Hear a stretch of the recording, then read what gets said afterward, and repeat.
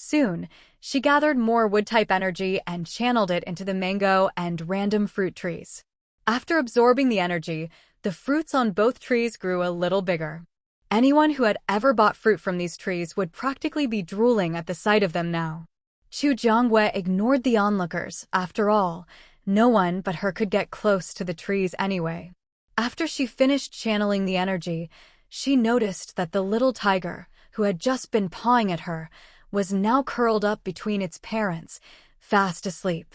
She wasn't sure if she was imagining it, but she thought she saw a flash of white light on the little tiger's body. But it only lasted a moment before disappearing, so Chu Jiangwei figured it was just her imagination. After she glanced over, the two big tigers actually shifted to cover up the little tiger, blocking her view. Chu Jiangwei felt a little curious, but didn't feel the need to pry. If the parents didn't want her to look, it would be rude to insist. Papa Tiger, Mama Tiger, the little one just ate some of my wood-type energy. If anything happens to it, you can come find me anytime. Chu Jiangwei was worried the little tiger might have a reaction, so she made sure to let the parents know. If anything did happen, at least the tigers would come to her right away, and maybe she could help. Roar. Mama Tiger roared at Chu Jiangwei. She says she knows. The little tiger is fine for now. Hearing the little fox's translation, Chu Jiangwei breathed a sigh of relief. She said goodbye to the tiger parents and headed toward the clinic. Today was Yi Jinglin and Jiang Ming's first official day at work, and Chu Jiangwei wanted to check in and see how they were settling in. When she arrived at the clinic, she saw a long line of people waiting. At first, she thought it was for medicine or supplies, but as she got closer, she realized they were lining up to see Yi Jinglin. She also spotted Jiang Ming busy inside the shop. After Yi Jinglin finished seeing a patient, he would send them to Jiang Ming to get their prescription filled. Since it was Jiang Ming's first day, she didn't know where a lot of things were, so she seemed a bit flustered. Fortunately, Yi Jinglin noticed her predicament and tried to help by spending a little more time with each patient, giving Jiang Ming more time to prepare their medicine. Chu Jiangwei saw how busy the two of them were and didn't want to disturb their work, so she just came by for a quick look. After making sure everything was running smoothly, she turned and left.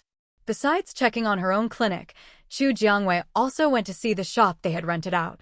The shop that Jin Chuyu and her team rented now had several shelves set up inside, mostly filled with supplies they'd gathered from outside. What caught Chu Jiangyue's eye the most was a shelf dedicated to all kinds of seeds. Little fox, do you think if I clear a patch of land on the hotel lawn and plant these seeds, they'll grow? There was no way these seeds would sprout outside, but maybe the land at Jianglin Hotel would be different. Host can give it a try. Little fox didn't say yes or no, so Chu Jiangwei took it as a yes. After looking through the options, she finally chose soybean seeds. Since it was just an experiment, she only took a small amount. Jin Churen was the one minding the shop today. Chu Jiangwei placed a small packet of soybean seeds on the counter. I'll pay for these. It's just a small bag, Boss Chu. You can take it, no need to pay. It was just a little bag of soybean seeds. Jin Churen felt embarrassed to take Chu Jiangyue's money. Even between family, accounts should be settled clearly. I saw your price tag. This bag is about 2 silver coins. I'll transfer it to you. Make sure you accept it. Of course, Chu Jiangwei wouldn't take it for free. If she managed to grow soybeans later and hadn't paid for the seeds, she'd have to worry about how to split the profits with Jin Churen and the others. But now that she'd bought them, whatever she grew would be hers alone. Chu Jiangwei was very clear about keeping accounts. Jin Churen had no choice but to accept the 2 silver coins from Chu Jiangwei. Otherwise, if he upset her, they might miss out on good opportunities in the future.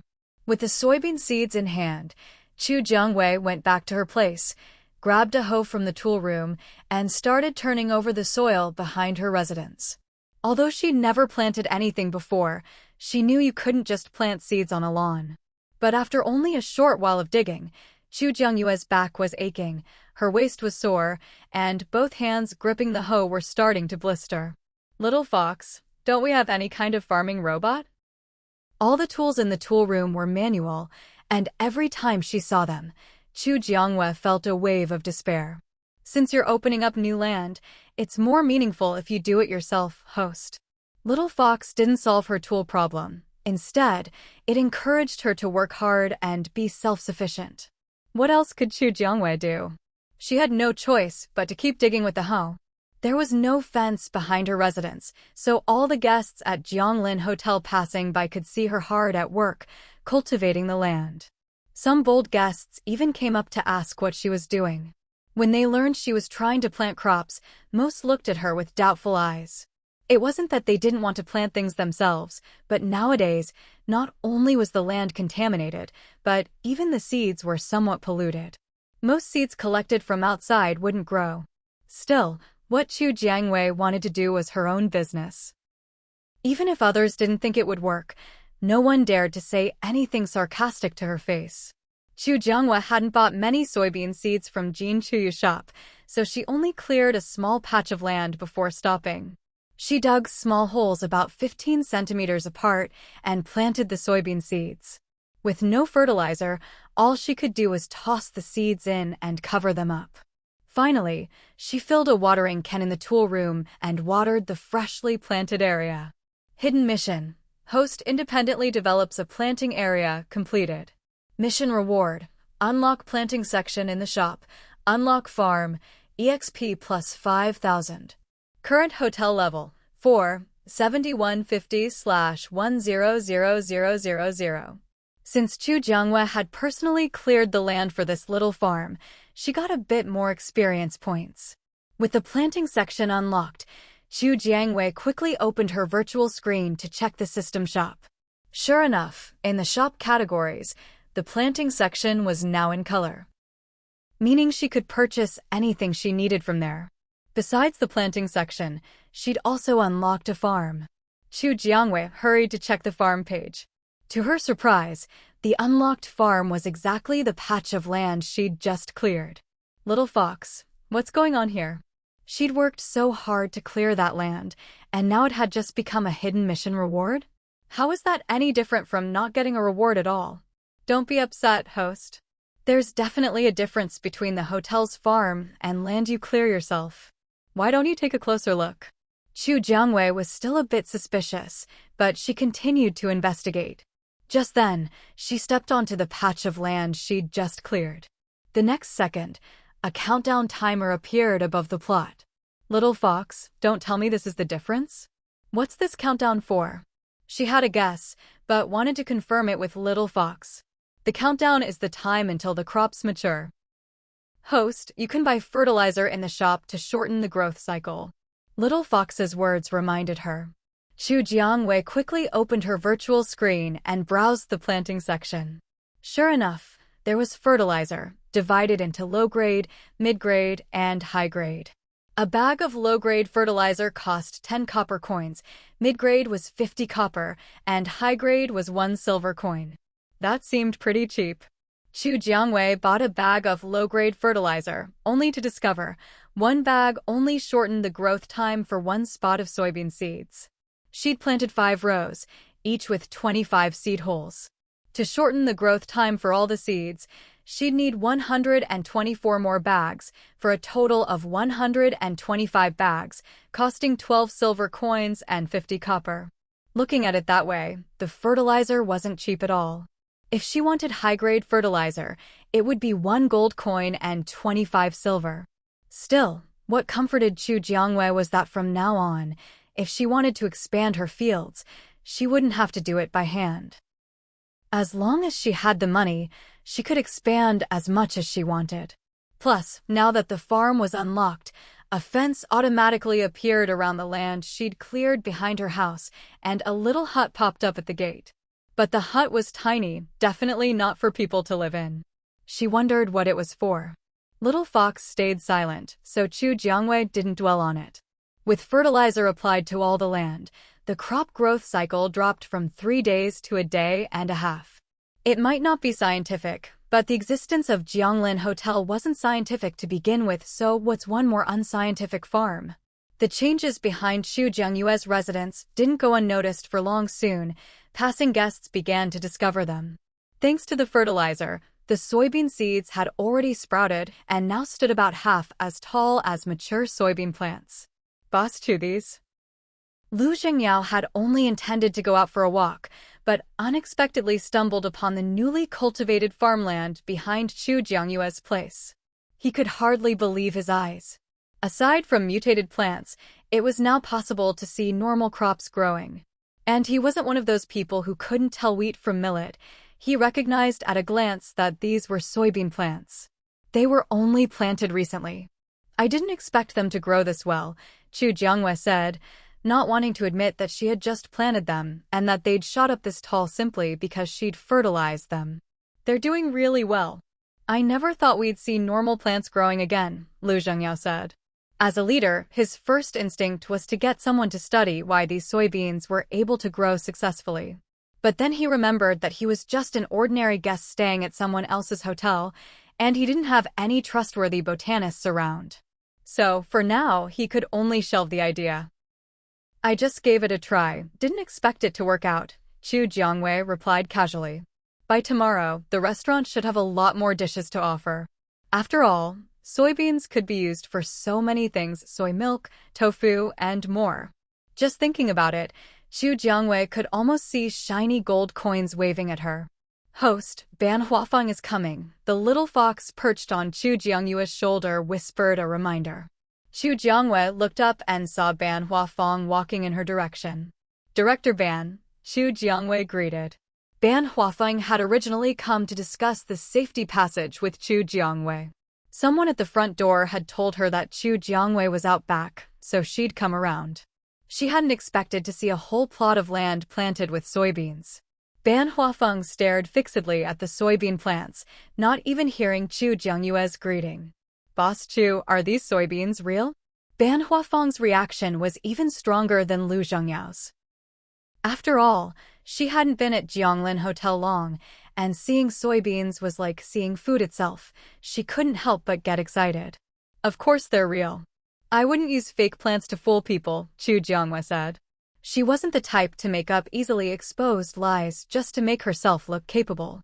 Boss Chu, do you know what this means? Ban Huafeng looked up suddenly, her expression agitated. Chu Jiangyue took a step back. What could it mean? If I can grow one crop, I can grow another. She was just being honest. Now that she owned a farm, if she needed anything, she could just plant it herself. Boss Chu, you mean? Lu Zhengyao was clearly more rational than Ban Huafeng. Hearing Chu Jiangyue's words, he quickly connected it to the miraculous nature of Jianglin Hotel. I mean exactly what I said. These soybeans will be ready the day after tomorrow. Next, I'm planning to plant peanuts, Chu Jiangyue replied. Peanuts weren't a staple food, but they could be pressed for oil. Chu Jiangyue intended to plan ahead. If Jianglin Hotel or the system shop ever disappeared, she'd need to have things prepared in advance. The day after tomorrow. Boss Chu, you must be joking, right? Lu Zhengyao exclaimed. Even though the soybean plants were already quite tall, they all knew the normal growth cycle for soybeans. It had only been a few days. How could they possibly mature so quickly? Do either of you think Jianglin Hotel's existence is scientific? Chu Jiangyue asked, stumping them both with a single question. The existence of Jianglin Hotel was something science simply couldn't explain. If what Boss Chu says is true, then we'll never have to worry about running out of food again, Ban Huafeng said. Even though the hotel restaurant's food was unlimited, who knew if that would always be the case? It was wise to be prepared for the worst. If either of you know any botanists, try to get them to study the planting process. We can't put all our hopes on me alone, Chu Jiangyue said. She didn't dare shoulder that kind of responsibility. If anything ever went wrong, everyone would come looking for her. She wasn't some self-sacrificing hero for humanity. She just wanted to survive safely in this man-eating apocalypse. Even with the miracle of Jianglin Hotel, her mindset had never changed. Lu Zhengyao and Ban Huafeng both looked deeply at Chu Jiangyue, then nodded. Don't worry, Boss Chu, we'll keep an eye out. They understood her concerns and didn't intend to force her to take on all the responsibility. Still, until they found someone suitable, they hoped Chu Jiangyue would continue to help out. Not wanting to dwell on the matter, Chu Jiangyue said a few words and politely ushered them out. The farm was now within the boundaries of her residence, her private territory. As its owner, she didn't want people lingering on her land for too long. "Wait, I actually came to talk to you about something," Ban Huafeng said, turning around just as she was about to leave. She'd gotten so excited about the soybeans that she'd forgotten her original purpose. "You two talk, I'll head off," Lu Jingyao said tactfully, leaving them some privacy. "If you have something to discuss, let's talk inside," Xu Jiangwei said. Standing outside to chat just felt odd, so she invited Ban Huafeng into her home. Ban Huafeng didn't hesitate and followed Xu Jiangwei inside for the first time. Xu Jiangwei led her to the living room, had her sit on the sofa, and took out a chilled drink from her system inventory. "I don't have much to offer here, just this drink from the hotel," Xu Jiangwei said. She hadn't thought about it before, but now she felt the restaurant should offer a hot winter drink to match the summer iced one. "That's fine. It's not cold in here anyway, so it doesn't matter what I drink," Ban Huafeng replied. She hadn't come to mooch off Xu Jiangwei anyway. "So, did you come because you've managed to gather the money for the safety passage?" Xu Jiangwei asked. It wasn't a small sum after all. "Yes. I went to the T-City survivors who came with us to Jianglin Hotel this time. But the money can only be considered an investment. In the future, any T-City survivors, or anyone who wants to use the T-City safety passage to get to Jianglin Hotel, will have to pay a toll. I'll distribute the toll fees to them each month according to the proportion of gold coins they contributed this time," Ban Huafeng explained. Hearing this, Xu Jiangwei raised her eyebrows slightly. No one does something for nothing. This was indeed a workable plan. Since you all paid to build this road yourselves, whether or not to charge a fee is up to you. If you're ready with the gold coins, we can sign the contract right now. Xu Jiangwei was a bit surprised that Ban Huafeng had come up with such a solution. But as long as the safety passage could be built, the process itself didn't really matter. "If you're ready, the first payment is 50% of the total, 462,000 gold coins. I can transfer it to you right now." As she spoke, Ban Huafeng was about to initiate the transfer. "Wait a moment. Let's sign the contract first, then you can transfer the money." This timing was important too. If Ban Huafeng transferred such a large sum before the contract was signed, and someone checked the accounts, it would be a huge loophole. Of course, Ban Huafeng listened to everything Xu Jiangwei said. After all, Xu Jiangwei was right there in the Jianglin Hotel, and Ban Huafeng trusted that she wouldn't risk her reputation over a little bit of money. The contract signing process was simple. With a wave of Xu Jiangwei's hand, a virtual screen displaying the purchase contract appeared in front of both her and Ban Huafeng. "Take a look at the contract. If there's nothing wrong, just flip to the last page and sign your name." Ban Huafeng carefully reviewed the contract terms and, after confirming there were no issues, signed her name. Xu Jiangwei didn't waste any time either. While Ban Huafeng was signing, she also signed her own name as Party A on the last page of the virtual contract. Once both sides had signed, the virtual contract screens disappeared.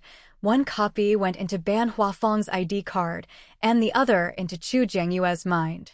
"All right, you can transfer the money now, 462,000 gold coins." Ban Huafeng didn't hesitate and immediately transferred all 462,000 gold coins to Xu Jiangwei's account. As soon as Xu Jiangwei saw the transfer, she accepted the payment right away, afraid she'd forget and the money would automatically return after 24 hours. She definitely wasn't going to let the money slip back out of her pocket. "I'll send you half of the safety passage materials first. Do you want to find a place to store them?" Half of the materials would take up a lot of space if not stored properly. Most of Jianglin Hotel's areas were public, so it wasn't possible to occupy space there for long-term storage. "Let's just put them outside for now. I'll get someone with spatial abilities to help store them." Ban Huafeng had thought of this too, but it wasn't a problem. Among the people from T-City, there were spatial ability users, and she'd paid them quite a bit for this safety passage project. Xu Jiangwei had no objections. She'd already handed over the goods, so the first phase was complete, money and goods exchanged. The second phase wouldn't happen for another month. The two of them went outside together. Chu Jiangwei picked a vacant spot next to her room, opened her virtual screen, found the safety passage material pack, purchased 462,000 meters worth, and neatly stacked them in the open space. All right, these are all the safety passage materials your payment could buy. You'd better get someone to install them soon, or someone might sneak some away. If anything went missing, she'd have to deal with complaints. Although she could provide 360-degree, high-definition, audio surveillance, it was always better to avoid trouble. I know, I'll contact someone right now. Ban Huafeng opened her virtual screen and started calling people over. Chu Jiangwei didn't bother with the rest. Her transaction with Ban Huafeng was done. The rest wasn't her responsibility. After Ban Huafeng sent the message, someone arrived quickly. The newcomer was momentarily surprised to see Chu Jiangwei. You must be Boss Chu. I'd heard about you even before coming to Jianglin Hotel. You're even more beautiful than the rumors say. The flattery came as soon as they arrived, but Chu Jiangwei wasn't interested. Director Ban called you over. I have other things to do, so I'll be going. She'd been curious to see what T-City's spatial ability users were like, but now that she'd seen one, the filter in her mind shattered instantly. Sure enough, you can't idealize any profession, otherwise you'll just end up disappointed. With that, Chu Jiangwei turned and walked toward the office hall. The rental of shops on the commercial street was still an issue, and she couldn't just leave it unattended. After arriving at the office hall, Chu Jiangwei found a seat in the lounge area and began reviewing the real scene mapbook she'd unlocked from places she'd visited. Host, I think we could learn from T-City's director, build our own safety passages and charge tolls along the way. That's a steady source of income. And it would be absolutely stable. The little fox jumped from Chu Jiangwei's shoulder onto the coffee table, looking up at her. Chu Jiangwei fell into deep thought, considering the feasibility of the little fox's suggestion. If she bought the safety passage materials herself, it would cost 80 silver coins per meter. If she paid for the materials and built the passage herself, she could save 20 silver coins per meter. But the upfront investment was huge. Even for Chu Jiangwei, she'd have to think it through carefully. Resting her chin on her hand, Chu Jiangwei kept calculating in her mind, trying to figure out if building a safety passage and charging tolls would actually be profitable. Lost in thought, she didn't notice that many guests, seeing her sitting in the office hall for so long, assumed Jianglin Hotel must have something new on offer. But after waiting a while, they realized Chu Jiangwei was just zoning out in the lounge. Rumors spread quickly, 3 people make a tiger. As Chu Jiangwei sat there deep in thought, the gossip evolved, and soon people were saying that Chu Jiangwei seemed mentally unwell and that Jianglin Hotel was about to go out of business. When Shen Jigui and his group of 5 returned, they heard the ultimate version of the rumor, thinking something had happened to Chu Jiangwei and that the hotel was finished. They asked around and made their way to the office hall, only to find Chu Jiangwei sitting there, lost in thought with her chin in her hand. So, who started the rumor that she was on the verge of collapse? She looks perfectly fine to me. Su Zhucheng thought people were being way too careless with their gossip. Just a few words, and the story got blown out of proportion. Shen Jigui watched Chu Jiangwei for a while, and only after confirming she was really all right did he finally relax. Host, Shen Jigui and the others are back, but their expressions when they looked at you were a little off. The little fox was focused on Chu Jiangwei and hadn't noticed the wild rumors spreading through the hotel. Chu Jiangwei was pulled back to reality by the little fox's voice. What's wrong? She still didn't know what had happened. Host, something bad has happened. The little fox glanced around the hotel and finally noticed the rumors. Once again, Chu Jiangwei found herself startled and flustered by the little fox, her mind buzzing from the commotion. Can't you be a bit more emotionally stable as a system?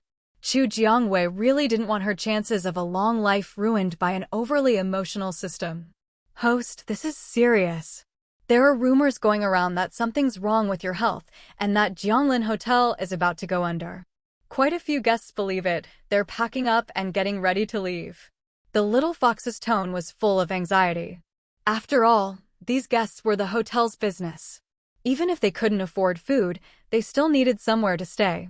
After hearing this, Xu Jiangwei was dumbfounded. How could anyone believe such an outrageous rumor? She had just zoned out in the lounge, lost in thought, and somehow this ridiculous gossip had already spread throughout the hotel. She had no idea which scatterbrained person started it, but if she found out, she'd make sure they never forgot the lesson. Spotting Shinjikue and his group of 5 queuing up to top up their accounts, Xu Jiangwei stood up and went over to greet them. Mr. Shin. Xu Jiangwei greeted each of the 5 in Shinjikue's group. Boss Xu, when we got back just now, we heard some not-so-great rumors, and we thought. Well, anyway, it's a relief to see you're fine. Lin Shuyuan was a bit of a simpleton. He still hadn't realized there was anything wrong with what he'd just said. Su Zhuqing and the others didn't even have time to stop him. All they could do was cover their faces in embarrassment. They just hoped Boss Chu wouldn't take offense at Lin's bluntness. I was just lost in thought, that's all. You guys go ahead and wait in line, I've got things to take care of. With that, Xu Jiangwei turned and left the office hall, walking all the way to the entrance of Jianglin Hotel. She circled the hotel, staying within its safety perimeter. She'd already received the materials for the safe passage, and Ban Huafeng had started organizing people to begin construction. The safe passage connecting T-City to Jianglin Hotel was being built right next to the entrance of the passage that linked the hotel to B-City's base, just 10 meters apart. After her walk, Xu Jiangwei sat down at the hotel entrance and opened the Jianglin Hotel's real-time map. Host, Jianglin Hotel can become the transportation hub for all the safe passages. Once travel is convenient, you won't have to worry about a lack of guests. The little fox's logic was simple. If you want to get rich, build roads first. We do have a lot of gold coins right now, but isn't it a bit wasteful to spend it all on road building at once? Once the hotel upgraded, its coverage area would definitely expand. Maybe one day it would encompass all of B-City, and then people from neighboring cities wouldn't have to travel so far to reach the hotel. Trust me, host. The little fox was practically begging her to build the road, promising unexpected rewards if she did. Xu Jiangwei wasn't stupid. The hint was so obvious that if she hesitated any longer, it would be disrespectful to the surprise in store. All right, let's try building a road and see how it goes. Great. Host, I've marked the optimal routes for road construction on the map. You can pick whichever you like. The little fox's tail swished as it highlighted the best routes on the hotel's map. After studying the options, Xu Jiangwei picked a route that would connect T-City and B-City. If Jianglin Hotel was to become the central hub, these 2 roads had to be included. It was just that the jurisdiction over these roads wasn't in her hands. Of course, Xu Jiangwei wasn't about to do all the roadwork herself. Having made her decision, she opened her virtual screen and posted a recruitment notice. Announcement. Good news, good news. Jianglin Hotel is building unified roads. Jianglin Hotel is building unified roads. We are now hiring several road workers, 5 silver coins per day, paid daily. Requirements. To be discussed in person. Apply at Boss Chu/Butler Chu in the office hall. After editing the announcement, Xu Jiangwei sent it out. When Ban Huafeng saw the notice, she felt a mix of emotions. If this had come a bit earlier, she wouldn't have had to scramble to gather enough gold coins to buy the materials. But thinking about how they could now collect tolls in the future, her regret faded. After all, it was the same materials. If they built the road themselves, they could collect tolls. If Jianglin Hotel built the road, they'd have to pay to use it anyway. Given the choice between paying others and collecting fees themselves, anyone would know which to pick. 5 silver coins a day wasn't much, but plenty of people were interested. After all, this was only the second time Jianglin Hotel had posted a recruitment notice. Even if they didn't care about the pay, getting their faces known to Xu Jiangwei could be valuable. Who knew, if something good came up in the future, maybe Boss Chu would think of them. Opportunities only come to those who are prepared. Not long after the notice went out, Xu Jiangwei received a bunch of applications from Chu Jiang. Standing outside Jianglin Hotel, Xu Jiangwei quickly confirmed the location for the road, and Xu Jiangong finalized the list of workers. But when she saw Shinjigue's group of 5 among the workers, Chu Jiangwei couldn't help but look surprised. You guys, don't tell me you're here for the 5 silver coins a day? That's nothing compared to what you'd earn digging for crystal cores. Chu Jiangwei had hoped to hire some older folks or those less suited for outdoor work for these simple assembly tasks. After all, the job just required basic material assembly. If the road ever extended farther, she even had a silver off-road vehicle to shuttle people back and forth. Now that these 5 had taken up spots, that meant 5 fewer for others who might have wanted the job. Heh, Boss Chu, Shin said that since it's the start of construction, others might not have experience. We can help guide them. They hadn't actually done it before, but they'd watched road construction in B City several times. That was still better than complete newbies. Suit yourselves. I'll just treat this as you guys wanting to experience something new. If you ever want to quit, just let me know in advance so I can find replacements. Since the guests didn't mind, Chu Jiangwei had nothing more to say. She led the 5 to the spot she'd picked out, then with a wave of her hand, produced a pile of safe passage material kits. These are your tasks for today. Once you're done, you can clock out. Your wages will be transferred automatically. Don't forget to check your accounts. Boss Chu, will you be supervising us here? Xia Silin looked at Chu Jiangwei, not for himself, but on behalf of someone else. Your work area is within the hotel's surveillance range. Shinjigue, I was careless. So as long as we finish building with these materials, we can do whatever we want with the rest of our time? Even though Chu Jiangwei wouldn't be staying to help them build the road, at least now he'd have a reason to go find her in the future. Shinjigue quickly came to terms with it. He didn't feel there was anything shameful about doing road work. Chu Jiangwei nodded. Of course. Once you've finished your tasks, I don't care where you go. Every day, robots will deliver the materials. You just need to make sure you finish the required amount on time. Although Chu Jiangwei was a businesswoman, she couldn't bring herself to act like some old-time landlord, squeezing every last drop out of her workers. As a boss, Chu Jiangyue's management style was actually quite relaxed. She relied entirely on her employees' sense of responsibility. Don't worry, Boss Chu, we'll definitely finish on time, Shinjigue said with a smile, assuring her. But Chu Jiangwei was no longer the naive 18-year-old who could be sweet-talked so easily. She neither agreed nor disagreed with Shinjigue's promise. Whether or not they'd actually finish the work on time would depend on their attitude in the days to come. I'll be off then. You guys get to work, she said, turning and leaving without a moment's hesitation. Watching her walk away, Shinjigue sighed inwardly at how long and winding his road to winning her over would be. Who knew when he'd finally be able to stand as her equal as true friends? If he wanted things to develop into something more, he'd have to start by becoming a genuine friend. That's right, although Chu Jiangwei treated Shinjigue and the other guests quite well and sometimes acted like just an ordinary friend, Shinjigue could tell that, despite her kindness to everyone, the only person who had truly gotten close to her heart was Granny Hua. But even Granny Hua just came by at set times each day to cook for Chu Jiangwei and didn't get involved in anything else. If anyone tried to ask Granny Hua about Chu Jiangwei, she never revealed any of Chu Jiangyue's private matters. Chu Jiangwei was quite pleased with that. After returning from outside, Chu Jiangwei went back behind the front desk in the main hall, ready to help with any business that came up. She had barely settled in when Jin Chuyu came in with her team. There was a line at Chu Jiangyang's counter, so Jin Chuyu led her group straight over to Chu Jiangwei. With a wave of her hand, the spatial ability user in the group produced a whole tray full of crystal cores. You guys, did you stumble into a mutant animal nest? Chu Jiangwei immediately recognized that these were mutant animal crystal cores. Don't ask her how she could tell, she just had a natural instinct for it. We ran into a small mutant rabbit horde. As long as you're not hurt. How are you splitting the loot? Even in an ability user team, there are rules for dividing spoils.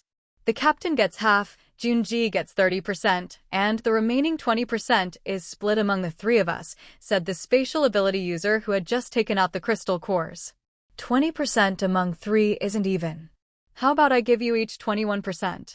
No problem, let's do it that way. If anyone was getting the short end, it was Hujun, but as long as he agreed, no one else would object. Since Hujun had no complaints, Xu Jiangwei mentally told the system how to divide the spoils.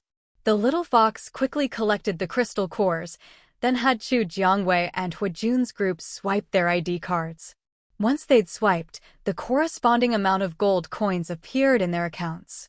All done. Please check your balances. Jin Chuyu and the others could see the gold coins had arrived, so there was no need to check. We also got some rabbit pelts from the mutant rabbit horde. We'll have them tanned and put up for sale in the shop. If you're interested, Boss Chu, come by and take a look. Before leaving the hall, Jin Chuyu gave Xu Jiangwei a little advertisement. Hearing about the rabbit pelts, Xu Jiangyue's curiosity was piqued. Sure, I'll come by in a couple of days. By the way, were the mutant rabbits any different from before? If I run into them when I'm out, it'd be good to know. So far, Xu Jiangwei had only encountered mutant tigers, wolves, and rats. They're 5 or 6 times bigger than before. The largest ones are about the size of a Tibetan mastiff. If they weren't so big, Jin Chuyu wouldn't have bothered to skin them for their fur. That big? If mutant rabbits are edible, wouldn't that be? Rabbit meat was pretty tasty, and with rabbits that size, wouldn't spicy rabbit heads be the plus version? Thinking of this, Xu Jiangyue's eyes lit up. All 5 of Jin Chuyu's team looked up at her in surprise. They hadn't expected the seemingly harmless Xu Jiangyue's first thought about rabbits to be whether they could be eaten. They should be edible, right? We didn't bring any rabbit meat back, just the pelts. If you want rabbit meat, Boss Chu, next time we'll bring some back for you. Jin Chuyu didn't know why, but as soon as she learned Xu Jiangwei wanted to eat rabbit, her first thought was, get her some. Get her some. No worries, just tell me where you found them. I can go hunt some myself. Xu Jiangwei was embarrassed to ask Jin Chuyu's team to bring her rabbit meat on purpose. She wasn't some delicate girl who couldn't lift a finger. It's no trouble. If you're interested in the pelts, I'll save you a nice one. Not every rabbit in the horde had pure white fur, some were mottled, some gray. Jin Chuyu figured Xu Jiangwei would probably prefer a pure white pelt. Great. Message me when it's ready, and I'll transfer you the money. With Jin Chuyu being so enthusiastic, Xu Jiangyue's curiosity was piqued, so she agreed, plus, she wouldn't have to choose for herself. People with decision paralysis hate having to make choices. Deal. Jin Chuyu smiled, and the look she gave Xu Jiangwei made Hujun suddenly feel a sense of crisis. All right, Boss Chu has other customers to attend to. Let's go back and get some rest, Hujun said, pulling Jin Chuyu away and leading the team quickly out of the hall. Jin Churin scratched his head. Why did it feel like the atmosphere between his sister and Boss Chu was a little weird just now? Xu Jiangwei, however, didn't notice anything and even thought Jin Chuyu was just being friendly because she was the hotel owner. If she got on good terms with Xu Jiangwei, maybe she'd get early news about new products or events at Jianglin Hotel. Everyone has their own motives. You definitely treat regular customers differently from your friends. Just look at the difference between how Granny Hua is treated and everyone else. After leaving the office hall, Jin Churin quickly caught up with Hujun and Jin Chuyu. Sis, you seem a little different when it comes to Boss Chu, don't you think? Jin Churin, being Jin Chuyu's younger brother, was always a bit bolder than others when it came to speaking his mind. Hujun shot Jin Churin a meaningful look. Why bring this up now? If Jin Churin's comment made Jin Chuyu realize she actually liked Xu Jiangwei and not him, he'd have nowhere to cry about it. After all, Xu Jiangwei was just reacting normally as the owner of Jianglin Hotel. Really? Sure enough, if Jin Churin hadn't mentioned it, Jin Chuyu wouldn't have noticed it herself. Of course. Sis, you didn't even say you'd save the pretty rabbit fur for me. I'm your own brother, you know. Jin Churin was genuinely a little jealous. But since the person in question was Xu Jiangwei, there wasn't much he could say. Maybe it's because I see Boss Chu as a little sister. She's only 18 technically, she's still a kid. Jin Chuyu had already graduated from university and been working for several years. Whenever she saw Xu Jiangwei, she couldn't help but think of her own younger days and naturally slipped into the role of an older sister. Sis, I'm only 19. He was just 1 year older than Boss Chu, but still a kid himself. Boys and girls are different, okay? Go find your third brother, and have all the rabbit pelts tanned. Oh, and save the whitest one for me, don't put that one in the shop. Jin Chu remembered that among the mutant rabbits they'd hunted, there was one with a particularly beautiful pure white pelt. Jin Churin felt a little sour inside, but in the end, he obediently went to find their third brother, the team's spatial ability user. Do you really only see her as a little sister?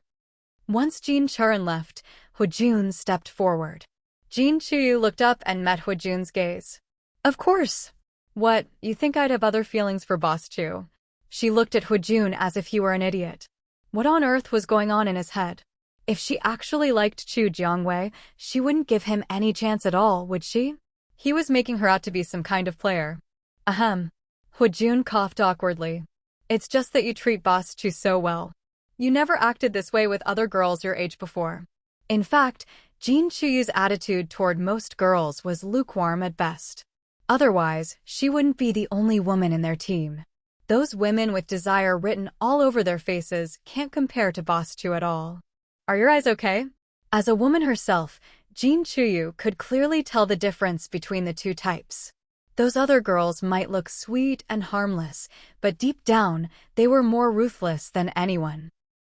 If she ever let them into the team, she could forget about ever having a peaceful life. But Chu Jiangwei? She could handle zombies with ease, wielding her barbed vine whip like a pro. No zombie ever escaped her vines. Hujun thought back to the women they'd met before, then compared them to Chu Jiangyue's usual demeanor. He finally realized the difference. Only now did he understand why he'd always found those other women so fake. There's a world of difference between someone who's putting on an act and someone who's just naturally that way. Meanwhile, Chu Jiangwei had no idea Jin Chu, Jin Churin, and Hujun were talking about her. At that moment, Shen Jigui's 5-person team finished their roadwork assignment and came to report in. Boss Chu, we've finished today's roadwork task. Do you need to check if the quality meets the standard? After all, the road was pieced together bit by bit with material packs. If someone wasn't handy, the safety corridor they built could collapse. If the middle of the safety corridor was damaged, the connection to Jianglin Hotel would be cut off, and it would no longer be a safe passage. No need. I'll get feedback right away. If the corridor you built isn't up to standard, I'll get a notification and your pay will be docked. The surveillance in Jianglin Hotel was basically 360 degrees with no blind spots. If there was any problem with the safety corridor Shen Jigui's team built, Chu Jiangwei would have been alerted immediately. There's one more thing. Seeing that Chu Jiangwei was about to call the next person in line, Shen Jigui quickly spoke up again. Oh? Is there something else? Chu Jiangwei thought they'd leave after reporting on the safety corridor. After all, their meal and lodging fees cost money every day. If they didn't take advantage of the current situation, while the zombies were frozen, to dig out more crystal cores, it would be a waste of all the zombie corpses piled up near Jianglin Hotel. We'd like to open a shop too. Are there any spots left?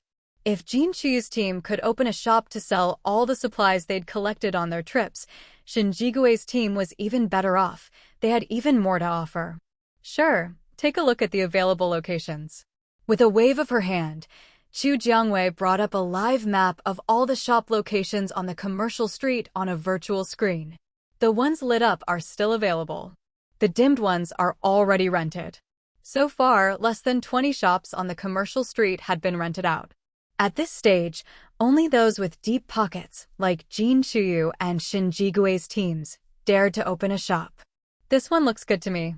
Shen Jigui pointed to the shop closest to Chu Jiangyue's own. 1 gold coin per month, minimum 6 months. Are you renting together or just you? This spot was close to Jin Chu's shop, so the rent was the same. We'll rent for 6 months to start. The 5 of us will share it. Swipe the card. Since all 5 of you are renting together, the rent will be split evenly. The rent will be deducted on this date each month. For now, I'll just charge you for the first month. 5 people splitting 1 gold coin means 20 silver coins per person per month. That was pocket change for Shen Jigui's group, They paid up without hesitation. All right, the shop is yours now. Go check it out and decide what kind of business you want to run. Chu Jiangwei was just hoping more people would rent shops, not just for the rent, but also to attract more people and complete her upgrade tasks. Thanks. We ran into 2 mutant foxes on our last trip. Their pelts are beautiful, I've already tanned them. If you're interested, Boss Chu, just let me know. Shin Jigue had just overheard a passing guest mention that Jin Chuyu was planning to give Chu Jiangwei some rabbit pelts. As soon as he heard it, he blurted out his offer. Huh? Chu Jiangwei was completely confused. Why was everyone trying to give her mutant animal pelts today? I've done experiments before. Clothes made from the fur of mutated foxes can keep you warm enough to go outside the hotel grounds even without the thermal suits, though they're not as effective as the hotel's thermal gear. Compared to the thermal suits, the only real advantage of mutated animal fur is that it looks beautiful. Whether it's pure white rabbit fur or the red fox fur Shinjigue mentioned, once it's tanned and made into a coat, it's absolutely gorgeous. But if I go out, I'd still choose to wear the thermal suit. And if I'm staying inside the hotel, it's warm enough, I don't need anything else. Jin Chu's rabbit fur was just something Chu Jiangwei was curious about. It's not like she particularly liked it. But if you guys are going to sell them, I'll come by and take a look. I want to see how big mutated foxes get, so I can be mentally prepared if I ever run into one. Hearing Chu Jiangyue's words, Shin Jigue felt her heart sink bit by bit. Well, that was another failed attempt at showing off. Of course, the shop is right there. You can come by any time. What else could Shin Jigue say? She couldn't exactly admit that she'd saved the 2 prettiest pelts just for her.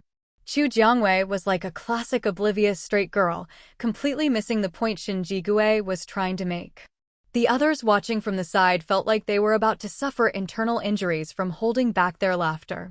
Let's go check out the shop first. Shin Jigue didn't want to stay in the office lobby any longer, so she found an excuse and left with the other 4. Chu Jiangwei was left with a puzzled look. She didn't think she'd said anything wrong, but why did it feel like Shin Jigue and the others were acting a little strange just now? Host, something's wrong. No sooner had Shin Jigue's group left the office lobby than the little fox came running in from outside.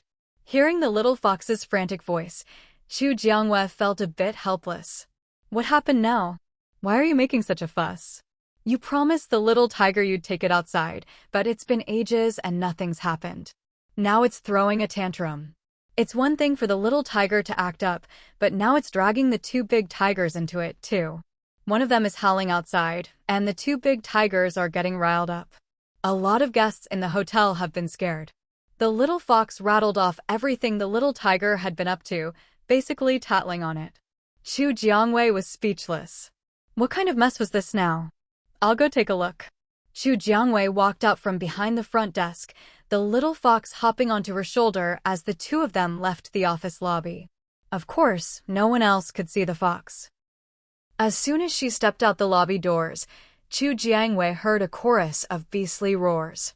Honestly, if she didn't already know the tigers, and if the little fox couldn't translate for her, she probably wouldn't dare get close after hearing those roars.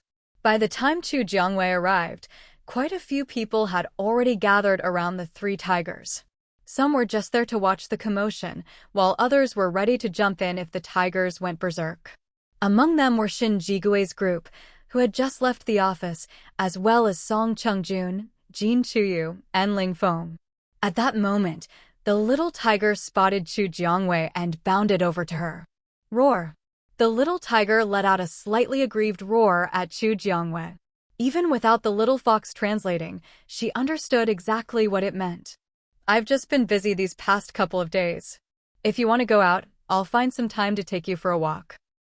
Right now, Chu Jiangyue's main focus was on building the Jianglin Hotel's emergency passage. Roar! Chu Jiangwei glanced at the little fox on her shoulder, signaling it to translate. It says you need to give a specific time. It doesn't want to wait forever again.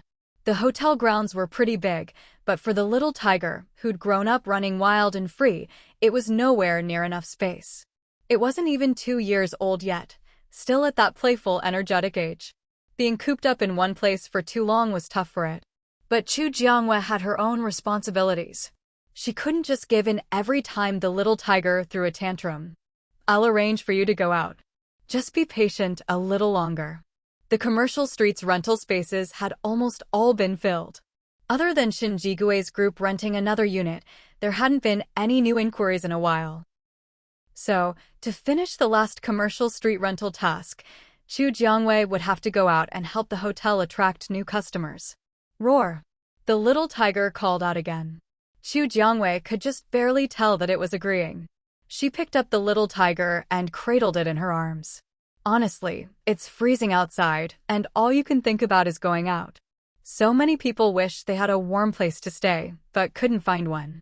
The little tiger whimpered in Chu Jiangyue's arms. It didn't care who tried to stop it, it just wanted to go out. Chu Jiangwei handed the little tiger back to the two big tigers. I'll take you out tomorrow. Now stop making a fuss. Roar! With a definite answer, the little tiger finally settled down. Isn't it too dangerous for you to go out alone? We're planning to head out tomorrow too. Why don't we go together? Shin Jigui quickly spoke up before Chu Jiangwei could leave. But don't you still have the emergency passage task to finish? Since they'd already signed up, Chu Jiangwei wasn't about to swap people out at random. We'll take care of it. It won't delay the construction of the emergency passage. Shin Jigui's group hadn't signed up just for a few silver coins. Now that Chu Jiangwei was taking the little tiger out, anyone with half a brain knew to stick close to her. With the zombies frozen solid, there wasn't as much danger outside anymore. As long as they kept warm and watched out for mutated animals and plants, there shouldn't be any major problems. All right then. As long as it doesn't delay the emergency passage, if you want to come along, meet at the hotel entrance at 9 a.m. tomorrow. Chu Jiangwei didn't really care whether she went alone or with others.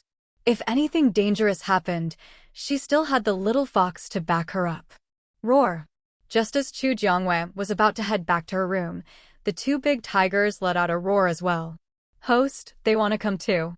Looking at the two mutated tigers, each as big as a small mountain, Chu Jiangyue's expression was complicated. If she brought these two along, wouldn't any survivors they met be too scared to even ask for help? But to maintain a good relationship with the mutated tigers, Chu Jiangwei could only nod. If she was already bringing the little tiger, what difference did two big ones make? Who knows, maybe at a critical moment, she'd need the big tigers to save her. You two can come too. Tomorrow, when you see me driving out, just follow along. Chu Jiangwei patted the mother tiger's leg.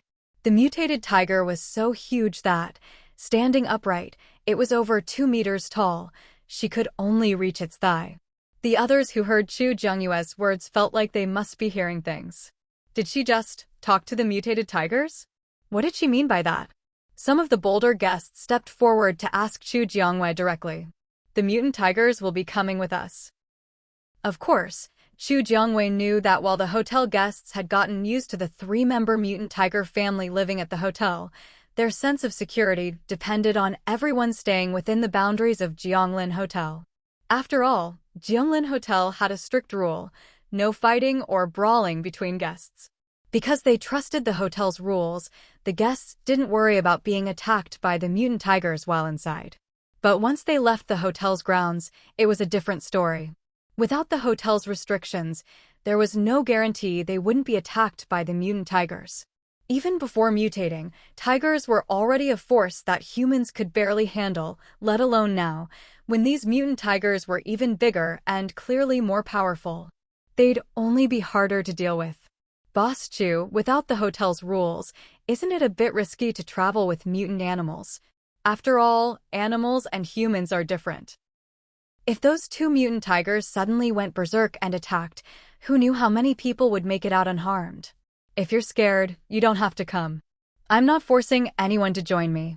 Chu Jiangwei was not someone to be manipulated.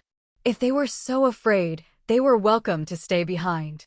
If you want to come along, then stop making so many demands. What, do you think the whole world revolves around you? Boss Chu is right. If you're scared, you don't have to come. Teaming up is a voluntary thing. If you don't like it, just don't join. Su Zhucheng stepped up, openly supporting Chu Jiangwei. Chu Jiangwei had never hidden the fact that she was bringing 3 tigers. If anyone didn't like it, they were free not to come. You can't have it both ways. I'm just stating the facts. Who knows if those 2 mutant tigers will suddenly go crazy and attack us on the road. If you want to risk your life, that's your business, we don't. And as I said, if you don't want to come, then don't. No one's forcing you. Su Zhucheng didn't sugarcoat his words at all, hitting right where it hurt. Seeing Su Zhucheng stand up for her, Chu Jiangwei gave him a small smile. Mr. Su is right. If anyone feels it's too dangerous to travel with the mutant tigers, you don't have to come. I'm not insisting. With that, Chu Jiangwei turned and left, heading back to her own quarters. Brother Shin, how did I do just now? As soon as Chu Jiangwei left, Su Zhucheng hurried over to Shin Jigui to claim credit. That's right, Su Zhucheng had only spoken up because Shin Jigui had signaled him to. Shin Jigui himself felt he wasn't as good with words as Su Zhucheng and was afraid he'd mess things up if he spoke. Luckily, Su Zhucheng didn't let him down and successfully helped Chu Jiangwei out of a tight spot. All these twists and turns were things Chu Jiangwei would never know. When Chu Jiangwei returned to her place, she saw Granny Hua busy in the kitchen. Granny, it's not even noon yet. What brings you here so early? Seeing Granny Hua outside of regular mealtime surprised Chu Jiangwei. I heard you say you're heading out tomorrow, so I'm making you some food to take with you. Although Chu Jiangwei could always buy food from her system shop, it was all restaurant fare, and there hadn't been any new items in ages. Granny Hua figured Chu Jiangwei must be tired of that stuff by now. Wanting to make sure Chu Jiangwei could eat well while traveling, Granny Hua came over to help. She was grateful to Chu Jiangwei for giving her hope in life again, so when she heard Chu Jiangwei was leaving, she wanted to help in any way she could. Food was one thing she could still contribute. Hearing this, Chu Jiangwei's face lit up with delight. Thank you, Granny. Chu Jiangwei was a big fan of Granny Hua's cooking, and the thought of having homemade food for her trip instantly put her in a great mood. Need any help? I might not be great at cooking, but I can at least help with prep work. Chu Jiangwei's cooking skills were average, but she had steady hands and was good at chopping vegetables and such. No need. You're heading out tomorrow, so just rest up today. I can handle it myself. Granny Hua turned down her offer. She'd spent most of her life working alone in the kitchen and never needed anyone's help. Of course, this was partly due to the customs of the era she grew up in. The idea that men worked outside and women managed the home was deeply ingrained in her, like a brand that would never fade. Chu Jiangwei didn't insist. Since Granny Hua didn't need help, she just went up to her room on the 3rd floor. Host, where are you planning to go this time? As soon as she entered her room, the little fox jumped off Chu Jiangwei's shoulder, stood up on its hind legs on the desk, and looked up at her. I'm just going to wander around and see where I end up. Though she said that, Chu Jiangwei was actually thinking of checking out T-City. Ban Huafeng had done so much for T-City, just building the safe passage must have taken a lot of effort, not to mention persuading the other survivors. Chu Jiangwei really admired her determination. To make sure Chu Jiangwei could eat well on the road, Granny Hua spent the whole day cooking for her. Anyone passing by Chu Jiangwei's place would catch a whiff of all kinds of delicious food, instantly making their mouths water. Some people even tried to beg Granny Hua for handouts through the kitchen window. But they were all told the same thing. Anything made in Boss Chu's kitchen was only for Boss Chu, no one else could have any. Some people even tried to buy food with gold coins, but Granny Hua wouldn't budge. Chu Jiangwei had made this rule clear to Granny Hua the first time she set foot in the kitchen.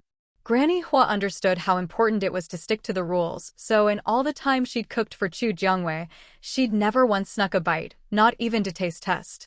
Luckily, her cooking skills were so good that she could tell if something was tasty just by the smell.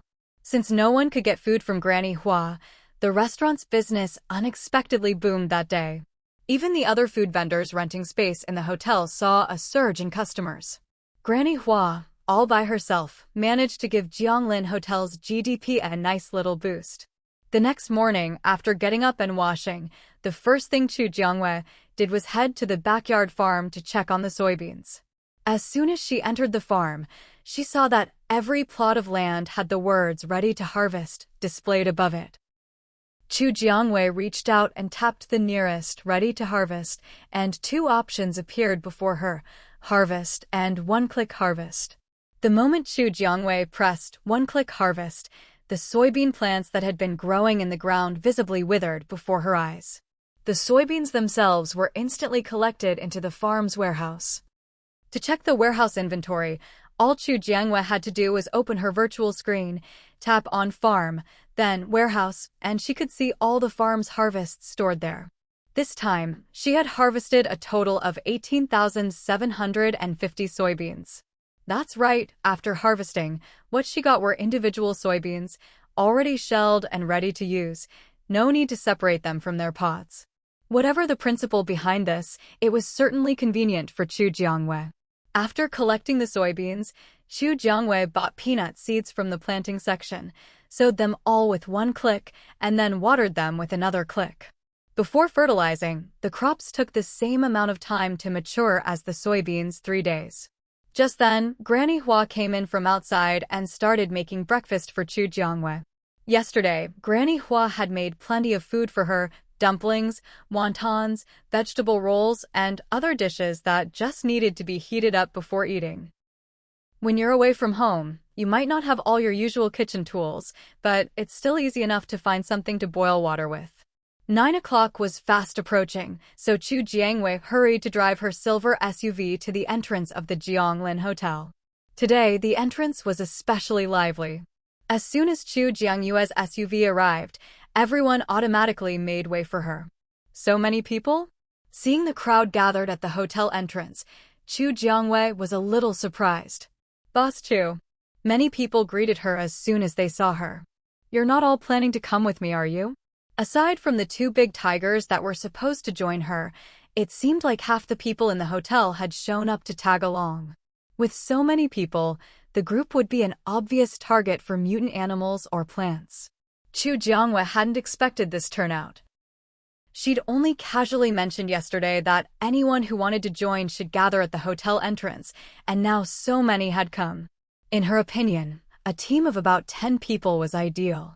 Any more than that would be hard to manage, and most of these people were already in their own small ability user squads.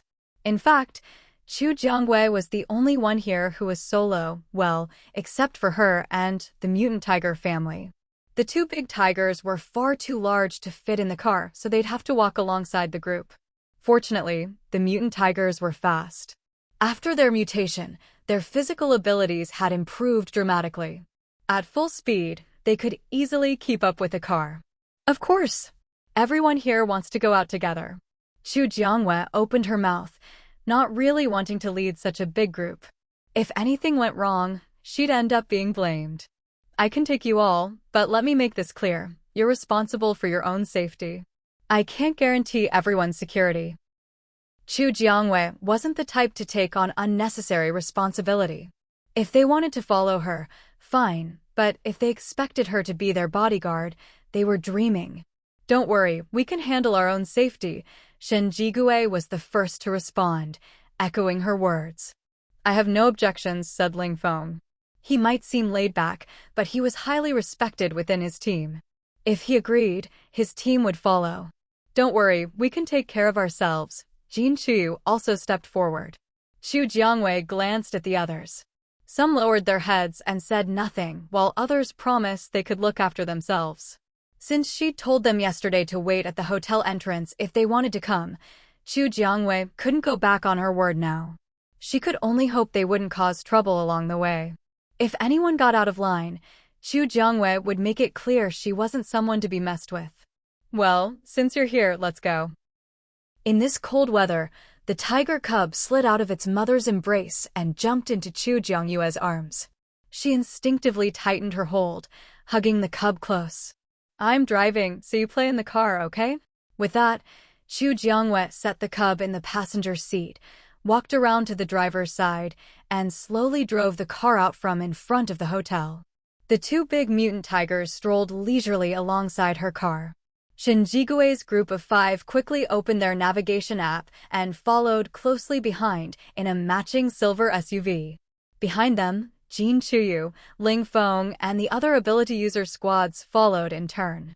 This time, Xu Jiangwei didn't have a specific destination in mind, so she hadn't set up navigation. Little Fox, keep an eye out for any survivors nearby. The Jianglin Hotel's commercial street still needed more businesses, so another reason for this outing was to find survivors with special skills. People with a trade or craft were much more likely to want to open a shop than those with no skills at all. Otherwise, after working so hard to learn a skill, it would be a shame to let it go to waste. Got it, host. The little fox knew that Xu Jiangwei was going out mainly to complete her mission faster, so as long as it could help, it would never refuse her requests. This group was much larger than any Xu Jiangwei had led before. Anyone who didn't know better might think this was a military rescue team leading survivors on a long migration. Little Fox, aren't the 2 big tigers cold, walking outside the hotel without any thermal gear?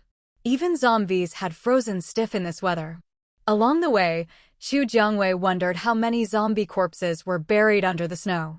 If they weren't just starting out, she'd have stopped the car and organized a team to dig up some crystal nuclei. Mutant animals and plants have evolved to adapt to environmental changes. Their bodies are already immune to extreme weather. Of course, they're only immune to things like extreme cold or heat. If given the choice, they'd still prefer to live in normal conditions. That's why the 2 big tigers were willing to stay at the Jianglin Hotel with their cub. Hearing this, Xu Jiangwei raised her eyebrows. No wonder the mutant rats hadn't been affected by the cold and could still move quickly. And according to Jin Chuyu and the others, the mutant rabbits they'd encountered hadn't been slowed down by the cold either. Even without any gear, they could move freely. It seemed that only humans had the least adaptation. Without the hotel's thermal gear, who knew what kind of state they'd be in now? So that's how it is. Then I don't have to worry anymore. Xu Jiangwei had been concerned that the cold weather gear from Jianglin Hotel wouldn't fit the family of 3 mutant tigers, which would make things inconvenient if she brought all 3 of them out this time. But since they weren't afraid of the cold, Xu Jiangwei could finally relax. Roar! Suddenly, the 2 large mutant tigers let out a loud roar, instantly putting Xu Jiangwei on high alert. Host, there's a mutant willow tree up ahead. Be careful. Mutant animals were clearly much more sensitive to danger than humans like Xu Jiangwei. However, with the little fox able to skin everything within a kilometer, Xu Jiangwei was, in a way, cheating a little. A mutant willow tree? Just hearing willow tree made Xu Jiangwei instinctively feel this mutant plant would be troublesome. She stopped the car, opened her virtual screen, found Shinjigui's chat, and sent him a message to let him know about the mutant willow tree. The silver off-road vehicle behind her also stopped. Inside, Shinjigui's virtual screen lit up. When he saw Xu Jiangyue's message, his expression turned serious. There's a mutant willow tree blocking the road ahead. Notify the people behind us. He thought of Song Chungjun and sent him a message. Among all of them, Song Chungjun definitely had the widest network in Jianglin Hotel. If they wanted news to spread quickly, Song Chungjun was the one to go to. Since he wasn't leading the team this time, Song Chungjun was keeping a low profile at the rear. When he received Shinjigui's message, he was a bit surprised at first. But when he saw what it was about, the smile on his face instantly froze. Boss, what's wrong? Boss Chu just informed us there's a mutant willow tree up ahead. Get ready for a fight. Even though it was just a single willow tree, mutant plants were even more troublesome than mutant animals. They usually had unique hunting methods that could catch people off guard. That's why, when they went out, they'd rather run into a herd of mutant animals than a single mutant plant. The fact that there wasn't a second mutant plant anywhere nearby showed just how dominant this willow tree was. Usually, when this happened, it meant all the other mutant plants had been driven away by it. That alone was enough to prove that this mutant willow tree was not to be underestimated. We've barely been out here and we're already running into a mutant willow tree. Our luck is just too good, huh? The team members with Song Chungjun were the same ones from his old patrol squad at the B-City safe base. When they heard about the mutant willow tree, they couldn't help but complain. This is a brand new route. We've never taken it before. Just think of it as opening up new territory with Boss Chu. Song Chungjun didn't seem too concerned. With so many ability users here, no matter how strong the mutant willow tree was, it couldn't possibly take on all of them at once. Boss is right. Because of the mutant willow tree, the whole convoy had to stop. Chu Jiangwei got out, holding the little tiger, and calmed the two big mutant tigers, telling them to stay put for now. Shin Jigui's group of 5 and Jin Chu's group of 5 also got out. Seeing the people in front get out, those in the cars behind also opened their doors and stepped out. Boss Chu, do you have any ideas on how to handle this? Not long after getting the message, Song Chungjun led his people over. Seeing Chu Jiangwei and Shin Jigui, he immediately came over to ask. After all, Chu Jiangwei was the one who discovered the mutant willow tree, so it made sense to follow her lead. No matter what, a mutant plant is still a plant. And plants are afraid of fire. I think we should let the fire ability users handle it. Someone in the crowd offered a suggestion. It sounded reasonable, but Chu Jiangwei didn't think it was the best plan.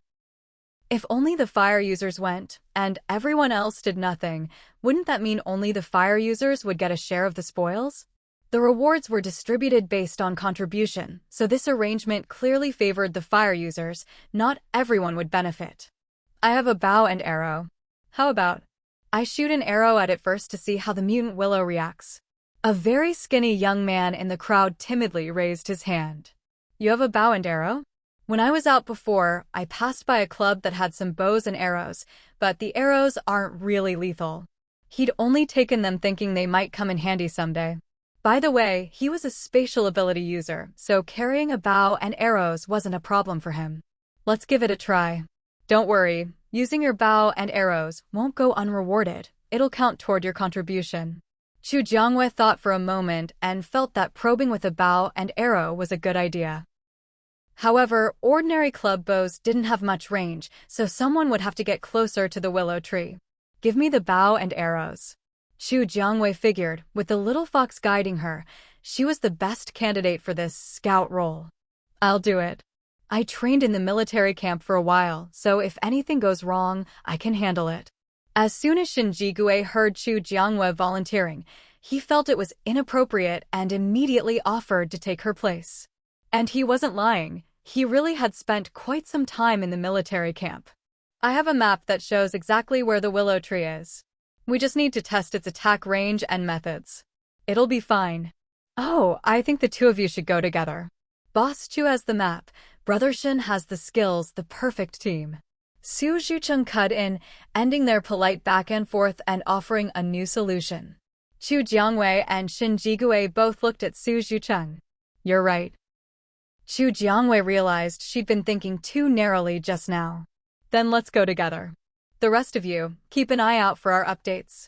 Shin Jigui took the bow and 3 arrows from the skinny young man and walked side by side with Chu Jiangwei toward the willow tree. The map Chu Jiangwei mentioned was actually the little fox's scan. Anyone else would probably stumble around for ages on this stretch, but with the little fox's guidance, Chu Jiangwei could lead them straight along the best path. But the snow on the ground was still too deep. When Chu Jiangwei stepped down, it reached her thighs. To make walking easier, she tapped the little vine on her wrist. The little vine instantly grew longer, acting like a snowplow, sweeping the snow to both sides and leaving a path just wide enough for 2 people. There were still plenty of frozen zombies underneath, so the vine didn't clear all the snow, but at least they could walk without feeling the corpses beneath their feet. At that moment, Shen Jigui couldn't help but feel like a pretty boy living off a woman. Still, Chu Jiangyue's approach was indeed the most convenient solution for them at the moment. Shen Jigui walked beside Chu Jiangwei, gripping his bow tightly. The two of them silently made their way to a spot about 50 meters from the willow tree. With the little fox leading the way, Chu Jiangwei found a wall half buried in snow, and they both leaned against it for cover. We're within bow range now. Let me try a shot. Shen Jigui pulled an arrow from the quiver on his back, knocked it, and, with textbook precision, drew his bow toward the mutated willow. Chu Jiangwei gave him a slight nod.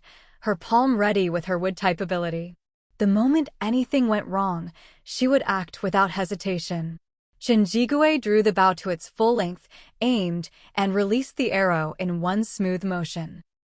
With a sharp whoosh, the arrow shot out, but as soon as it reached the willow, it was knocked aside by one of the mutated tree's branches.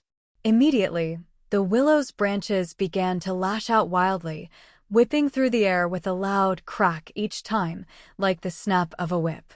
It was easy to imagine that if an ordinary person were struck, the blow would cut to the bone. After mutating, this willow has grown even taller and thicker, with countless branches that can extend at will, blocking the whole road. This is going to be tough. Mutated plants also have crystal cores, but these are usually hidden in the most well-protected part of the plant. And just like zombies, a mutated plant won't truly die unless its core is removed. Don't get discouraged. With so many of us, even if we can't outsmart it, we can wear it down with a war of attrition. But to do that, the team needed a leader everyone was willing to follow. Otherwise, no matter how strong they were individually, without tactics, their strength would be greatly diminished against the mutated willow. Song Chungjun and the others were farther away, but could still vaguely see the willow's branches thrashing about. Boss Chu and the others aren't in danger, are they? Jean Churin looked toward the willow, unable to hide the worry in her eyes. If even those two get into trouble, we might as well pack up and go home, someone replied. Although Chu Jiangwei rarely took action herself, the guests at Jianglin Hotel had never doubted her strength. As for Shen Jigue, he was already recognized as the top ability user among the hotel's guests. The willow's branches are still lashing around. Its attack range is pretty much exposed now. Let's get a bit closer and see if I can land a hit, Shen Jigue said, his cool voice sounding in Chu Jiangyue's ear as he moved closer. Chu Jiangyue felt a brief moment of discomfort, but seeing Shen Jigue's calm expression, she quickly adjusted her own mood. All right, I'll send Little Vine to scout ahead first. After all, Little Vine was also a mutated plant. If it could communicate with the willow, maybe they could avoid a fight and get it to let them pass. Suddenly, Chu Jiangwei remembered how Little Vine had once craved her wood-type ability, and an idea struck her. Maybe she could use her power to tempt the mutated willow. Shen Jigue glanced at the little vine wrapped around Chu Jiangyue's wrist and nodded slightly. Having someone to scout ahead was always a good thing. Chu Jiangwei tapped Little Vine and fed it a bit of her ability. Delighted, Little Vine scurried off toward the mutated willow. Since it was a vine, it could burrow straight into the snow, leaving no trace from above. Let's wait for Little Vine's report. If we can resolve this peacefully, that would be best. So far, the mutated willow hadn't attacked them directly. If they could get along, there was no need to fight. Shen Jigue nodded, having no objections to Chu Jiangyue's plan. I'll send the others an update. If we're gone too long, they'll worry something happened to us. He opened a virtual screen, carefully keeping it to the size of a regular phone display. Meanwhile, Chu Jiangwei kept her attention on Little Vine's feedback. She could sense its emotions, though not very clearly, and did her best to analyze and interpret them. Soon, both Chu Jiangwei and Shen Jigui noticed that the willow's branches had stopped lashing the air. A rustling sound came from the snow, and Chu Jiangwei quickly spotted a bright green vine, Little Vine, standing out against the white snow. Little Vine danced excitedly in front of her, and from its emotions, Chu Jiangwei understood that the mutated willow wanted her to come over. But only her, Shen Jigui, wasn't allowed to follow. Little Vine wants me to go over. You wait here, Chu Jiangwei said. She trusted Little Vine wouldn't harm her. Compared to humans, the hearts of plants and animals were much purer. No, it's too dangerous. If negotiations broke down, it wouldn't be easy for Chu Jiangwei to escape unscathed from the mutated willow on her own. Don't worry, I'll be fine. Besides, she still had the little fox with her. But that was something she wouldn't tell Shen Jigui. The hotel's protection was her last trump card. She wouldn't let anyone know about it lightly. I'll go with you, Shen Jigui insisted, unwilling to let her go alone. But as soon as he tried to move forward, Little Vine blocked his way. In Little Vine's eyes, this human had no place in such an important meeting of the plant world. Of course, Chu Jiangwei was an exception. "Don't worry, I'll be fine." Chu Jiangwei knew Shinjigui was just concerned, and she appreciated it, but she didn't want to risk angering the mutated willow. Shinjigui had no choice but to watch as Chu Jiangwei, with Little Vine's help, slowly approached the mutated willow. Meanwhile, Song Chungjun and the others, who had been waiting for news from Chu Jiangwei and Shinjigui, were gathered around a fire they'd built with wood dug up nearby and lit by a fire-type ability user. With so many people, they could always scrape together what they needed. At the moment, Su Zhuqing was using a telescope he'd borrowed from another ability team to watch Chu Jiangwei and Shinjigui. Wait, why is Boss Chu going toward the willow alone? What's Shin doing? What? Su Zhuqing's shout drew a crowd. Shin isn't the kind of guy to hide behind someone else, Su Zhuqing said, baffled by how things had turned out so differently from what he expected. There must be a reason. I'll message Shin and ask, Lin Shiyuan said. He idolized Shinjigui and refused to believe he'd let Chu Jiangwei take the risk for him. With Chu Jiangwei off to face the willow, Shinjigui had nothing to do. When Lin Shiyuan's message came, he immediately replied with an explanation. Meanwhile, Chu Jiangwei finally reached the mutated willow. Chu Jiangwei stood in front of the mutant willow tree. Its branches swayed and rustled, even though there was no wind. The little vine shrank itself into a small loop around Chu Jiangwei's wrist. When it stayed still, it looked just like an imperial green jade bracelet. The little vine tapped the palm of Chu Jiangwei's hand, and she instantly understood. In the next second, a ball of wood-type energy gathered in Chu Jiangwei's palm. Sensing the wood-type energy in her hand, the mutant willow's branches began to dance excitedly in the air. No matter how wildly they flew, the branches always avoided Chu Jiangwei, never once touching her. At that moment, Chu Jiangwei could also sense the willow tree's emotions: tasty, want. Although it was just two simple words, they made Chu Jiangwei incredibly happy. I can give you my power, but I have one condition. What condition? Say it. The willow's branches, which had been flying around, stopped and stretched one branch carefully toward the ball of energy in Chu Jiangwei's palm. It even gently tapped her palm with its tip. The group over there is under my protection. We need to pass through this road. When we drive by later, I hope you'll pretend not to see us and let us pass safely. Whether it was mutant plants or animals, they all had a strong sense of territory. Since the mutant willow was planted by the roadside, this stretch of road was its domain. If they wanted to cross, they had to get its permission. Otherwise, if they tried to force their way through, the willow would definitely attack without mercy. Even though they were riding in a car made by Jianglin Hotel, which should keep them safe, being blocked would still be a hassle. All right. Sensing the willow's agreement, Chu Jiangwei broke into a smile. She generously transferred her power to the willow tree. Afterward, she felt the willow stretch contentedly, as if it had just had a good stretch. Its branches and leaves looked smoother and more vibrant than before. With the deal settled, Chu Jiangwei turned to go back to Shinjigui. But just as she turned, a leaf from one of the willow's branches suddenly scratched her finger. A drop of blood fell onto the willow's branch and quickly disappeared. Feeling the sting, Chu Jiangwei instinctively pulled her hand back. Seeing the tiny wound, she gathered a bit of wood-type energy, and the cut healed at a speed visible to the naked eye. If not for the bloodstain, you'd never know she'd just been hurt. Chu Jiangwei didn't say anything more to the willow.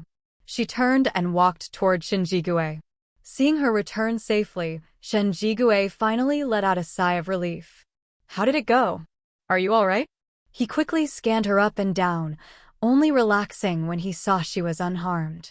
He wanted to reach out but hesitated. After all, he and Chu Jiangwei weren't close enough to ignore the boundaries between men and women.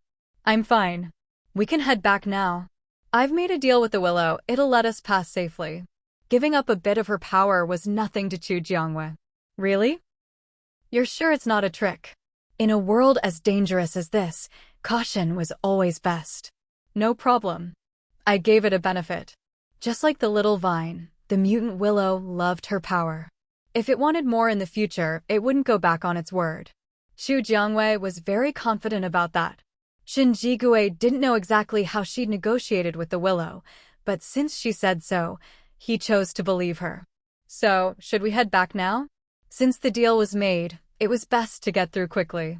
If they waited too long and the willow changed its mind, it'd be bad.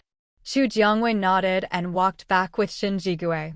Lin Shuyuan, watching through binoculars, saw them returning and quickly shared the news with the others. The way back always felt shorter. When Xu Jiangwei and Shin Jigui returned to the main group, many people came over concerned. Boss Chu, I saw you go talk to the willow alone.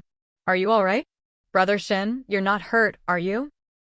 Xu Jiangwei and Shin Jigui answered everyone one by one, assuring them they were fine and had secured permission to pass from the willow tree. Really? Many people found it hard to believe.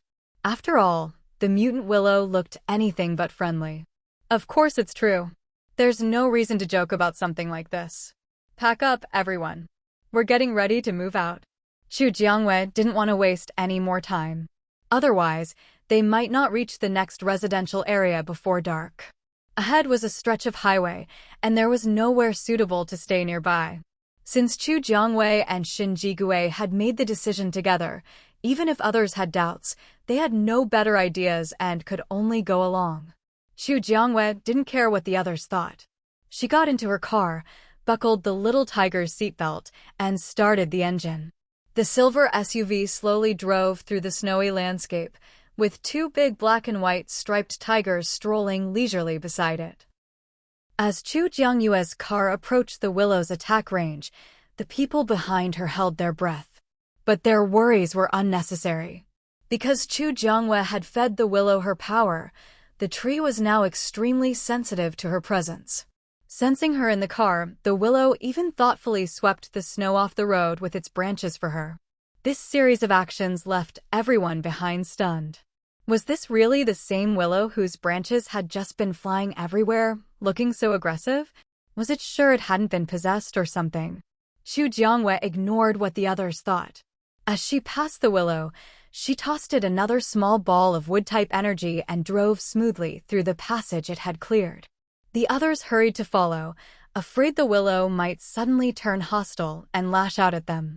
Receiving another dose of Xu Jiangyue's power, the willow's branches danced with joy.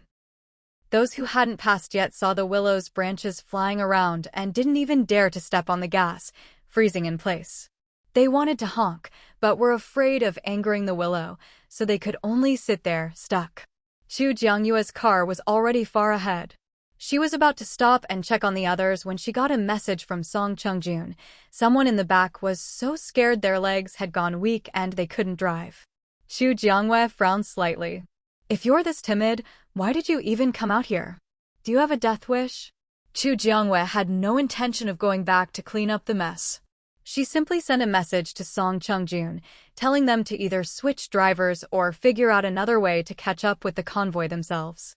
With so many people in the convoy, she couldn't let everyone be held back just because of one or two cars. After receiving Xu Jiangyue's message, Song Chungjun looked at the two people whose legs had gone weak, his expression full of disappointment. Sort yourselves out. Boss Chu doesn't have the time or energy to babysit you. Song Chungjun himself didn't really want to get involved either. It was just that, having come from a military background, he couldn't help but want to step up when he saw others in trouble. But now, in the apocalypse, Song Chungjun's military status was a thing of the past. He no longer had any obligation to serve the people. Hearing Song Chungjun's words, the people in the two cars didn't look too happy, but Xu Jiangwei had already made it clear before they set out, anyone joining the outing was responsible for their own safety. Now that Xu Jiangwei refused to help, no one could say anything. Of course, agreeing to something is one thing, actually experiencing it yourself is another. Fortunately, there were still people in both cars who could drive. They simply tossed the ones with weak legs into the back seat and took over the driver's seat themselves.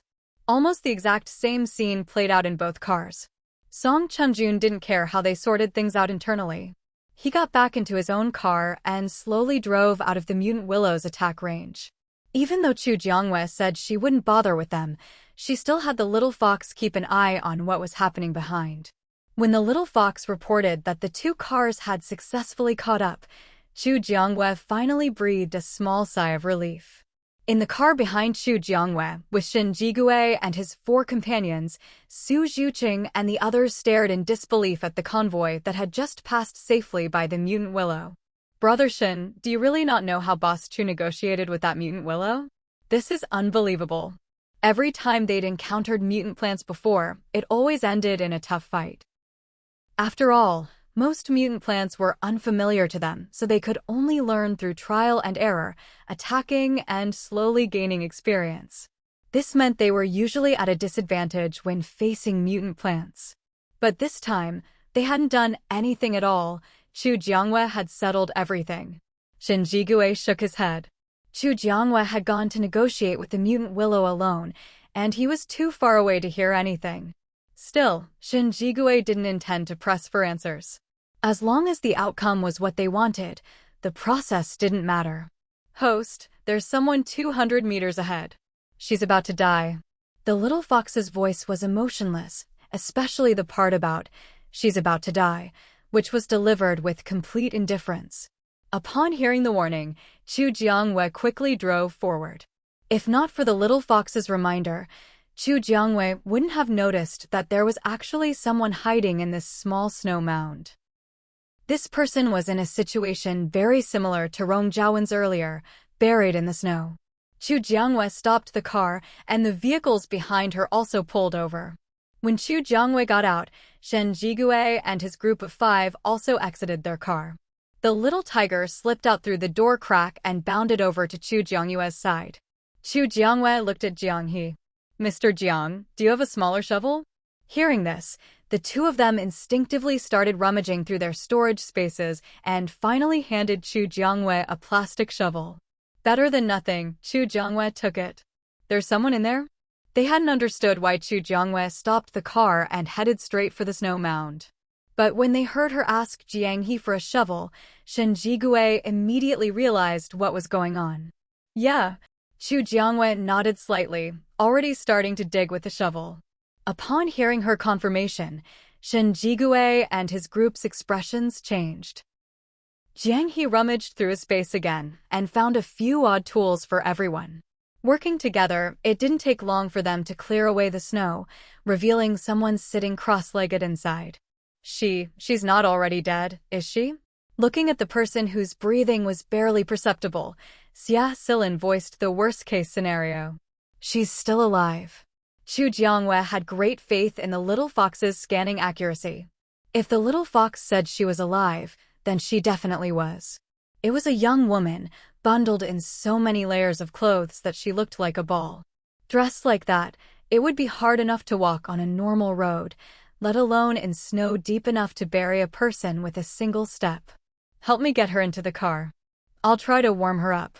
The girl was wearing so many layers that Chu Jiangwei couldn't get a good grip, so she asked Shen Jigui's group for help.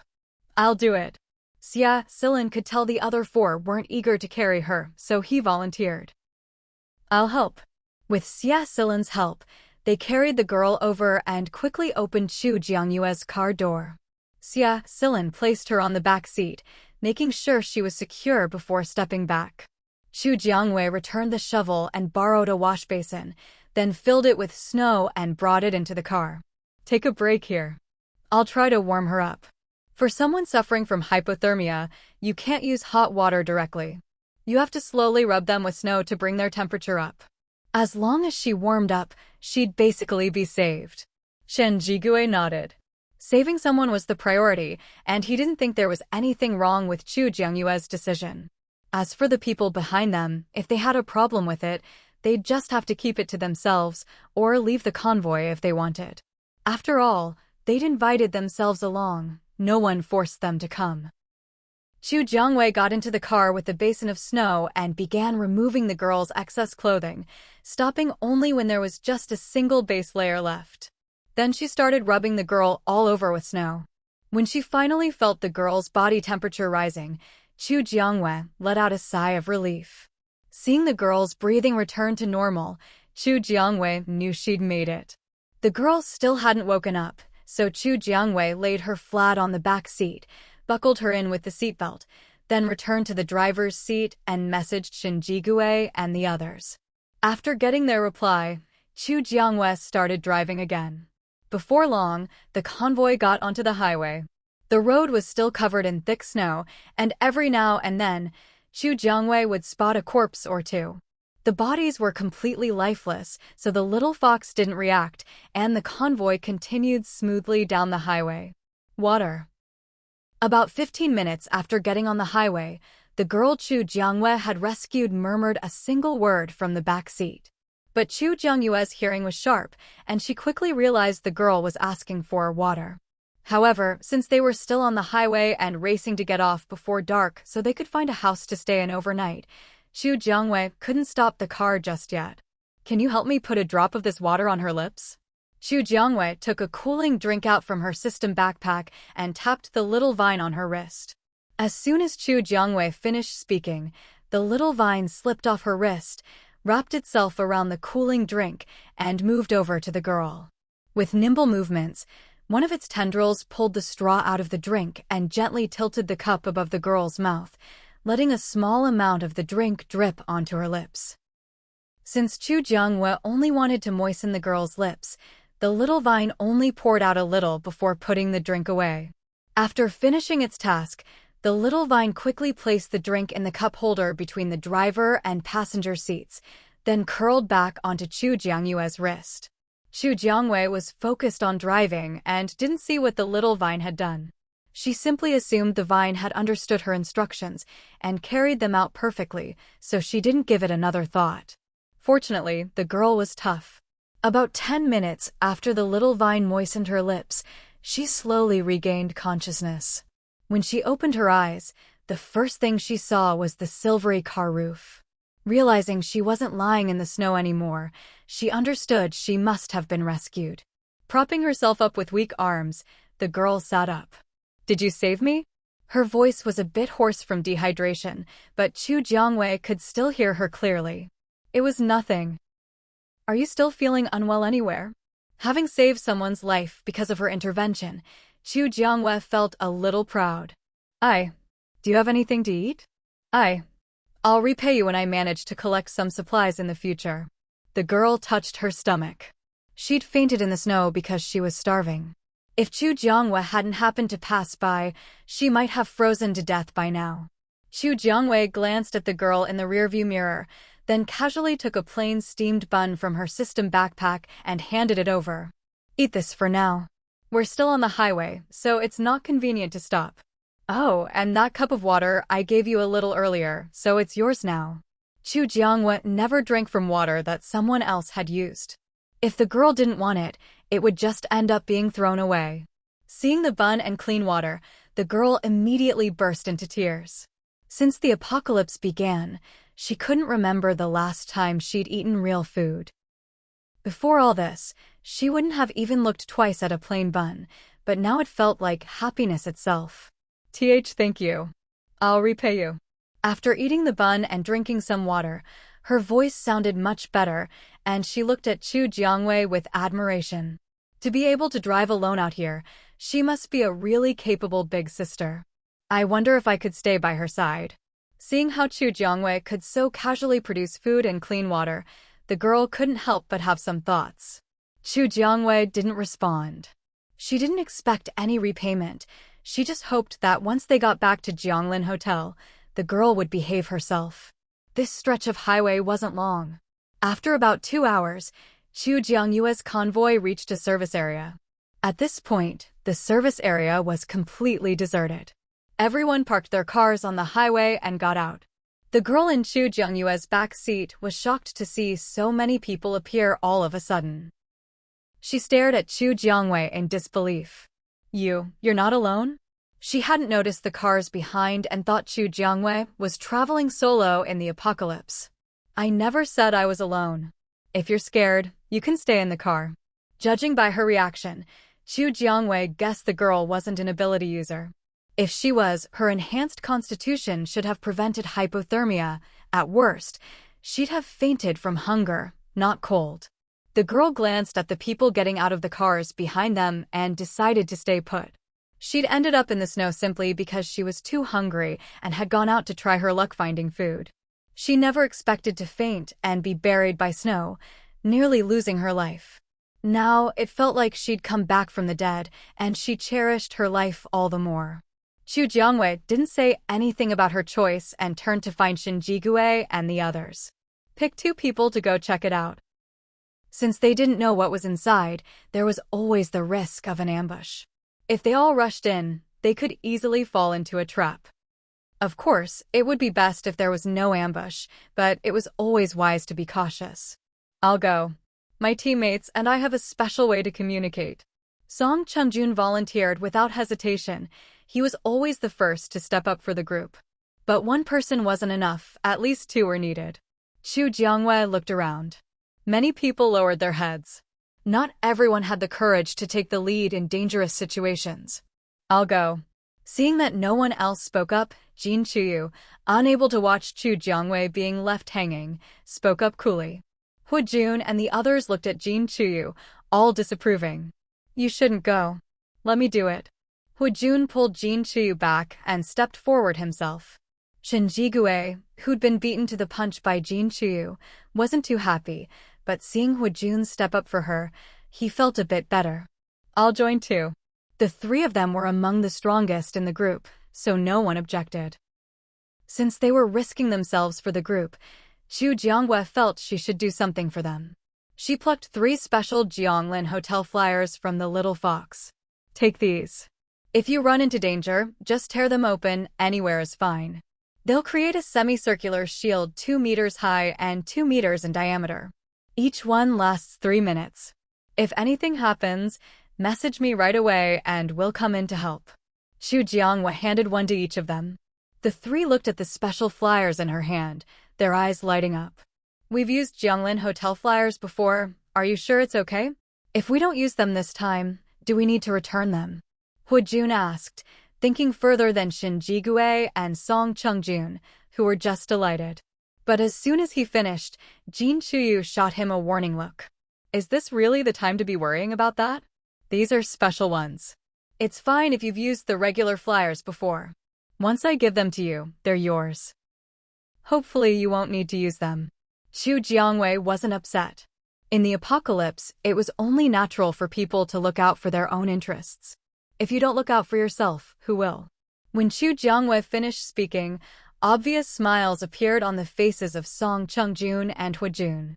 Although Shin Jigue didn't show it as openly as the other 2, the slight upward curve of his lips betrayed his good mood. With the special flyers Chu Jiangwei had given them, the 3 felt much less nervous about the upcoming adventure. Each of them spoke a few words to their own team members, then turned resolutely and headed down toward the service area. In her mind, Chu Jiangwei reminded Little Fox to keep a close eye on their situation. If anything seemed off, she was to lead a rescue team in immediately. This wasn't a difficult task, and Little Fox readily agreed. In fact, Little Fox had already scanned the service area and hadn't found anything unusual. But Chu Jiangwei still felt uneasy. Besides, she couldn't tell the others about Little Fox's scanning ability, so this scouting trip was absolutely necessary. With their guard up to the max, Shin Jigue and the other 2 made their way step by step toward the service area. The deeper they went, the more tense Shin Jigue felt, and he unconsciously began to gather his lightning ability in his hands. Seeing this, Song Chungjun and Hu Jun were puzzled, but they also started gathering their own powers, Song Chungjun with ice, Hu Jun with darkness. The 3 entered the service area and checked thoroughly, but didn't see a single living person, nor any mutant animals. There's nothing here. Maybe we're just being too paranoid. Song Chungjun wondered if they'd misjudged the situation. No, ever since we came in, I felt like there's a pair of eyes watching us. But I can't pinpoint the direction. It was as if the presence was everywhere. Whenever he focused on one direction, the feeling would vanish, only to reappear from somewhere else. This constant unease was starting to get on Shin Jigue's nerves. Anyone would lose their temper in this situation. Let's check again, just to be sure. Since Shin Jigue felt this way, Hu Jun thought it was better to be cautious. Song Chungjun nodded in agreement. When you're out in the wild, it's always better to be careful. But even after a second thorough search, the three still didn't find anything wrong. Shen Jigue frowned slightly. It just didn't feel right. Let's head out. We're not finding anything like this. If there really is a trap here, with the strength of our whole team, we shouldn't be helpless. There's truth to the saying there's strength in numbers. After a moment's thought, Hojun and Shin Jigue decided to leave for now. Whether or not to come back in would be up to the whole group. As they discussed and prepared to exit the service area, just as they were about to step out the door, all three suddenly felt dizzy and lightheaded. At that moment, the same thought flashed through each of their minds. We let our guard down. Just then, a rustling sound came, and they saw thick thorny vines as thick as a baby's arm. Unlike the small vine on Chu Jiangyue's wrist that resembled an imperial jade bracelet, the main body of these thorny vines was a deep, ominous red, clearly nothing good. Host, Shin Jigue and the others are in danger. Little Fox had been monitoring Song Chunjuan's group, and as soon as the thorny vines appeared, she quickly sent a message to Chu Jiangyue. Seeing Little Fox's alert, Chu Jiangyue's expression turned serious. She immediately gathered the rescue team they'd assembled earlier and led them toward the service area. It's the Bloodthirsty thorn vine. Host, be careful, don't let it injure you, or it could trigger its berserk mode. When mutant animals or plants go berserk, their combat power doubles. And this one gets stronger by sucking blood. For it to have grown this big, and for its main vine to be so red, it must have absorbed a lot already. Little Fox's words made Chu Jiangyue's heart sink. She quickly relayed what Little Fox had said to the others and sent a message to Shin Jigue, warning him about the bloodthirsty thorn vine. Upon hearing this, Jin Chuyu and Su Zhuqing's expressions turned grim. They'd only considered the possibility of an ambush or robbery, never expecting to run into a mutant plant. And from Chu Jiangyue's description, this plant sounded like serious trouble. One careless move and you could end up a dried-out corpse. Let's go check it out first. Maybe it's not as bad as we think. As Chu Jiangyue spoke, she asked Little Fox in her mind if the bloodthirsty thorn vine had any weaknesses. Everything has a counter, she reasoned, so this vine must have one too. Mutant plants are afraid of fire, and lightning abilities work too, Little Fox replied. No matter how strong, it's still a plant at its core. Since it's a mutant plant, fire is its biggest weakness. Let's call in more fire ability users, just to be safe. After explaining this to Jin Chuyu and the others, Chu Jiangyue sent another message to Shin Jigue. I'm a fire ability user, I'll take the lead. Lin Chuyuan stepped forward without hesitation. Jin Churan also volunteered. Me too. Both of them were among the top fire ability users in the team. Inside the service area, Shen Jigue and the others had already gathered their powers. But when all three attacked the bloodthirsty thorn vine together, only Shin Jigue's lightning ability managed to char a large section of the vine. The other two's abilities did some damage, but not nearly as much as Shin Jigue's. Our powers aren't very effective. Mr. Shin, it's up to you, we'll support you, Song Chungjun said. Shin Jigue nodded. He'd been thinking the same. I just got a message, he said suddenly. At this point, only someone outside would be contacting them. Song Chungjun and Huijun covered for Shin Jigue, so he could check the message. With a thought, a virtual screen appeared before Shin Jigue, and he quickly read Chu Jiangyue's message. After reading both messages, Shin Jigue finally relaxed a little. Boss Chu says this is a bloodthirsty thorn vine. It grows by sucking blood. But mutant plants are most afraid of fire, and lightning abilities are also very effective. Boss Chu is already on her way with reinforcements. All we need to do is stay alive until they get here. Shin Jigue had great faith in Chu Jiangyue. After hearing this, Huijun and Song Chungjun both breathed a sigh of relief. As long as it had a weakness, they'd be fine. The real danger would be if it didn't. Once their powers ran out, they'd be at the vine's mercy. I'll soak it with my ice ability, then you hit it with lightning. Song Chungjun suddenly had a flash of inspiration. Water conducts electricity, so if the ice melts, it should help. Shin Jigue and Huijun's eyes both lit up at the idea. Let's give it a try. "I'll cover you," Wajun said, swirling black mist in his hand. Staring at it too long made one feel as if their very soul might get sucked in. Shin Jigui and Song Chungjun had worked together before, and their teamwork this time was just as seamless. Sure enough, the bloodthirsty thorn vines, once soaked with water, became much more susceptible to lightning attacks. The area affected by the lightning ability expanded significantly. At that moment, commotion could be heard from outside. Though they couldn't see anyone, the three occasionally caught glimpses of fire ability attacks, small bursts of flame. The bloodthirsty thorn vines, which had been trying to surround and trap them, now began to struggle frantically. Wherever the vines dragged across, they left deep gouges as if scraped by sharp blades. With help coming from outside, the three no longer had to conserve their powers as much as before. Thanks to Chu Jiangyue's reminder, Su Zhuqing had cleverly gone back to call for more fire ability users to join them. The bloodthirsty thorn vines, which had initially been dismissive, were now battered and covered in wounds, even ignoring Shin Jigui's group of three. Faced with both a lightning user and a group of fire users, even a fool would know which side to be wary of. Now, Shin Jigui unleashed his powers without restraint, finally managing to char and break off a section of the thorn vine. It crumbled at a touch. Seizing the moment while the vine was still reeling from the break, the three of them dashed for the exit. As they ran, they didn't forget to use their abilities to attack both sides, preventing the thorn vines from surrounding them again. Chu Jiangwei was the first to spot them running out of the service area. She quickly lashed a vine at the bloodthirsty thorns near them, stopping the mutated plant from seizing the opportunity to entangle them. If you got caught by those mutated thorn vines, they'd drain your blood. Wait too long and you'd pass out from blood loss, and after that, saving you would be no easy feat. With Chu Jiangyue's help, the three picked up speed. Finally breaking free from the encirclement, Shen Jigui and his companions let out a sigh of relief. Meanwhile, Jin Churen and the other fire ability users, seeing the three return, no longer had to hold back. They unleashed their strongest attacks directly at the root system of the bloodthirsty thorn vines. But their assault wasn't without strategy. They split into 3 shifts, taking turns in a war of attrition, and finally managed to exhaust the thorn vines to death. The blood-red vines, drained of life, instantly turned dark red and soon withered away. Chu Jiangwei made her way to the roots, pried them open with a dagger, and eventually found a perfectly round green crystal core inside.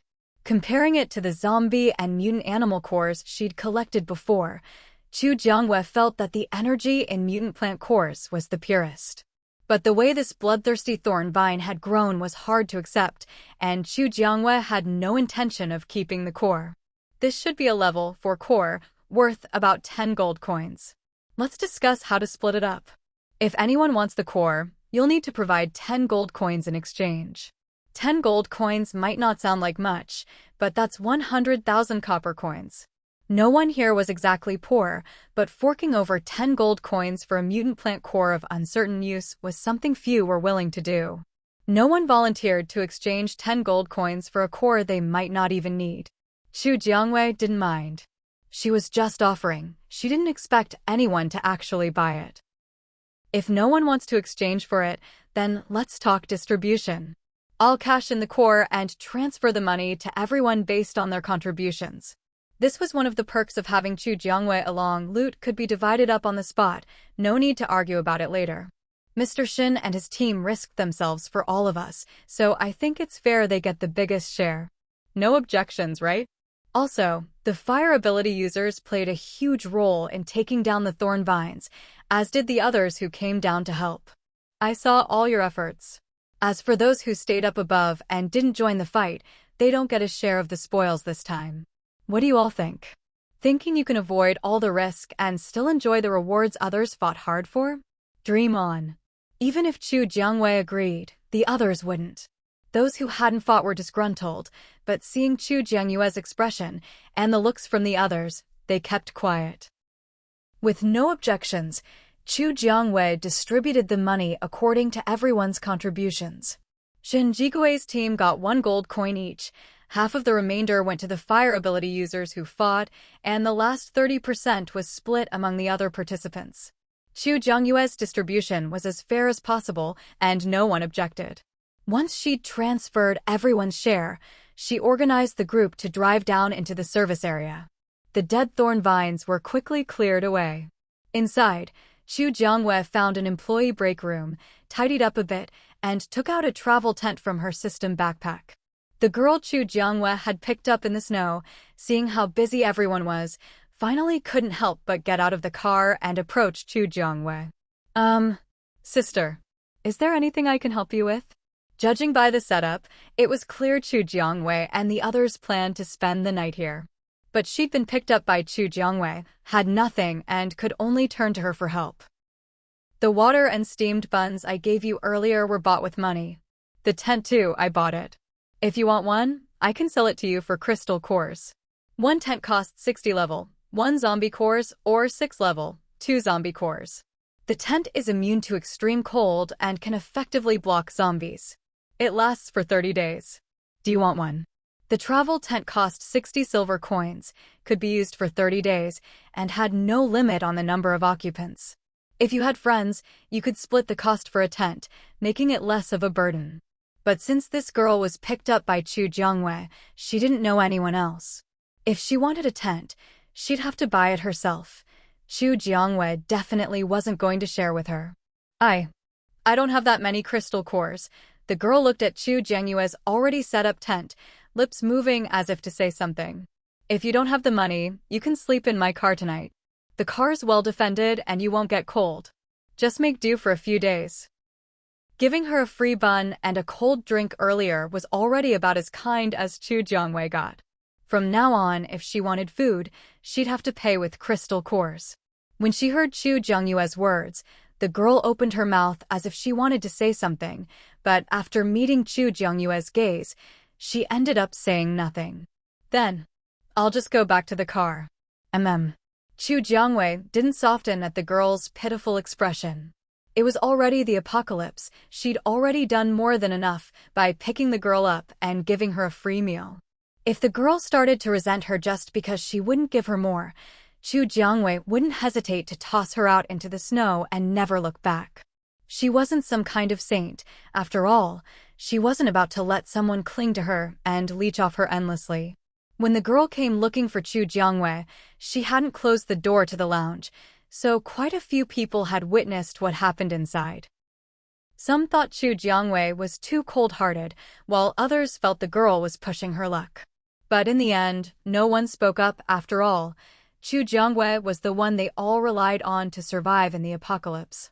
As for that girl, it wasn't even certain whether she'd end up going back to Jianglin Hotel with them. No one was going to offend Chu Jiangyue for the sake of a stranger. After tidying up her sleeping things, Chu Jiangyue started preparing dinner. This time, Granny Hua had made her quite a few ready-to-heat dishes. Chu Jiangyue took out a plate of pork and corn dumplings. However, she only had a pot, not any hot water, so she took the pot to find Lin Shiyuan. In the apocalypse, fire-type abilities were far more useful than most others. As payment, Chu Jiangyue gave Lin Shiyuan 5 dumplings. It was only 5 dumplings, but Lin Shiyuan was still delighted and immediately used his ability to boil water and heat up the dumplings for her. In the end, those 5 dumplings were split among Shinjigue and the others, each took one. After eating her fill, Chu Jiangyue took her pot back to her tent and quickly fell asleep. In the silver SUV, the girl watched as Chu Jiangyue took her pot to find Shinjigue and the others, then saw her eat an entire pot of dumplings by herself. The aroma was so strong that she could smell it even inside the car. Although she'd been rescued by Chu Jiangyue, seeing that they were about the same age but in completely different situations, she couldn't help but feel a little unbalanced. But then she remembered that her life had been saved by Chu Jiangyue and told herself she shouldn't be jealous of her savior. That would be wrong. With those tangled feelings, she eventually drifted off to sleep. The next morning, as the sky was just beginning to lighten, Chu Jiangyue opened her eyes. "Host, you're awake. Last night was peaceful. It was probably thanks to the bloodthirsty thorn vines." There were no mutant plants or animals nearby. But after some time, once the vine's deterrent effect faded, mutant animals or plants would probably show up again. Chu Jiangwen nodded, then took out her toiletries from her system backpack and quickly freshened up. After packing away her travel essential tent, she left the lounge. Outside, Shin Jigue and the others had also finished packing and were ready to set off at any time. Chu Jiangwen nodded to everyone in greeting, then walked out to the open space outside the service area, got into the driver's seat of her silver SUV, and started the car. Shin Jigue and the others all opened their navigation apps, chose the silver SUV as their lead vehicle, and followed behind Chu Jiangwei. The sound of Chu Jiangwei getting into the car woke the girl sleeping in the back seat. "You're awake. We're about to head out. If you have somewhere you want to go, let me know. If it's on the way, I can drop you off." Of course, if it wasn't on the way, Chu Jiangwei would only give her two options. 1. Follow her car and eventually return to Jianglin Hotel, or 2. Pick a place to get off. Chu Jiangwei considered herself pretty democratic. I heard before that there's a hotel in B City where you can buy food and have a place to stay. I really had no other choice, so I thought I'd try my luck and head out. She hadn't expected to almost die out there. To go out in weather that was minus dozens or even 100 degrees Celsius, Chu Jiangwei had to admit, that took guts. From what she said, it sounded like her original destination was Jianglin Hotel. She really did have some luck on her side. "I just came from Jianglin Hotel, but we've only just left and it'll be a while before we go back. You can follow my car for now, but any food you eat during this time will have to be bought with crystal cores. I'll give you a price list in a bit. Take a look and let me know what you want to eat. Just have the crystal cores ready." She couldn't register an ID card for her out here, so the girl would just have to hand over the right number of crystal cores, and Chu Jiangwei would order directly from the system shop. Really? So the hotel really has food and clean, tidy rooms to stay in. Hearing this, the girl was clearly excited. She'd only heard about it in passing and hadn't gotten the details. There is, but the affordable rooms are all gone now. The only ones left are more expensive, so if you want to stay at the hotel, you'll need to prepare more crystal cores, or bring some gold, silver, or jewelry. Since she was a prospective guest of Jianglin Hotel, Chu Jiangyue's attitude softened a little. "Then, I want to buy some food now. How many crystal cores do I need?" Yesterday's steamed buns were 1 level, 1 crystal core for 2, but the iced drinks cost 2 level, 1 zombie crystal cores. Hearing that the iced drink cost 2 level, 1 crystal cores, the girl was a bit shocked. But thinking about how clean the water was, she felt the price was actually reasonable. She'd never lived in a base before, so she didn't know that Chu Jiangyue's prices were actually much cheaper than those in the bases. I don't have many crystal cores left, but once we stop to rest, I'll work hard to dig up more." Because of the extreme cold, the zombies had all frozen stiff, so even ordinary people could dig up crystal cores.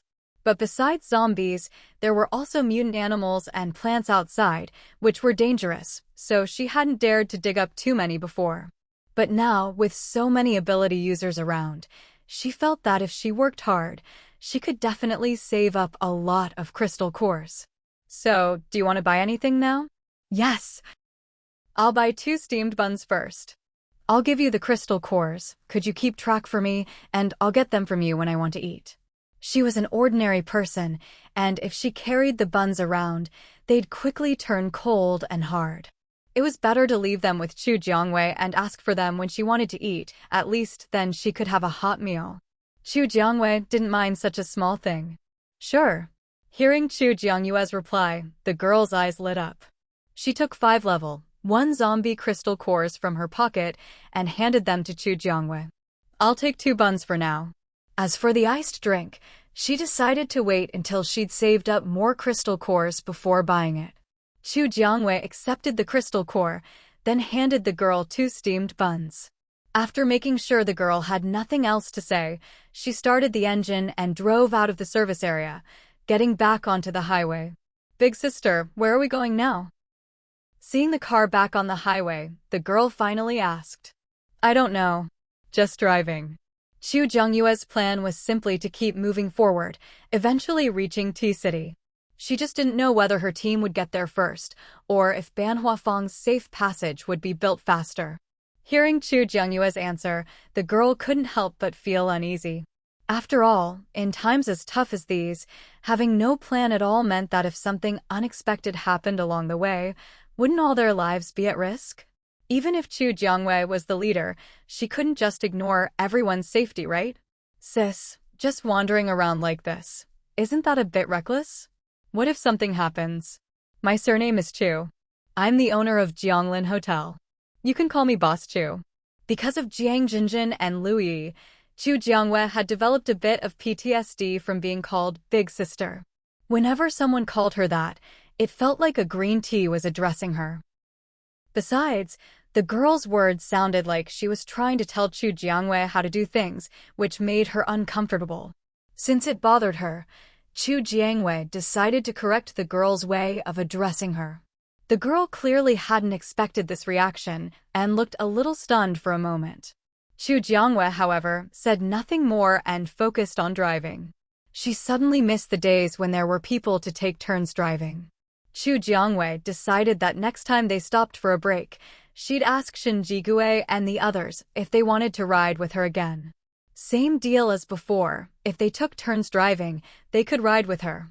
Riding in her car would save them rental fees, which was a pretty good deal. The rest of the drive on the highway went smoothly. In less than 2 hours, they exited the highway. However, this still wasn't the outskirts of T-City. Chu Jiangyue just felt that the highway was so deserted, they wouldn't even find a corpse to scavenge. What place is this? Sis, Boss Chu. The girl almost called her sis again, but seeing Chu Jiangyue's expressionless face, she switched to Boss Chu. Remembering that Chu Jiangyue had said she was the owner of Jianglin Hotel, the girl's sense of imbalance grew even stronger. She didn't show it yet, though, as she was good at controlling her emotions. Chu Jiangyue noticed the girl's odd mood, but didn't care enough to pay it much attention. Host, I've scanned a survivor settlement about 1,000 meters ahead to our left. The little fox, who had been lazily sitting in the passenger seat, suddenly detected a survivor settlement, and it looked like there were quite a few people there. A survivor settlement, as the name suggests, is smaller than a base, but still a fixed place where people live. Without needing a reminder, the little fox immediately reported everything it detected to Chu Jiangyue. Hearing the little fox's report, Chu Jiangyue started thinking about bringing people back to Jianglin Hotel. She then followed the little fox's directions and changed course. The people in the back didn't know why Chu Jiangyue suddenly changed direction, but out of trust, they followed her lead. The girl in the back seat frowned slightly when she saw Chu Jiangyue suddenly change direction. But she also realized that when Chu Jiangyue said she was just wandering, she really meant it. If something came up along the way, they could change course at any time. There was no point in making plans. Why did we suddenly change direction? Although she wasn't happy with Chu Jiangyue's way of doing things, the girl still asked when she saw the car turn. Chu Jiangyue didn't bother to answer. She floored the gas pedal and sped toward the survivor settlement the little fox had mentioned. When Chu Jiangyue stopped the car, the girl finally saw the settlement too. She didn't understand why Chu Jiangyue had specifically driven here. Little fox, flyers. Chu Jiangyue called to the little fox in her mind. Got it. Host, please wait a moment. Anywhere there were people, there were potential customers for Jianglin Hotel. The little fox knew exactly what Chu Jiangyue was planning. A few flyers were nothing, barely a drop in the bucket in terms of energy. When Chu Jiangyue got out of the car, the girl finally noticed the Jianglin Hotel flyers in her hand. Before she could ask what they were, Chu Jiangyue was already out of the car with her things. Shen Jigui, Jin Chuyu, Ling Feng, and the others also got out and followed Chu Jiangyue. Seeing all these people following Chu Jiangyue, she couldn't help but smile a little. It felt pretty nice to be protected by others. Halt! Where are you from? What are you here for? Chu Jiangyue's group didn't look easy to mess with. The gatekeeper was a little intimidated, but still dutifully stopped them. Hello, we're from Jianglin Hotel in V-City. We're passing through and wanted to do a little business with you. As she spoke, Chu Jiangwei flipped her hand and produced a white steamed bun and a big meat bun. Both were filling staples, sure to attract attention. Sure enough, the moment Chu Jiangwei took out the buns, the gatekeeper's eyes went wide. White steamed buns and meat buns? I have other things too, but this isn't the place to show them. If anyone wants to buy, just get your crystal cores ready and come to me. She could order anything from the hotel's system store, so no matter how much they wanted, she'd have enough stock. Please wait, I'll go get someone. If they could really buy such clean white steamed buns and big meat buns with crystal cores, maybe their food shortage problem could finally be solved. They just didn't know how much space she had, or how much stock. Boss Chu, are you planning to sell goods here? Shen Jigui thought Chu Jiangwei would just hand out flyers, but didn't expect her to actually sell things. Just selling a little. The main thing is to promote the hotel. It was getting hard for Jianglin Hotel to find new customers. Everyone nearby had already been brought in by wandering ability users. Within a 50-kilometer radius, there was basically no one left alive. Shen Jigui and the others didn't care what Chu Jiangwei wanted to do. They just stayed close to her, making sure she didn't get mobbed. The gatekeeper soon returned, bringing with him a middle-aged man with a kind face.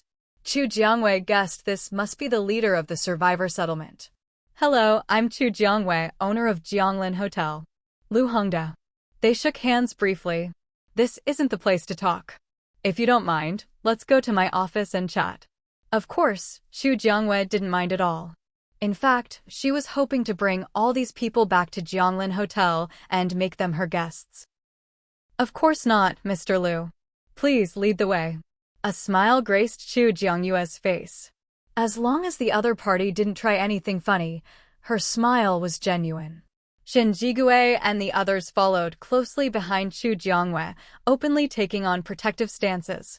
Lu Hongda didn't mind either. After all, he'd never intended to do anything to Chu Jiangwei in the first place. He just wanted to discuss buying some white steamed buns and meat buns with her. To be bold enough to take out white steamed buns and meat buns in front of so many people, Lu Hongda never thought Chu Jiangwei was foolish. On the contrary, she must have enough strength to back herself up. They called it an office, but in reality it was just an empty room with 2 tables and chairs, not even a glass of water offered. Please have a seat. The conditions are a bit basic, I hope you don't mind. It's fine. Given the state of the world now, being able to manage even this much is impressive. Chu Jiangwei meant what she said. There were some survivor camps out there with no clear leader, and things were a complete mess inside. Because the office was small, only Chu Jiangwei, Shen Jigui, Jin Chuyu, Ling Feng, and Song Chungjun went in, just 5 people. I wonder, Miss Chu, how many white steamed buns and meat buns do you have? And what's the price? Although this survivor camp had a communal account under Lu Hongda's management, the balance was limited. He had to get as many supplies as possible for the lowest price. 1 first-level crystal core can buy 2 white steamed buns or 1 meat bun. But I have more than just white steamed buns. Chu Jiangwei paused here, not revealing everything at once. Miss Chu, is there something else you'd like to say? Talking to smart people was always a pleasure. Let me introduce myself again. Mr. Lu, hello, I'm Chu Jiangwei, the owner of Jianglin Hotel. What do you mean? Lu Hongda was confused. Why was Chu Jiangwei introducing herself again? And this owner of Jianglin Hotel title sounded so strange. What I mean is, I've opened a hotel, and I'd like to invite you and everyone in the survivor camp to come with us to my hotel. The hotel has clean, well-equipped rooms with water and electricity, as well as a restaurant, clinic, and more. I wonder if you'd be willing to bring your people and leave with us. Upon hearing this, Lu Hongda's first reaction was disbelief. But seeing how serious Chu Jiangwei was, and that none of her companions looked the least bit surprised, Lu Hongda began to waver. In the hotel restaurant, you can buy unlimited white steamed buns and meat buns. Chu Jiangwei dropped another bombshell. You mentioned a clinic. If there really was a clinic, that meant they had medicine, otherwise, they couldn't run a clinic. There's medicine inside, and professional doctors and nurses on staff. Chu Jiangwei answered truthfully. She hadn't even mentioned that the doctor had a healing ability. But she had no idea just how much her words shocked Lu Hongda. Really? You have doctors? And medicine? Lu Hongda didn't care about the nurses. The most important thing was the medicine and the doctor. God knows, they didn't even dare get sick these days, simply because there was no medicine, no doctor. Many people who got injured or caught a cold and fever while out scavenging didn't make it, all because there was no medicine. Of course, you'll see for yourself once you get to Jianglin Hotel. However, Jianglin Hotel isn't exactly close by. Are you really willing to leave? Moving all their things would take some effort, but if they agreed, Xu Jiangwei would definitely find a way to arrange transportation for them. How can you prove what you're saying is true? No matter how good it sounded, Lu Hongda couldn't just take her word for it. If Xu Jiangwei was lying, they'd be like fish on a chopping block at her mercy. This is my hotel flyer. As long as you tear along this line, you and anyone within a 1-meter radius will be protected from the extreme cold and shielded from zombies for 7 days. But each person can only use it once. With that, Xu Jiangwei handed Lu Hongda a flyer. The flyer is free. What kind of life you'll have at Jianglin Hotel depends on yourselves. Lu Hongda took the flyer from Xu Jiangwei, feeling like everything she'd just said was too fantastical. Could a single piece of paper really protect them from the bitter cold? But talk is cheap, proof is in the pudding. Lu Hongda immediately did as Xu Jiangwei instructed, tearing off the upper left corner along the dotted line. The next second, Lu Hongda realized he couldn't feel the cold at all. This was real. Lu Hongda looked up at Xu Jiangwei. Who exactly are you? This kind of black technology was clearly far beyond what Blue Star's current science could achieve. I already told you, I'm Xu Jiangwei, owner of Jianglin Hotel.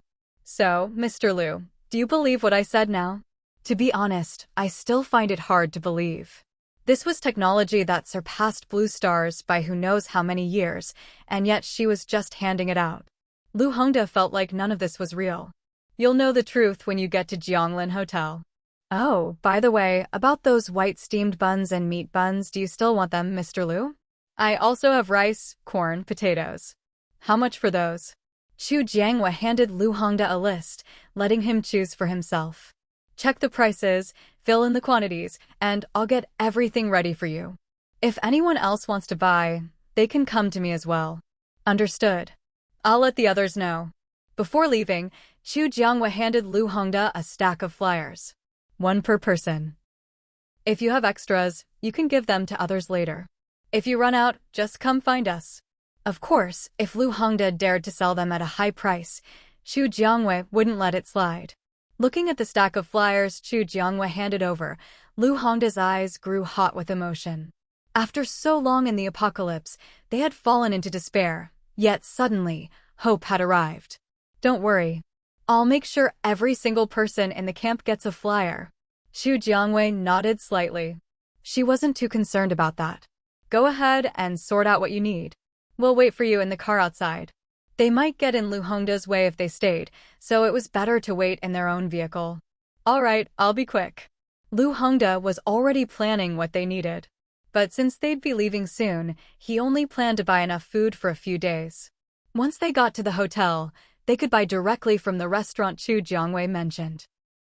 And if they ran out on the way, they could always buy more from her. Xu Jiangwei and the others left Lu Hongda's office and returned together to where they had parked their vehicles. What do you think? Will Lu Hongda really make up his mind to leave with us and go back to the Jianglin Hotel together? By now, they were almost at the outskirts of T-City. But after running into Lu Hongda's group, they weren't sure if they should still head to T-City. Everyone looked at Xu Jiangwei. After all, she was the one who had initiated this plan, so whether they went to T-City or not ultimately depended on her decision. Xu Jiangwei, however, wasn't in any hurry. They definitely had to go to T-City. If Lu Hongda's group could wait, then they could all go back together when she returned. If they couldn't wait, they could head to the Jianglin Hotel on their own. With the flyers as a guide, they wouldn't get lost anyway. No rush. Let's wait until they've finished buying supplies, then we'll decide. If you're bored while waiting, you can look around and see if there are any zombies nearby to dig out some crystal cores. No one knew how many zombies were buried under the snow. The only problem was figuring out which ones had already been scavenged and which still had crystal cores. Plus, since it had been snowing for so long, the snow was piled up really thick. Digging down to the zombies underneath was actually quite a bit of work. The zombies around here have probably all been picked clean by the survivors, right? Even if someone didn't know much, as long as they'd awakened an ability, they could probably guess that zombie crystal cores were valuable. In that case, why not look for some mutant animals? We could also clear out some of the local threats and make this area safer for any survivors passing through in the future. Xu Jiangwei glanced at the others. This whole group had come out with her, but thanks to the 2 mutant tigers, they hadn't even seen the shadow of a mutant animal, let alone actually encountered one. After all this time, the only thing they'd managed to kill was a single bloodthirsty thornvine. After splitting the spoils, each person didn't even get a single gold coin. Xu Jiangwei felt that the guests at the Jianglin Hotel had gotten a bit too comfortable and pampered. The lazier ones, for example, now spent their days digging for crystal cores just outside the hotel and almost never went out to do anything else. With those 2 around, there's no way any mutant animals would dare come near us. It wasn't just Xu Jiangwei who understood this. Everyone else had picked up on it too. Roar. The 2 mutant tigers seemed to understand what was being said and let out a roar at the person who'd spoken, making him jump back several steps in fright. Jeez. Aren't those Chubasa's tigers? Why are they so fierce? You're blaming them for scaring off the mutant animals. Of course they're not happy. Honestly, the only reason they haven't bitten you is because of me. If you want to hunt mutant animals, just keep your distance from them. Then you'll naturally run into some. As for what kind of mutant animal they might encounter, that was beyond Xu Jiangyue's control. Hearing this, the man looked a bit embarrassed. He wasn't really blaming the tigers, but what he said was true, wasn't it? Honestly, the mutant tigers' presence scared off other mutant animals, which meant they didn't have to face attacks and their safety was guaranteed. But he never mentioned that part. He only saw the downside for himself, never the benefits. Xu Jiangwei could tell from his expression that he was feeling resentful. If you think the 2 mutant tigers are ruining your chances to get rich by hunting mutant animals, I can talk to them and have you removed from their protection circle. With 1 less person to protect, it'll be easier for them. What do you think? She smiled brightly as she spoke, but for some reason, it sent a chill down the man's spine. Roar.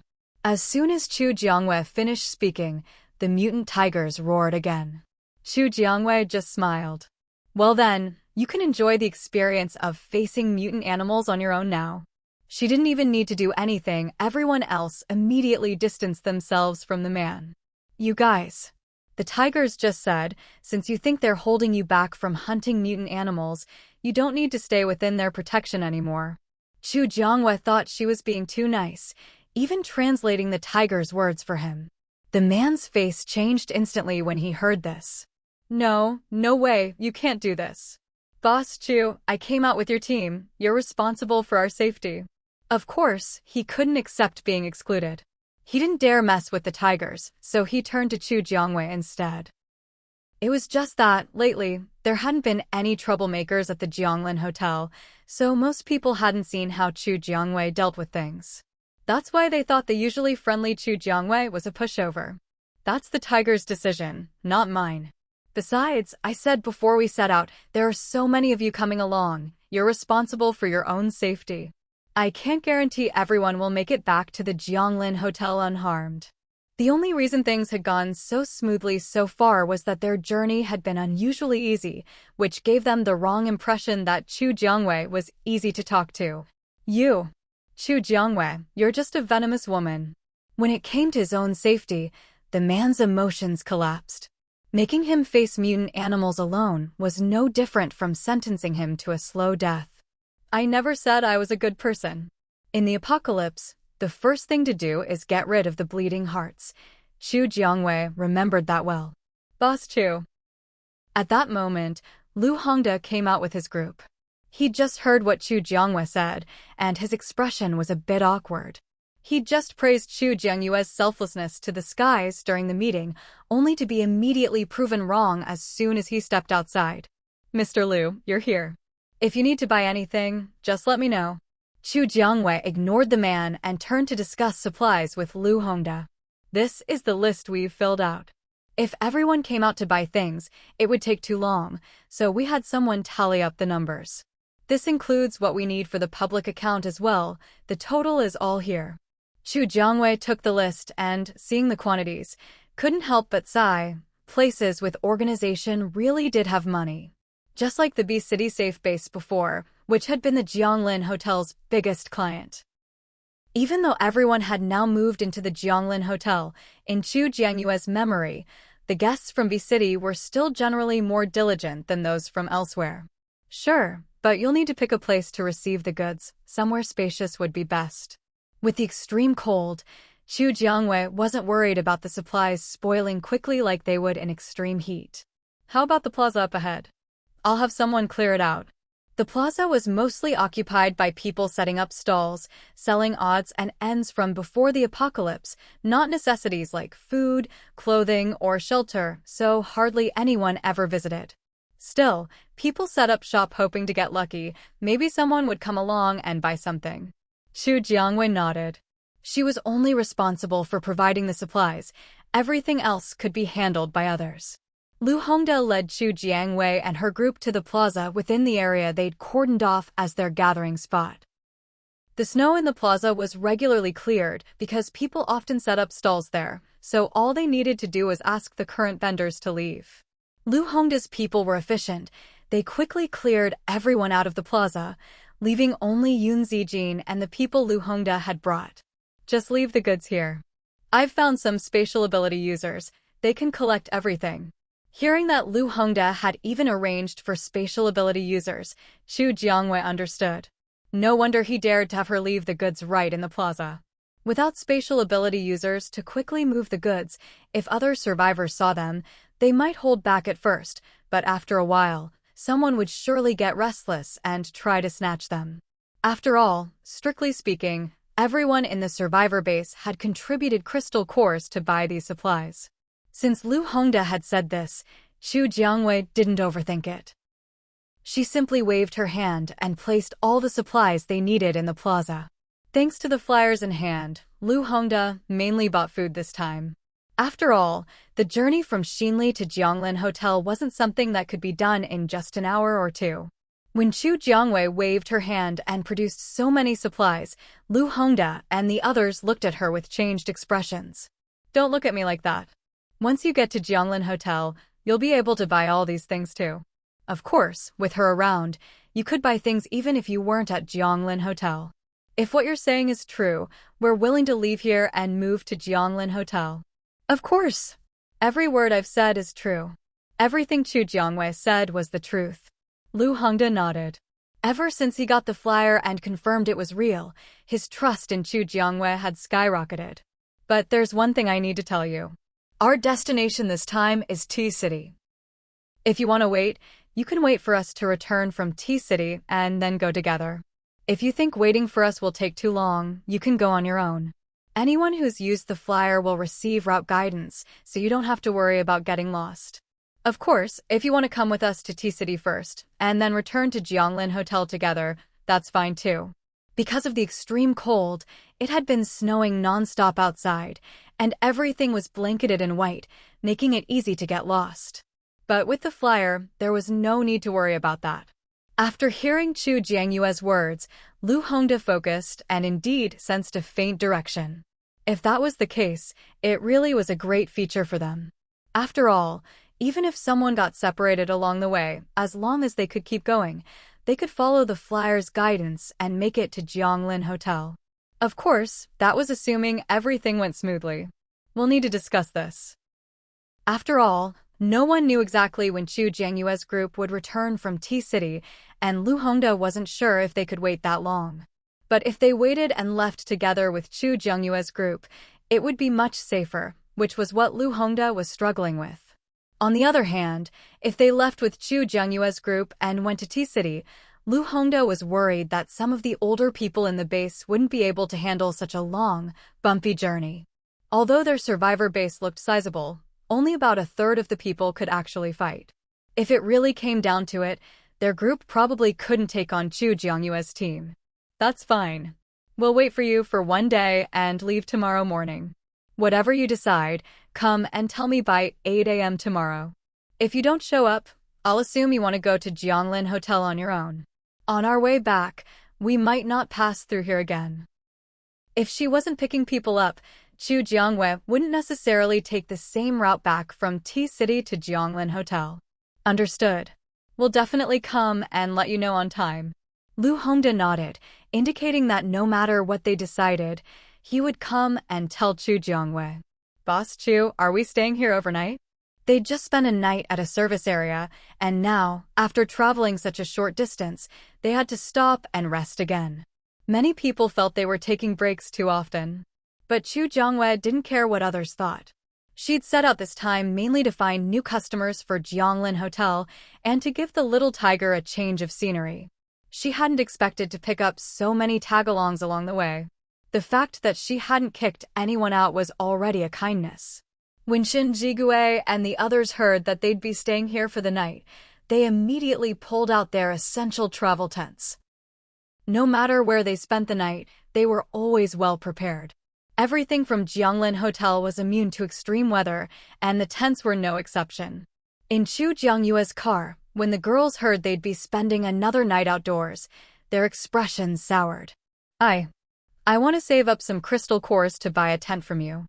It's still early, so I'll see if I can dig up a few. The girl got out of Chu Jiangyue's car, still bundled up in layer after layer of clothing, waddling like a penguin.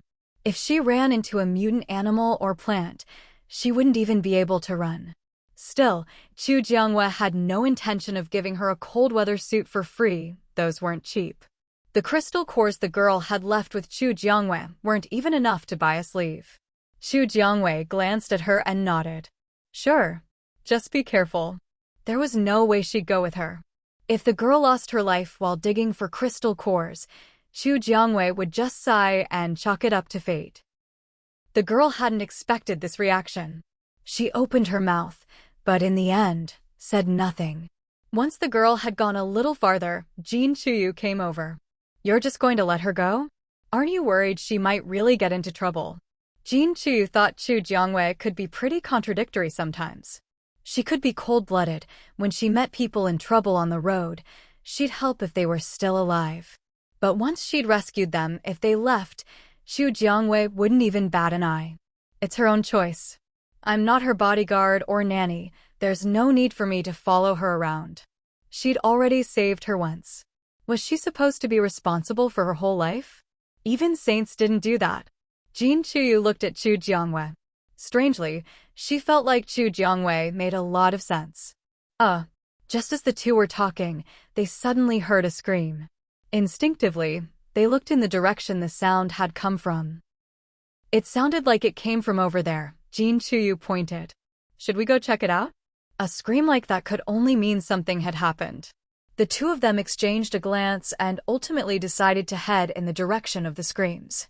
They weren't the only ones. Many others who heard the noise were also running that way. When Chu Jiangwei arrived, the crowd instinctively parted to make way for her. Jin Chuyu, taking advantage of Chu Jiangyue's presence, quickly made her way to the front of the crowd for a close look. Inside the circle, Chu Jiangwei could only see a man covered in wounds. Even his face had been scratched and bitten several times. And this man was none other than the one who had been excluded from the protection of the two mutant tigers. He was attacked by mutant animals? Still, the fact that he managed to survive in this state, he's really got some luck. Seems like it. But it looks like it was only some small animals without much offensive power, so he wasn't too badly hurt. If it had been some large mutant beasts, whether he'd still be alive would be another question entirely. Boss Chu, I want to apologize to the mutant tigers. Could you please talk to them for me and ask them not to withdraw their protection? Seeing everyone else looking so relaxed while he had to constantly be on guard against mutant animal attacks, the man finally broke down. He couldn't just stay in his car or tent forever, but the moment he left either, mutant animals would come after him. He was truly at his wit's end. Chu Jiangwei glanced at him. That's between you and the mutant tigers. I have no right to interfere. Even though the mutant tigers lived at the Jianglin Hotel, they were still independent beings with their own rights. Xu Jiangwei couldn't interfere. He'd angered the mutant tigers, so he should be looking for them, not her. You. The mutant tigers won't even let me get close. Can you please help me talk to them? I'll agree to any conditions you name. If this went on, he might end up as nothing but a pile of bones before they even made it back to the Jianglin Hotel. Sorry. Xu Jiangwei wasn't about to risk angering the mutant tigers for someone with such poor character. If she pleaded on his behalf and the mutant tigers ended up disliking her, who could she complain to then? Gaining the favor of mutant animals was something Xu Jiangwei had dreamed of since her previous life. Now that she'd finally achieved it, she wasn't going to ruin it for anyone. Seeing that Xu Jiangwei was unmoved, the man's gaze turned venomous. Xu Jiangwei shot him a look, but didn't take his resentment to heart. Right now, she was the provider for everyone here. Even if he wanted to plot against her, he'd have to see if the others would allow it. No one dared to gamble on what would happen to the Jianglin Hotel if something happened to Xu Jiangwei.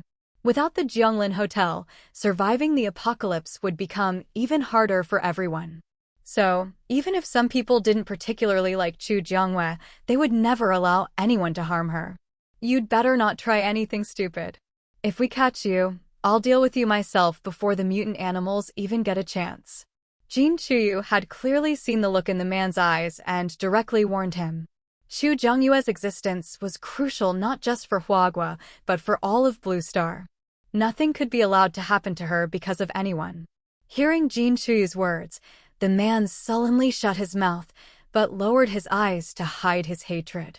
There was still plenty of time before nightfall. Xu Jiangwei didn't want to just sit around waiting for it to get dark, so she decided to look around nearby for mutant animals or plants. This is too boring. I'm going to see if there's any loot to be had nearby. Confident in her high-level abilities, Xu Jiangwei planned to head out alone. Unlike some of the other girls, Xu Jiangwei was perfectly capable of protecting herself, so going solo wasn't a problem. I'll go with you. Jin Chuyu, eager for a chance to act with Xu Jiangwei, quickly volunteered. She was strong in her own right, and not the type to stab someone in the back for personal gain, so Xu Jiangwei was more than happy to have her along. Count me in. Shen Jigui and Huijun spoke up almost in unison. Xu Jiangwei and Jin Chuyu exchanged a teasing look. When did you two get so in sync? Shen Jigui and Huijun glanced at each other, then turned away in mutual disdain. Xu Jiangwei and Jin Chuyu shared another look, as if to say, who knew these two had been working on their teamwork? Come if you want. For people wasn't too large a group anymore, and Xu Jiangwei wouldn't want to add anyone else. For some reason, Lin Shuyuan and his group didn't follow Shen Jigui this time. Instead, they formed their own team of 4 and headed off in a different direction from Xu Jiangyue's group. Since that was the case, Xu Jiangwei simply let everyone move freely, telling them to regroup before 9 p.m. Of course, those who didn't want to go could just stay put. They were going to spend the night here anyway. Host, do you want me to scan for mutant plants and animals? With no zombies left, they could only target mutant plants and animals now. Yes, let me know if you find anything. Since they were hunting, Xu Jiangwei naturally wanted to pick a target that matched their team's strength. There's a group of mutant rabbits about 500 meters ahead, lots of them. Do you want to go? Soon, the little fox relayed the scan results to Xu Jiangwei. How many exactly? Xu Jiangwei hadn't encountered mutant rabbits before, though Jin Chuyu had given her some mutant rabbit pelts, so she must have. No fewer than 200. Rabbits breed fast, and even after mutating, that trait hadn't changed. And since each mutant rabbit was stronger than before, the fighting power of the whole group was nothing to sneeze at. No one would mess with them lightly. There's a group of about 200 mutant rabbits 500 meters ahead. Want to check it out? Mutant rabbits reproduced so quickly that if they weren't stopped, Xu Jiangwei suspected they'd soon be everywhere on Blue Star. Jin Chuyu and the other two exchanged glances, then agreed. Let's go. A single mutant rabbit isn't strong, and 200 is still within our capabilities. All their abilities were combat-oriented. Even Chu Jianyue's wood-based powers, which sounded gentle, were deadly in her hands. She could slice through zombies like watermelons. The four quickly reached a consensus. With the little fox leading the way, Chu Jiangwei and the others soon approached the mutant rabbit warren. Thanks to their thick fur, the mutant rabbits could move about easily even in temperatures as low as -100 degrees Celsius, showing no signs of shivering. The girl nodded, stood on tiptoe to open the back door, carefully put her backpack inside, and then climbed in herself. The whole time, she looked a bit stiff, probably because of the two mutant tigers standing guard nearby.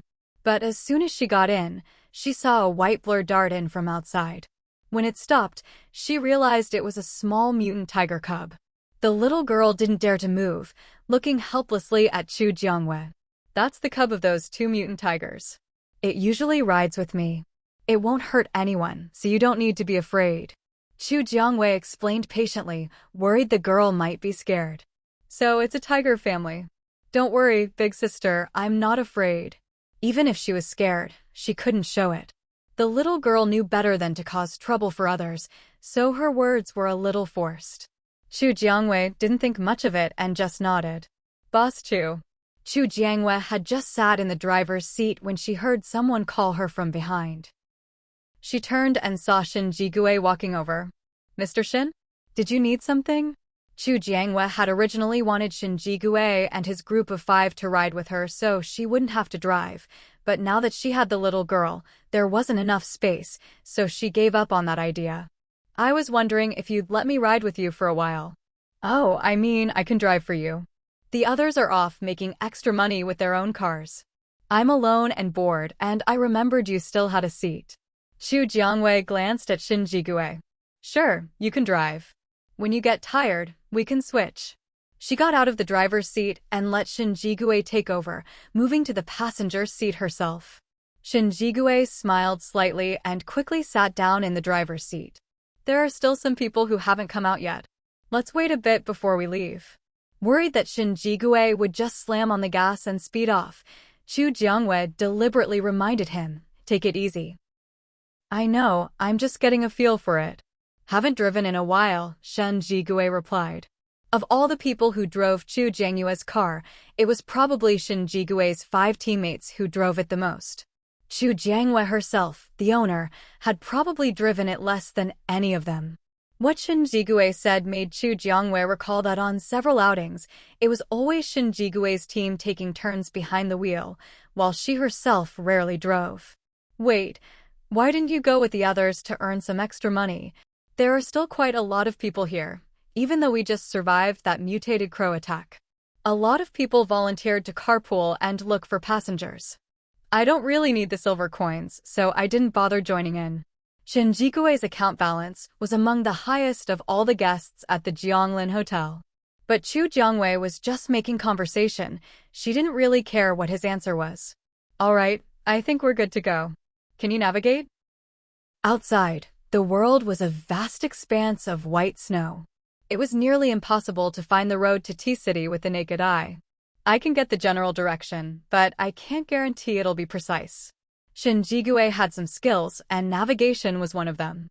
But with the global magnetic field in chaos and everything covered in snow, he couldn't be 100% sure. "I'll turn on the GPS for you." With that, Chu Jiangwei deftly activated the navigation system.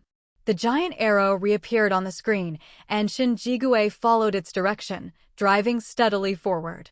With the GPS handling navigation, Shin Jigue could spare some attention to watch what Chu Jiangwei was doing out of the corner of his eye. Thanks to Lu Hongda and his group joining, the convoy had suddenly grown much longer, making it especially conspicuous in the snow-covered world.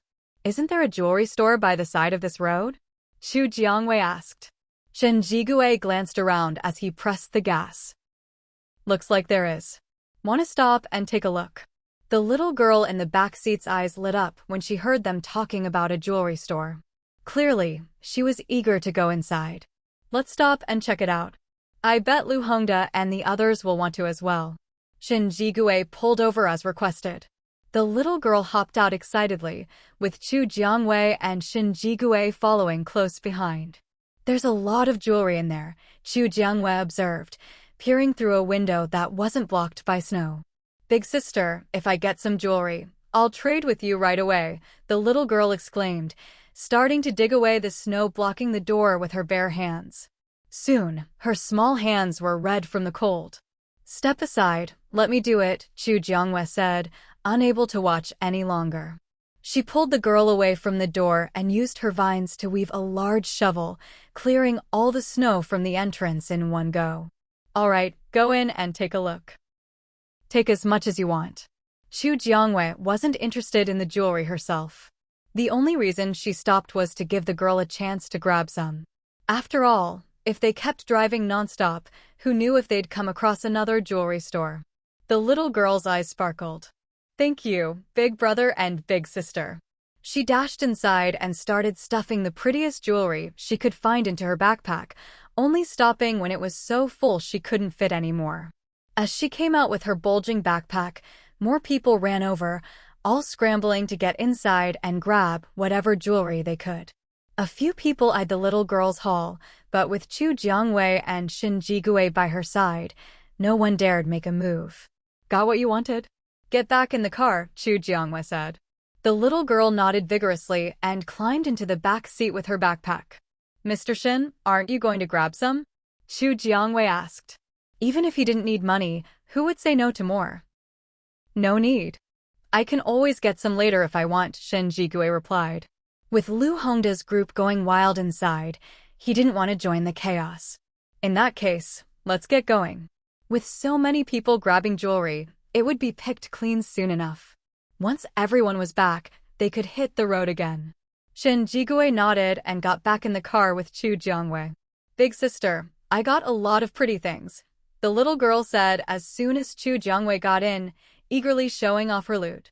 All right, put them away for now. Don't let anyone else see. I'll tell you when you can trade them for money, Chu Jiangwei advised. She couldn't exchange them for her right now, but would let her know when the time came. By the time the convoy was ready to set off again, 20 minutes had passed. Once everyone was in, Shen Jigui stepped on the gas and drove forward. Host, tell Shen Jigui to speed up. The little fox's voice suddenly sounded in Chu Jiangyue's mind, snapping her out of her drowsiness. What's going on? She asked. Mr. Shen, please speed up, she said aloud. Shen Jigui didn't know why, but he was used to following instructions. Okay. He floored the gas pedal, accelerating rapidly. There's a herd of mutated elephants coming up behind you, each one as big as a small mountain. If they catch up, our car could get stomped into the snow, the little fox warned. What the fox didn't say was that if they were unlucky, they might even trigger an avalanche. With the weight of those mutated elephants, anything was possible. Chu Jiangwei frowned deeply. Just great, first a flock of mutated crows, now a herd of mutated elephants. It was like the world was out to get her. Isn't there any way to avoid them? Which direction are they coming from? Can't we just change course? She really didn't want to run into the elephant herd, at least not now. They're coming straight toward you, and they're less than 800 meters away. If you want to change direction, you need to do it fast, the little fox said, standing on Chu Jiangyue's shoulder and scanning the situation. Mr. Shen, there's a herd of elephants behind us, less than 800 meters away. We need to avoid them. Chu Jiangwei said urgently, not caring to explain how she knew. In a life-or-death situation, there was no time for secrets. Shen Jigui's expression turned serious the moment he heard her words. We might get hit even if we try to change direction. Our only option is to speed up. As she spoke, Shen Jigui was already launching into a flurry of rapid, skillful maneuvers. With the car accelerating, the scenery outside began to blur past even faster. The only way to stay steady was to grip the handles inside the car tightly. Hold on tight. We're running for our lives now. Chu Jiangwei turned to look at the little girl in the back seat and reminded her. The little girl obediently grabbed the handle on the car door, her expression tense and a little panicked. Do you know how many mutant elephants there are? If we can't outrun them, we need to be ready to fight. Shen Jigui needed to focus on driving and didn't have the energy to look back and check the size of the herd. Host, There are 30 to 50 of them. Most are adult mutant elephants. Before Chu Jiangwei could ask, the little fox gave her the answer. Chu Jiangwei repeated what the little fox said to Shen Jigui. Hearing the number, Shen Jigui's expression darkened. If it were only a dozen or 20, with their numbers, they might be able to handle it. But with 40 or 50, Shen Jigui wasn't sure if they could make it. After all, in the whole convoy, he only knew the capabilities of a few teams. He had no idea about the rest. That meant he couldn't estimate their overall combat strength. Not knowing the team's true strength, all Shen Jigui could do was floor the gas pedal. Host, the mutant elephants have all gone berserk. Their speed has increased a lot. Hearing the little fox's warning, Chu Jiangyue's expression turned grim. This elephant herd was nothing like the mutant crows they'd faced before. The mutant crows couldn't break through the car's defenses, so they could always drive away. But while the mutant elephants also couldn't break through the off-road vehicle's defenses, a single stomp could trap their car in the snow. At that point, forget about driving away, they'd have a hard time even getting out of the car. Thinking of this, Chu Jiangyue's face grew even more serious. I think the elephants are getting even faster. If there's any building we can hide in, we should drive in and take cover. The elephants had probably gone berserk because they hadn't caught up to their prey yet. If that was the case, they absolutely couldn't get out of the car. If they were caught, at least inside the vehicle they'd have some protection. No, the mutant elephants are too fast, and our convoy is too spread out. The cars at the back might get caught. Chu Jiangwei rolled down the window and looked back, immediately spotting a serious problem. Host, the people in the back have noticed too. They're starting to overtake the cars in front. Shen Jigui's driving skills were well-trained, so he dared to floor it, but the drivers behind varied in skill. If the cars in front were too slow, those behind wouldn't want to risk being caught by the elephants just because of someone else. So, the cars behind started a frantic race to overtake each other. And as the mutant elephants drew closer, everyone in the cars could feel the ground shaking. The little fox was like Chu Jiangyue's extra pair of eyes. Any movement in the convoy, she'd know instantly. Screech! Shen Jigui suddenly slammed on the brakes. Chu Jiangwei lurched forward, but fortunately her seatbelt kept her from hitting her head. There's a broken bridge ahead. Shen Jigui's face was extremely grim. Little fox, what's going on? She'd clearly set the navigation. How did they end up at a broken bridge? The little fox stared wide-eyed at the collapsed bridge ahead. How could this be? Did the navigation system malfunction? I'll go check. With that, the little fox turned into a stream of data and vanished from Chu Jiangyue's shoulder. The little fox could leave his data, but with no way forward, they could only face the mutant elephants behind them. Even with 2 mutant tigers as backup, facing so many mutant elephants would be a huge challenge for Chu Jiangwei and the others. Big sister, what do we do now? Seeing the broken bridge ahead and remembering what Chu Jiangwei and Shen Jigui had just said about the mutant elephants chasing them, the little girl was on the verge of tears. She knew the team was in trouble, but she had no powers and couldn't fight. There was nothing she could do to help. All you need to do is stay put in the car. No matter how much they wanted to avoid it, they had no choice but to face the situation now. Chu Jiangwei and Shen Jigui exchanged a glance, then opened their doors. The car behind them was Jean Chu's group. All 5 of them got out as well. Let's go. What's meant to come will come. Today, they were destined to have a head-on clash with the mutant elephant herd. Wherever Chu Jiangwei walked to the front of a car, those inside would get out. She noticed that almost everyone getting out was an ability user. The ordinary people were left inside. That was exactly what Chu Jiangwei had expected. Among the people getting out, Chu Jiangwei spotted Lu Hongda. Lu Hongda saw Chu Jiangwei and nodded slightly in greeting. Brother Shen, Boss Chu. Lin Shuyuan and his team of 4 also got out, greeting Chu Jiangwei and Shen Jigui as they walked over. Rumble, rumble, rumble. The thunderous sound of the mutant elephant's footsteps was deafening. Chu Jiangwei and the other ability users stood behind the last car in their convoy, watching the herd draw closer. Everyone's hands glowed with different colored powers, ready to attack as soon as the elephants got close. The mutant elephants were fast. They'd barely formed up when the herd charged right at them. Vines on Chu Jiangyue's wrist began to grow wildly, while the purple lightning ball in Shen Jigui's hand had been compressed countless times.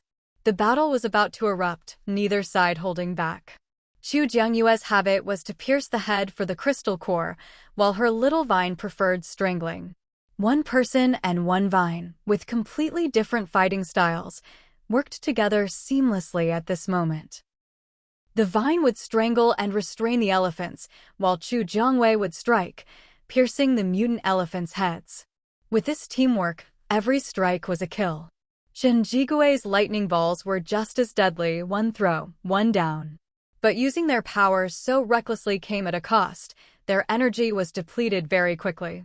When the two of them ran low on power, they quickly retreated, letting others take their place, and sat down cross-legged to recover their abilities. Within the frontline circle of ability users, many had already fallen back and were now recovering.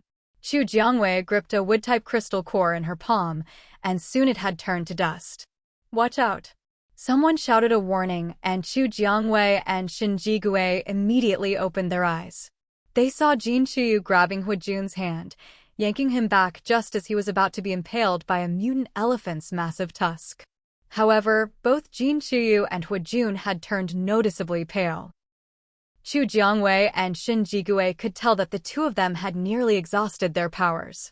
They quickly exited their cultivation state and moved closer to Jin Chuyu and Huijun. "Leave this to us. You two go back and recover your abilities."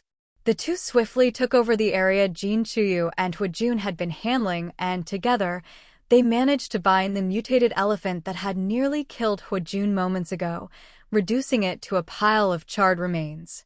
Jin Chuyu and Huijun didn't try to tough it out. They quickly retreated, sat down facing each other, and began to recover their powers. With Shen Jigui's cooperation, Chu Jiangwei adjusted her combat strategy. She silently controlled her vines to bind the mutated elephants, while Shen Jigui struck them directly with lightning. However, the mutated elephants had extremely strong defenses. Often, a single blow wasn't enough to inflict fatal damage, so Shen Jigui had to keep summoning lightning strikes. But Chu Jiangyue's vines were no joke either. She manipulated them to grow barbs, tightening them more and more until deep, bone-revealing wounds appeared on the elephants' bodies. Driven mad by the pain, the mutated elephants began to rampage wildly toward Chu Jiangwei and Shen Jigui. Chu Jiangwei could feel the explosive strength surging from the mutated elephant. She gripped the vines tightly, refusing to let go, and the force was so great that the leaves scraped several wounds into her palms. Shen Jigui glanced over and saw blood seeping from Chu Jiangyue's palm, his brows furrowing in concern. He hurled a compressed lightning orb he'd been charging up for a while. The next second, a thunderous boom shook the ground so hard that Chu Jiangwei could barely keep her footing. Shen Jigui reacted quickly, grabbing Chu Jiangyue's wrist to steady her. "Are you okay?" He hadn't expected that just throwing a single compressed lightning orb would cause such a huge commotion. Seeing Chu Jiangwei struggling to stand, he didn't have time to think. He just rushed forward and grabbed her. Chu Jiangwei looked up at Shen Jigui and shook her head. "I'm fine. I just don't know if that mutated elephant is dead." If it could survive such a massive blast, Chu Jiangwei could only marvel at its tenacity. But as it turned out, the compressed lightning orb was indeed powerful. Not only did it kill the mutated elephant, but another one nearby was also caught in the blast. "Those two tusks don't seem to be damaged," Chu Jiangwei remarked. She used her vines to drag the two massive tusks back. "These tusks, I have a feeling they'll be useful." She actually unlocked the weapon system. Just a pair of tusks, and it opened up the weapon system. But now wasn't the time to check it out. The herd of mutated elephants still hadn't been dealt with. Suppressing her excitement, Chu Jiangwei continued working with Shen Jigui to slay the mutated elephants. She wasn't sure about the use of other items, but the tusks were clearly a crafting material. Shen Jigui also noticed that after Chu Jiangwei got the tusks, she seemed visibly more excited and in a much better mood. He didn't know why, but seeing her smile made him feel happier too. With the weapon system unlocked, Chu Jiangyue's attacks became noticeably more enthusiastic. Her excitement translated into even more ruthless moves against the mutated elephants. Previously, her vines were somewhat restrained, but now, in her excited state, the barbs on her conjured vines became even sharper. Whenever she tightened the vines, the barbs would pierce deep into flesh, and as she pulled, they would tear open wound after wound, wounds that were not only prone to festering, but also extremely difficult to heal. Shin Jigue would seize these moments to strike the exposed, mutated elephants with lightning. Wherever he struck, a patch of charred flesh would instantly appear. He gave the mutated elephants no chance to catch their breath, bombarding the same one with consecutive lightning strikes. Finally, just as one of the elephants was about to break through their encirclement, Shen Jigue landed a bolt right on its head, causing instant brain death. Chu Jiangwei immediately used her vines to extract the crystal core and placed it in front of Shin Jigue. Look, isn't this crystal core beautiful? If you didn't know what it was, you'd think it was a natural diamond. Shin Jigue didn't say anything. He didn't want to argue with Chu Jiangwei over a crystal core. You keep it for now. We'll tally everything up at the end, and you can just transfer me the coins. Shin Jigue's lightning-type ability cores were rare, and he'd mostly leveled up through actual combat. He only used crystal cores when he'd completely exhausted his powers and needed to recover quickly. Since Shin Jigue said so, Chu Jiangwei didn't stand on ceremony and put the core straight into her system backpack. Don't worry, I'm keeping track. We'll split everything 50-50, I won't let you lose out.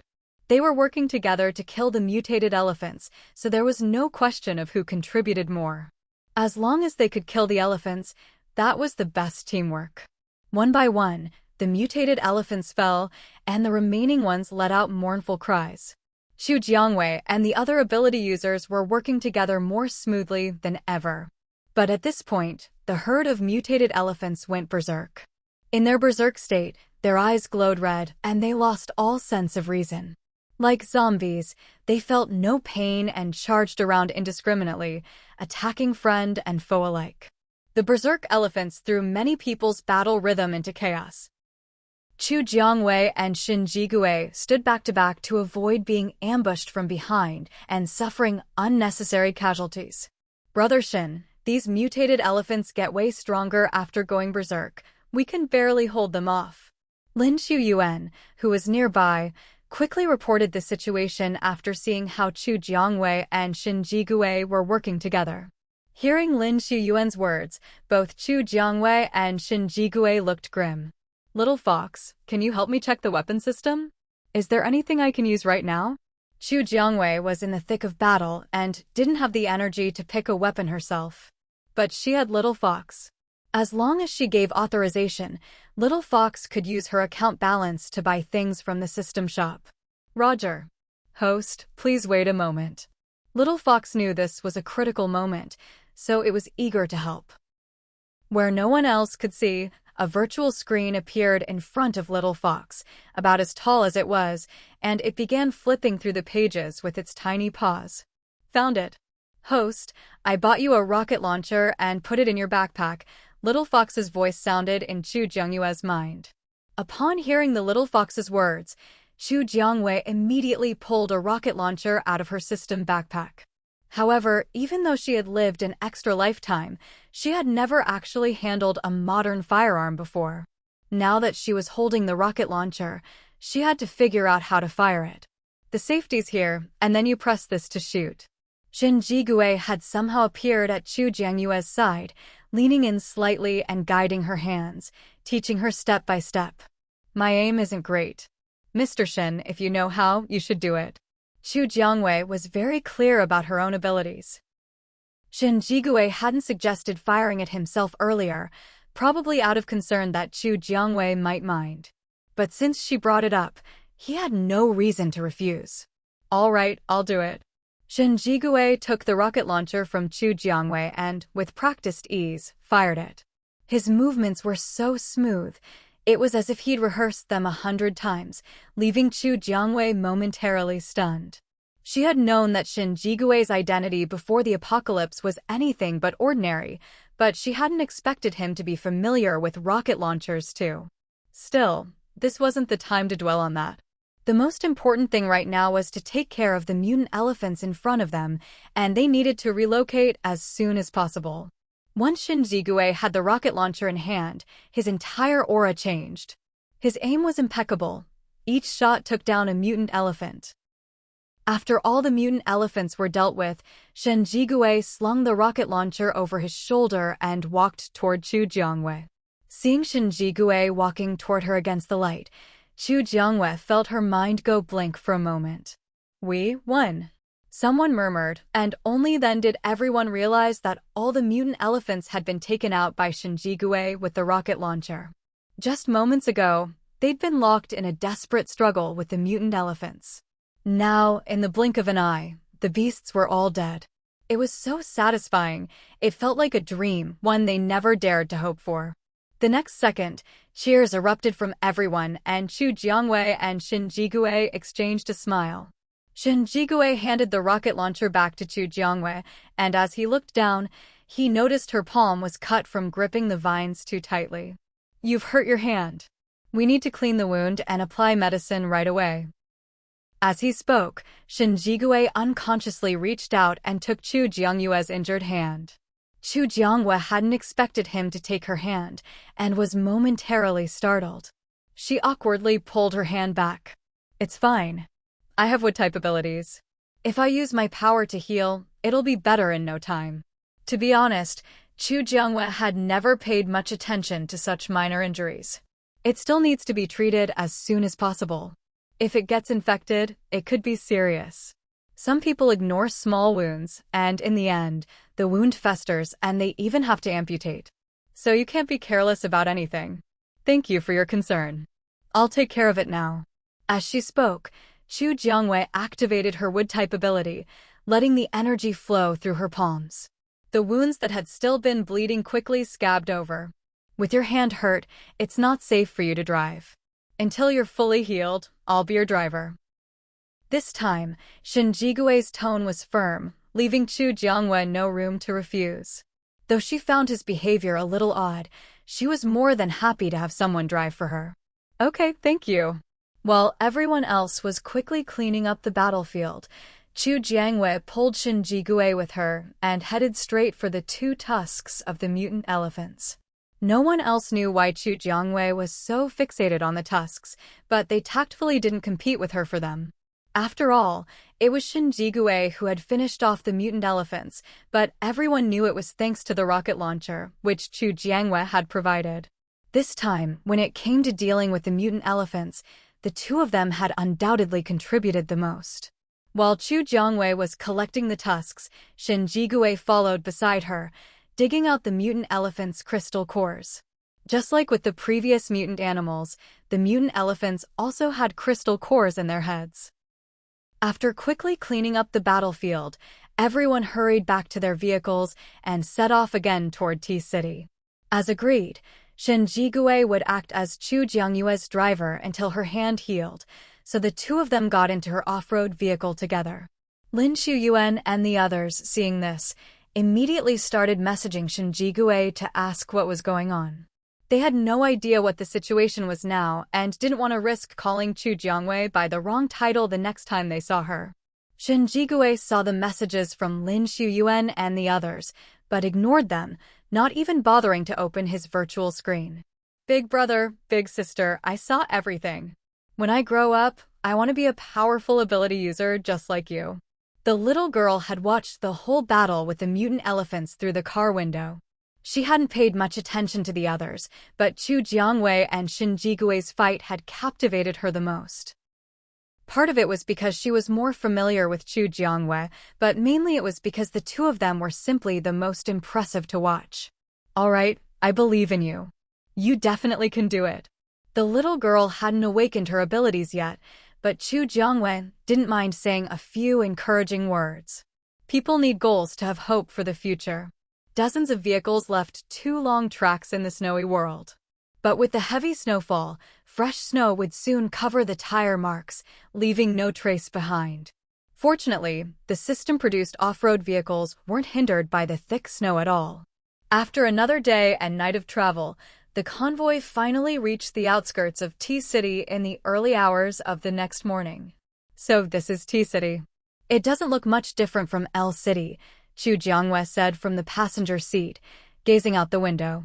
The car had been driving for a while, but she hadn't seen a single person. If I'd known, we should have asked Ban Huafeng for a map of the T-City base before we left. With no one around, they could only follow the system's navigation, not knowing what kind of people they might encounter. It's fine. Following the navigation works just as well. Shen Jigui was already used to the giant arrow navigation and could follow it without even thinking. Host, I've detected survivors 1,000 meters ahead. As the car moved forward, Chu Jiangwei finally heard the little fox's reminder. You're right. Let's keep going. We need to find a place with more people. Chu Jiangyue's goal in coming out was to promote the Jianglin Hotel, so the more people she found, the better. But with Ban Huafeng gone from T-City, Chu Jiangwei wasn't sure if the remaining bases were reliable. In the end, it would depend on whether the survivors were willing to leave with her. As soon as Chu Jiangyue's convoy of dozens of vehicles entered T-City's territory, they were spotted and targeted. Shen Jigui followed the GPS and soon drove to the place where the little fox had detected survivors. This place used to be a residential community before the apocalypse. The snow at the entrance had been cleared away. Shen Jigui parked the car outside the gate. Inside, quite a few people were peering out, clearly trying to figure out what Chu Jiangwei and her group wanted. Chu Jiangyue's goal was to find more people to promote Jianglin Hotel and attract more customers. So as soon as Shen Jigui stopped the car, Chu Jiangwei didn't hesitate and got out. Shen Jigui followed her. The little girl in the back seat watched Chu Jiangyue's departing figure and finally decided to stay in the car so as not to cause any trouble. Behind them, Jin Chuyu and the others also got out. The people inside the base were full of suspicion and curiosity as they saw so many outsiders suddenly arrive. In such extreme cold, these newcomers were all wearing just a single layer of clothing and still moving around easily. The people in the base could hardly believe their eyes. Chu Jiangwei walked up to the gate and looked at the guards on either side.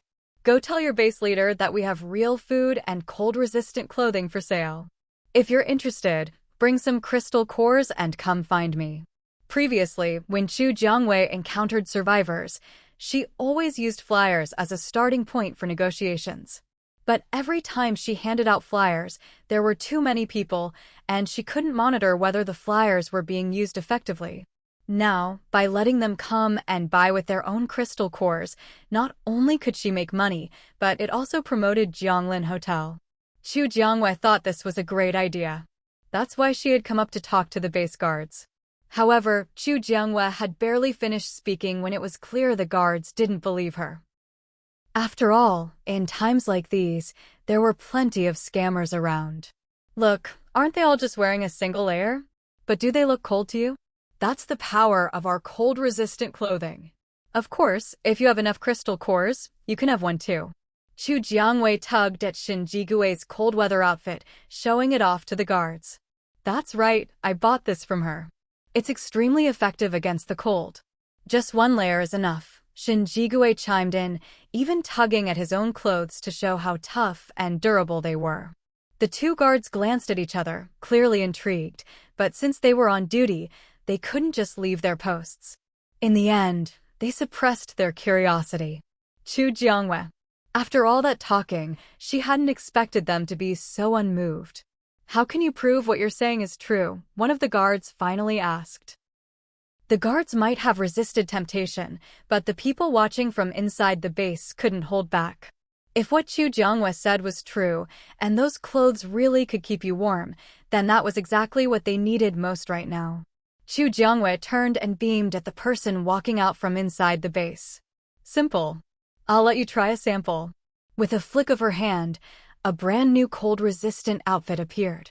Same model, 60 level, 1 zombie crystal cores, fixed price. But since you're our first customer in T-City, I'll let you try it on for 2 minutes. She handed the outfit to the man. As for who would try it, that wasn't her concern. The man signaled to one of his subordinates, who quickly stepped forward to take the sample. Because he was wearing so many layers, he waddled over like a penguin, moving awkwardly. Chu Jiangwei didn't show any sign of disdain and handed over the clothes. If you don't mind, you can try it on right here. But I suggest you take off your thick layers first. But in this extreme cold, taking off his clothes was a real risk. The man hesitated. Mr. Shin, could you call Mr. Lin over? Chu Jiangwei asked. This was when a fire-type ability user became especially valuable. Shin Jigui didn't mind at all and immediately called Lin Shuyuan over. Boss Chu, what's up? Lin Shuyuan had been watching from the side and was surprised to be called over. Warm him up so he can try on the clothes, Chu Jiangwei said, pointing at the sample in the man's hands. No problem. Go ahead and take off your layers, I won't let you freeze, Lin Shuyuan said cheerfully. He quickly conjured a wall of fire with his ability, enveloping the man holding the sample. The warmth was obvious, even with all his layers. The man started to sweat. But now wasn't the time to think about that. He quickly stripped off his thick clothes and put on the cold-resistant outfit. As soon as he was dressed, Lin Shuyuan withdrew the wall of fire. The man's boss looked like he wanted to say something, but only the man in the outfit knew how amazing it felt. It's really not cold. Boss, this outfit really works, he said excitedly, his face full of disbelief and joy. To be able to move freely in this extreme cold, thinking of the price Chu Jiangwei had just quoted, 60 level, 1 crystal cores per set, he actually thought it was a bargain. With his subordinate's confirmation, the man's attitude toward Chu Jiangwei changed completely. Chu Jiangwei smiled brightly. So, do you still think I'm lying?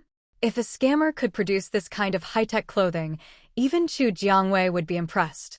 Of course not. Miss Chu, your clothes are excellent. I'd like to place an order. Of course. Think about how many you want. Once I've got everything ready, we'll trade crystal cores for clothes. Oh, and just so you know, each set lasts for 30 days. After that, you'll need to replace it. As for the sample she'd just given away, she'd just treat it as a gift. After all, the sample only lasted 3 days. Once it wore out, they'd come back for more. After all, it's easy to go from frugal to extravagant, but hard to go back. Chu Jiangwei couldn't hide her smile. Only 30 days? The man's face darkened. Who would have thought clothes could have a durability limit? This wasn't a video game. That's right. If you don't think it's worth it, you don't have to buy. Anyway, as long as the guests at Jianglin Hotel had money in their hands, basically everyone had one of these. Right now, it was a seller's market. Whether the price was high or low all depended on Chu Jiangyue's conscience. But Chu Jiangwei considered herself to have at least a bit of conscience. Otherwise, if this thing were in someone else's hands, 60 level, 1 zombie crystals might not even get you a shirt collar.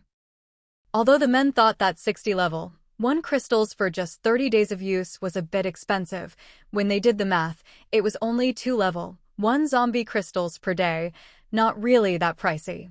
We'll take 100 sets to start with. We'll give you the crystals in a bit. Sure. Our car is parked over there. Once you have the crystals ready, you can come find me anytime. Chu Jiangwei pointed at her car. When the man saw the car Chu Jiangwei and her group were driving, a glint flashed in his eyes. If he wasn't mistaken, all these cars were the same model. These days, being able to find a working car was already incredibly lucky. Finding a whole fleet of the same model was basically impossible, unless you were with the military and driving military vehicles. But judging by their silver-white paint jobs, there was no way these were military vehicles. The man gave Chu Jiangwei a deep look. Just from the cars alone, it was clear this group was not to be underestimated. Besides, he knew all the teams in T-City's major bases, and he'd never seen Chu Jiangyue's group before. That could only mean they were from out of town. Being able to cross cities and arrive safely, this wasn't something just any team could pull off. Honestly, even he couldn't guarantee he could lead so many people safely across an entire city. With the world outside frozen and covered in snow, most people would get lost before they'd gone very far. Since he needed to prepare the crystals, the man took his people back into the base. Chu Jiangwei, meanwhile, picked a clear spot and had everyone park the cars side by side. About 20 minutes, Miss Chu, we're here to buy the cold weather gear, Cheng Yuchen said. Though he was speaking to Chu Jiangwei, his eyes never left the food on the table. Especially the dumplings in front of Chu Jiangwei, they were the most tempting of all. Chu Jiangwei stepped out of the tent. 6,000 level, 1 zombie crystals, or 600 level, 2 zombie crystals, pay however you like. She didn't give Cheng Yuchen any chance to bargain, quoting her price directly. If you have level 3 crystals, I'll take those too. 60 level, 3 zombie crystals. In any case, as long as it was a crystal, Chu Jiangwei would accept it. They're all here. You can count them. With that, Cheng Yuchen signaled to someone behind him. That person stepped forward and, with a wave of his hand, produced a small mountain of crystals. So he was a spatial ability user. It seemed Cheng Yuchen's team at the base was pretty strong. Otherwise, a spatial ability user like that would have long since been snatched up by someone else. Of course, Chu Jiangwei wasn't about to count them one by one. She simply waved her hand and stored them all in her system backpack. In the end, there were 3,000 level, 1 zombie crystals, 200 level, 2 crystals, and 10 level, 3 crystals. Altogether, it was exactly equivalent to the 6,000 level, 1 zombie crystals she'd quoted earlier. When Chu Jiangwei put the crystals into her system backpack, the system automatically sorted them by type. Most importantly, it also told her the exact number. So the moment she stored the crystals, Chu Jiangwei already knew whether Cheng Yuchen had given her the right amount. If he'd tried to shortchange her, she would have called off the deal immediately. The number of crystals is correct. Here are your cold weather sets. With another wave of her hand, the spot where the crystals had been was instantly filled with 100 sets of cold weather gear. Seeing the same gear as his own teams, Cheng Yuchen's eyes lit up. The spatial ability user didn't need to be told, he immediately stored all the cold weather sets away. Deal's done, Chu Jiangwei said, then turned to head back into her tent to finish her dinner. Miss Chu, I saw you had white rice and vegetables earlier. Would you be willing to sell me some? Cheng Yuchen felt a bit embarrassed even as he asked, but the aroma of the food drifting out from the tent was just too tempting to resist. Chu Jiangwei glanced at the food inside the tent. Given how scarce supplies were now, she understood Cheng Yuchen's longing. Sure. Braised pork, sweet and sour ribs, shredded potatoes with vinegar, stir-fried greens, white rice, steamed buns, and meat buns. What would you like? Hearing her list the dishes, Cheng Yuchen couldn't help swallowing hard. At that moment, all he could think was, I want to eat. All of them. 20 servings of each, including rice, buns, and meat buns. As the leader of a powered team, he had to look out for his teammates. Eating alone was out of the question. Chu Jiangwei raised an eyebrow at his request. All right, 1,000 level, 1 zombie crystals for the lot. You can pay with level 2 or level 3 crystals too. Hearing her price, Cheng Yuchen felt like he was buying cabbage at the market. So much food, and only 1,000 level 1 zombie crystals? It was practically charity. He immediately had the spatial ability user hand over 1,000 level 1 zombie crystals, then looked at Chu Jiangwei expectantly. As usual, Chu Jiangwei stored the crystals and, after confirming the amount, ordered 20 servings of each dish from the system shop. If you leave the food out here, it'll get cold really fast. Why don't you find somewhere to eat? With the weather so cold, the hot food from the system shop would freeze solid in no time. That was why Chu Jiangwei always ate inside her tent. It kept out the extreme cold. Inside the essential travel tent, it was as warm as autumn before the apocalypse, always at the most comfortable temperature for people. This tent of yours. 60 zombie crystals each, same as the cold weather gear. Only lasts for 30 days. The price made Cheng Yuchen hesitate. If you want one, decide quickly. Once I give you the food, I can still make it back in time for my own hot dinner. Cheng Yuchen couldn't help but feel that Chu Jiangwei was just like Doraemon from pre-apocalypse anime. She seemed to have everything in her space. Most importantly, Chu Jiangwei's prices were really reasonable. The spatial ability user handed over another 60 level 1 zombie crystal cores. After accepting them, Xu Jiangwei placed an order for the tents and took them out for Cheng Yuchen. I'm going to head back and eat first. Once you've finished setting up the tents, just call me and I'll bring the food over for you. No problem, we'll be quick about it. Cheng Yuchen was already impatient to get started. He and the few people who'd come out with him immediately began pitching the tents right next to Chu Jiangyue's. Since it was their first time, they were a bit clumsy at first, but once they got the hang of it, they quickly figured out the tricks to setting them up. About 10 minutes later, Cheng Yuchen came looking for Chu Jiangwei. At that moment, Chu Jiangwei had just finished her dumplings. Cheng Yuchen's timing was impeccable. We'll handle the dirty dishes, Boss Chu. You can rest easy. After all, they'd just eaten her food, so Shen Jigui and Lin Shiyuan were quick to show their gratitude. Chu Jiangwei didn't stand on ceremony. She left her tent and followed Cheng Yuchen into the one they'd just set up. But since space inside was limited, Chu Jiangwei could only take out the food in batches. She'd set some out, wait for their spatial ability user to store it away, then bring out the next batch. This cycle repeated for quite a while before Chu Jiangwei finally finished delivering all the food Cheng Yuchen had bought, completing the transaction. Miss Chu, this batch of food you gave us really solved our urgent needs. If you ever need any help, just say the word. I might not have much else, but I do have some influence in the base. After trading so many supplies, Cheng Yuchen had a new level of respect for Chu Jiangyue's capabilities. His current thought was that Chu Jiangwei was someone he absolutely had to befriend, not make an enemy of. After all these transactions, Cheng Yuchen finally said what Chu Jiangwei had been waiting for. Chu Jiangwei smiled slightly. Perhaps, Mr. Cheng, have you heard of the Jianglin Hotel? Cheng Yuchen looked confused. Didn't she have something she needed help with? Why was she suddenly asking about a hotel? Besides, in these apocalyptic times with such a shortage of supplies, who could possibly be rich enough to run a hotel? But then Cheng Yuchen thought about how Chu Jiangwei had sold him so many supplies without batting an eye. Maybe she really was that wealthy. He looked at Chu Jiangwei, his eyes full of questions. Is it your hotel? Chu Jiangwei nodded.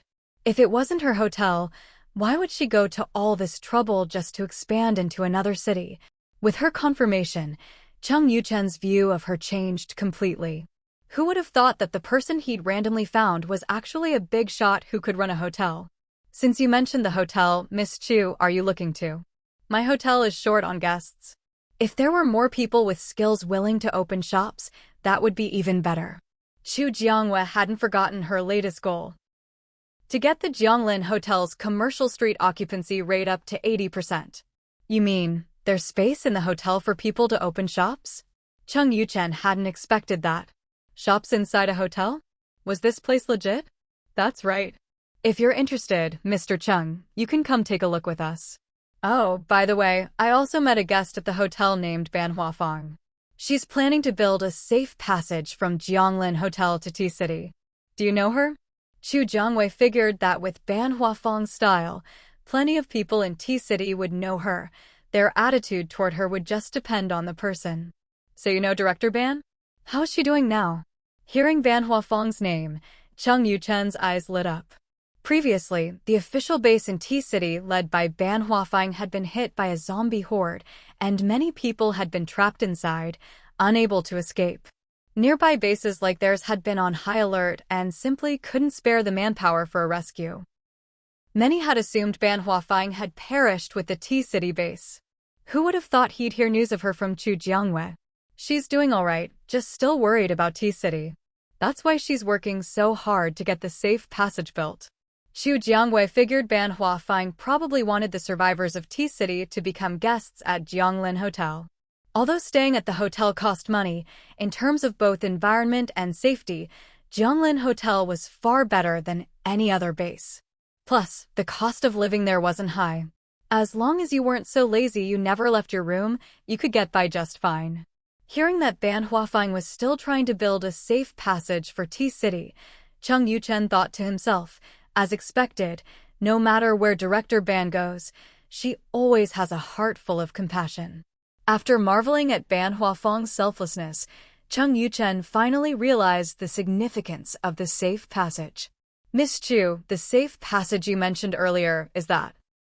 If it relied on people clearing out dangers by hand, the manpower and resources required would be astronomical, clearly not realistic. Oh, Zhonglin Hotel provides safe passage material kits, 1 square meter for 1 gold coin. Gold coins are the hotel's universal currency. 1 gold coin equals 100 level 1 crystal cores. Since they'd gotten this far, Chu Jiangwei didn't mind revealing a bit more about Zhonglin Hotel. Hiss. As soon as Chu Jiangwei named her price, several people around them gasped. 1 gold coin per square meter. To build a two-lane road from Zhonglin Hotel to T-City, the area involved would require billions of gold coins. No one would dare touch such a project without that kind of money. Still, knowing Ban Huafeng had already secured a safe passage for them, Cheng Yuchen couldn't help but look forward to it. And because of the safe passage, he became even more curious about Chu Jiangyue's Zhonglin Hotel. Boss Chu, we're done tidying up, please come inspect. Lin Shuyuan's voice came from outside, and Chu Jiangwei realized she'd been in Cheng Yuchen's tent for quite a while. It's getting late, Mr. Cheng. You should head back. I'll be going now.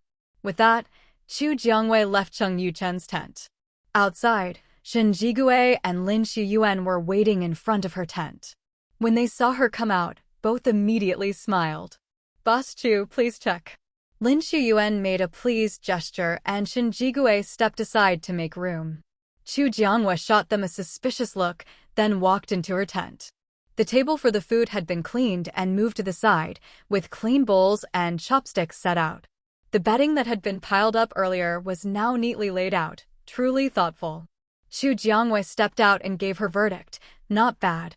Looks like you two have real potential as house husbands. She teased them with a smile. Lin Shuyuan fell silent. The reason everything looked so nice was because someone wanted to impress her. He was just the tool. With the deal with Cheng Yuchen wrapped up and the tents packed away, after a long day of traveling, Chu Jiangwei and Shen Jigue greeted everyone and went straight into their tent to sleep. As for the little girl, Chu Jiangwei gave her a blanket for the night and let her sleep in the car on her own. Although Chu Jiangwei felt sorry for the girl losing her parents at such a young age, she wasn't about to help her endlessly for free. In this post-apocalyptic world, if you want to survive, you ultimately have to stand on your own. No one can provide you with help forever without expecting anything in return. Back at the base, it was no secret that Cheng Yuchen had made a deal with Chu Jiangwei. Many factions in the base were still watching and waiting, and Cheng Yuchen's team was seen as something of a test case for them. But when Cheng Yuchen returned with a bounty and word spread that all his supplies came from trading with Chu Jiangwei, quite a few people were surprised. Moreover, for reasons unknown, Cheng Yuchen didn't hide what he'd traded for with Chu Jiangwei from the others. He even brought out the food and cold weather gear to show everyone. Of course, there was also the essential travel tent, which Cheng Yuchen set up outside his house for others to inspect. When it came time to get food, he fetched it from inside the tent, otherwise, it would have frozen solid in no time out in the open. Extreme cold was no joke. Captain Cheng, you must have paid a hefty price for all this, right? These supplies were anything but ordinary, in fact, they were rare. Without a mountain of crystal cores, you probably couldn't buy them at all. They were expensive, sure, but worth every bit. Plus, I got news about Chief Ban from her. The reason Cheng Yuchen was willing to show off his new supplies was because he'd learned news of Ban Huafeng from Chu Jiangwei. Cheng Yuchen figured that if even Ban Huafeng could trust and cooperate with Chu Jiangwei, then her character must be solid. After hearing Chu Jiangyue's introduction to the Zhonglin Hotel, he was already considering leaving with her group to join Ban Huafeng at the hotel. He just needed to observe a bit longer to make sure Chu Jiangwei wasn't lying. What? She actually has news about Chief Ban? What did she say? How is Chief Ban? Not being able to support the T-City official base in time had always weighed on their minds. They'd thought Ban Huafeng might have died in the zombie horde, so to hear news of her from a stranger was unexpected. She said Chief Ban is doing well, and even helped build a safe passage for us. It's just that the hotel is too far from T-City, so it might take a while to finish. Is she telling the truth? Some people were skeptical. Building a safe passage wasn't easy, and the distance from B-City to T-City was a huge hurdle. You've all seen the supplies I brought back. They're real and useful. She said the safe passage is built from kits provided by the hotel. As long as you follow the instructions, you can build a passage that blocks zombies. Even though the zombies are frozen now, if the weather changes and they thaw out, that passage will be the last escape route for all survivors in T-City. If what Chu Jiangwei said was true, Cheng Yuchen felt the safe passage would be their last lifeline. After hearing this, everyone fell silent. Tomorrow, I'll go find her and buy some supplies and sound her out while I'm at it. They had to confirm that Chu Jiangwei wasn't lying before deciding what to do next. Yeah, let's all go tomorrow to check things out and buy some supplies while we're at it. If nothing else, this cold weather gear is a must-have. None of them wanted to take off the gear Cheng Yuchen had let them try. Of course, Cheng Yuchen wasn't about to take a loss. He immediately collected crystal cores from them. No one knew what material the cold weather suits were made of, but no matter how hard these grown men tugged, they couldn't tear them, and they even adjusted size automatically. Captain Chung, didn't you just trade for food with them? We're all family here. Don't be so stingy. After getting a few sets of cold weather gear from Cheng Yuchen, they now wanted to mooch some food as well. Cheng Yuchen just gave them a single word, scram. The men laughed, running off in their new gear. You have to fleece a sheep in stages. If you try to take too much at once, you'll get nothing. As dawn broke, many people in the base were already up. In this frozen world, only ability users could go out. Aside from Cheng Yuchen, who had already bought some supplies, the leaders of several other factions in the base all headed out toward the edge of the base, almost as if by prior agreement. When they arrived, the convoy was still quiet. Some people slept in tents, others in cars. When they spotted tents and silver off-road vehicles identical to Cheng Yuchen's, they exchanged glances. Just from the setup, it was clear this team was no ordinary group. Shin Jigue woke up as they approached. Seeing them looking around, he stepped out of the tent. You're here early. What can I do for you? Shin Jigue could more or less guess their purpose, but since Chu Jiangwei was still asleep, he didn't want them to wake her. Yesterday, someone from our base traded with your group and brought back a lot of supplies. We wanted to ask if we could buy some too. Just as expected, they were here for Chu Jiangyue's supplies. We do have supplies, but you're too early. Boss Chu isn't up yet. She doesn't like being woken up. If you make her angry, she might refuse to trade with you. Shin Jigue knew Chu Jiangwei would absolutely do that. After all, it was a seller's market now. If Chu Jiangwei got annoyed, no one knew who'd suffer. Hearing this, the group gave up any idea of waking her. If you have time, just wait here. With that, Shin Jigue ignored them. After all, they were wearing cold weather suits, so he wasn't worried about them freezing. He figured they must have bought the suits from Cheng Yuchen, otherwise, they wouldn't have shown up so early. No problem, we'll wander around nearby and come back when she's up. Even though it was freezing, they often searched for supplies and dug for crystal cores in the snow. Shin Jigue didn't bother with them. He took out his toiletries from the tent and began his morning routine. Seeing Shin Jigue brushing his teeth so meticulously, the others couldn't help but sigh. These people really did have it good, even able to brush their teeth with water while out in the wild. Shin Jigue had no idea what they were thinking and simply went about his own business. However, affected by her biological clock, Chu Jiangwei woke up not long after. When she got up and saw that Shin Jigue was already awake, she greeted him familiarly and then started her morning routine. After Chu Jiangwei finished washing up, the family of 3 mutant tigers who had gone out hunting the night before also returned, roaring a greeting at her. The little tiger, in particular, shot into Chu Jiangyue's arms like a cannonball. Meanwhile, the group who had only gone out to search for supplies as a formality noticed that Chu Jiangwei was up and quickly walked over. Seeing several unfamiliar faces dressed in cold weather gear, Chu Jiangwei was a bit surprised. The newcomers, upon seeing Chu Jiangwei, couldn't help but marvel inwardly. She was just so young. Hello, you must be boss Chu that Captain Ching mentioned. My name is Hao Ran, but you can call me Good Guy. Chu Jiangwei. What a hilarious name. Hello, I'm Chu Jiangwei. Hearing them mention Cheng Yuchen, Chu Jiangwei immediately understood that these people must have found out what Cheng Yuchen had bought from her, which was why they'd come looking for her.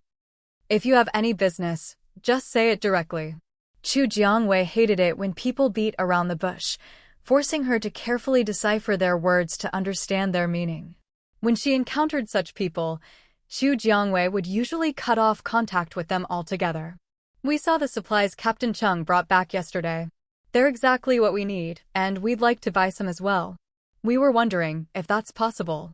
Cheng Yuchen had bought quite a lot, but since he had so many people under him, there wasn't much left for each individual. Of course. Are you familiar with the prices? I only accept crystal cores here, nothing else. Chu Jiangwei figured that since they knew what Cheng Yuchen had bought, they must have already asked about the prices. We know the prices, and we're fine with them. Honestly, at these prices, they felt like Chu Jiangwei was practically doing charity. But nobody would complain about cheap goods. They just wished they had more crystal cores saved up. All right, just write down what you want and how many, and get your crystal cores ready. Chu Jiangwei didn't waste words and told them directly what to do. She wasn't worried about them shorting her on the crystal cores. Once she accepted them, she'd know exactly how many there were. The group had already prepared their lists and quickly handed them over to Chu Jiangwei. These are the things we want to buy, and we've got the crystal cores ready. Chu Jiangwei took the lists and quickly understood what they needed. While she was looking over the lists, the group instructed the spatial ability user with them to pile up the required crystal cores in the snow. There were so many crystal cores that they looked like little hills on the ground, but Chu Jiangwei didn't bat an eye. With a wave of her hand, she collected all the crystal cores, then took out the travel tents they needed first, letting them set them up so she could give them their food inside the tents later. The group immediately ordered their subordinates to set up the tents. Finally, Chu Jiangwei waved her hand again and placed the 100 sets of cold weather gear they wanted onto the snowy ground where the crystal cores had been. Here are 400 sets of cold weather gear. Each of you gets 100 sets. Divide them up yourselves. The 4 leaders quickly had their spatial ability users store away their respective 100 sets. As for the food, Chu Jiangwei entered the tents and handed it out bit by bit, letting the spatial ability users collect it on the spot. Watching Chu Jiangwei continuously take out food, Hao Raun and the others were beyond shocked. They just wanted to know, how big was Chu Jiangyue's storage space? She sold them all this food without even blinking, and at such a low price. But when it came to the low prices, everyone tacitly avoided mentioning it to Chu Jiangwei, afraid she'd realize and raise them. If that happened, they wouldn't be able to take advantage of such a good deal anymore. Miss Chu, I heard from Captain Cheng that you've met Chief Ban from the base? Once they'd almost finished collecting the food, Hao Ren finally asked. Hearing them mention Ban Huafang, Chu Jiangwei raised her eyebrows slightly. I have met someone surnamed Ban from T-City, but I'm not sure if it's the Ban Huafang you're talking about. The surname Ban was rare, and she was from T-City, so the group was almost certain that the Ban Chu Jiangwei mentioned was indeed Ban Huafang. Knowing that Ban Huafang had survived the zombie horde, they couldn't help but smile. Ban Huafang was a person of great compassion. While they might not be as selfless as her, they were happy to help out where they could. It would be a real shame if someone so good had died in the zombie tide. If you want to see Ms. Ban Huafang, you can come with us. Once we get to the hotel, you'll definitely see her. Chu Jiangwei could tell that these people knew Ban Huafang and cared about her safety. Since that was the case, she simply extended the invitation. What Jianglin Hotel needed most right now was new customers. Only then could she increase the occupancy rate of the commercial street. Otherwise, who knew how long her mission would drag on? Hotel? In times like these, someone was actually running a hotel? Weren't they afraid that as soon as they opened, all their supplies would be looted? Yes, I run the hotel myself. There's a restaurant, a clinic, and housing. Basic living needs are all covered. Now that there was a clinic, Chu Jiangwei felt Jianglin Hotel was becoming less and less like a traditional hotel. When they heard there was even a clinic, Hao Raun and the others exchanged glances. Just from the description, it sounded very tempting. But to leave their home and travel from T-City to B-City was still a tough decision. At the hotel, you can exchange supplies not only with crystal cores, but also with gold and silver jewelry. Xu Jiangyue's words were like a bombshell to them. In their eyes, gold and silver jewelry were the most useless things in the apocalypse. No one would even bother to pick them up off the ground. But now someone was telling them they could use these useless items to trade for supplies? Was she some kind of naive do-gooder? Are you serious? You'll accept any kind of gold or silver jewelry. Yes, but how much you can exchange depends on the actual situation. Xu Jiangwei herself didn't know the exact exchange rates. The system's converter set the prices, and she just followed them. I see. But this is a big decision. We'll need to discuss it. Miss Chu, could you give us 2 days? This was too important for them to decide alone. They'd have to ask their people for their opinions. Some would want to leave, others wouldn't. They'd have to figure out how to handle it. Xu Jiangwei wasn't in any hurry. After all, even if they didn't follow along right now, once Ban Huafeng's safe passage was completed, curiosity would get the better of them, and they'd come to the Jianglin Hotel through the passage sooner or later. With a safe passage, there'd be no need to worry about getting lost, even if the world outside was a frozen wasteland. Their base was mainly formed by several major factions, with quite a few unaffiliated residents beneath them. Getting everyone in the base to move together was no easy task. When Hao Raun and the others returned to the base with supplies purchased from Xu Jiangwei, they immediately went to find Cheng Yuchen. Since the factions in the base were evenly matched, any important decisions were always discussed by the main leaders together. This time, the arrival of Xu Jiangwei and her group had truly brought them hope for survival.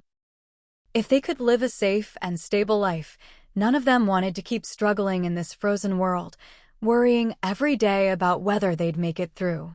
Around a square table, 5 people sat together. You all heard what Xu Jiangwei said today. I'd like to know what you think. Hao Raun was the first to break the silence. They all knew that Xu Jiangyue's appearance had brought them new possibilities. Of course, another reason was that Xu Jiangwei had mentioned Ban Huafeng. Since Ban Huafeng was willing to live at the hotel and had reached a cooperation with Xu Jiangwei, it wasn't so much that they trusted Xu Jiangwei, but rather that they trusted Ban Huafeng's character. If what she says is true, then the Jianglin Hotel really is a good place to go, someone spoke up after a long silence.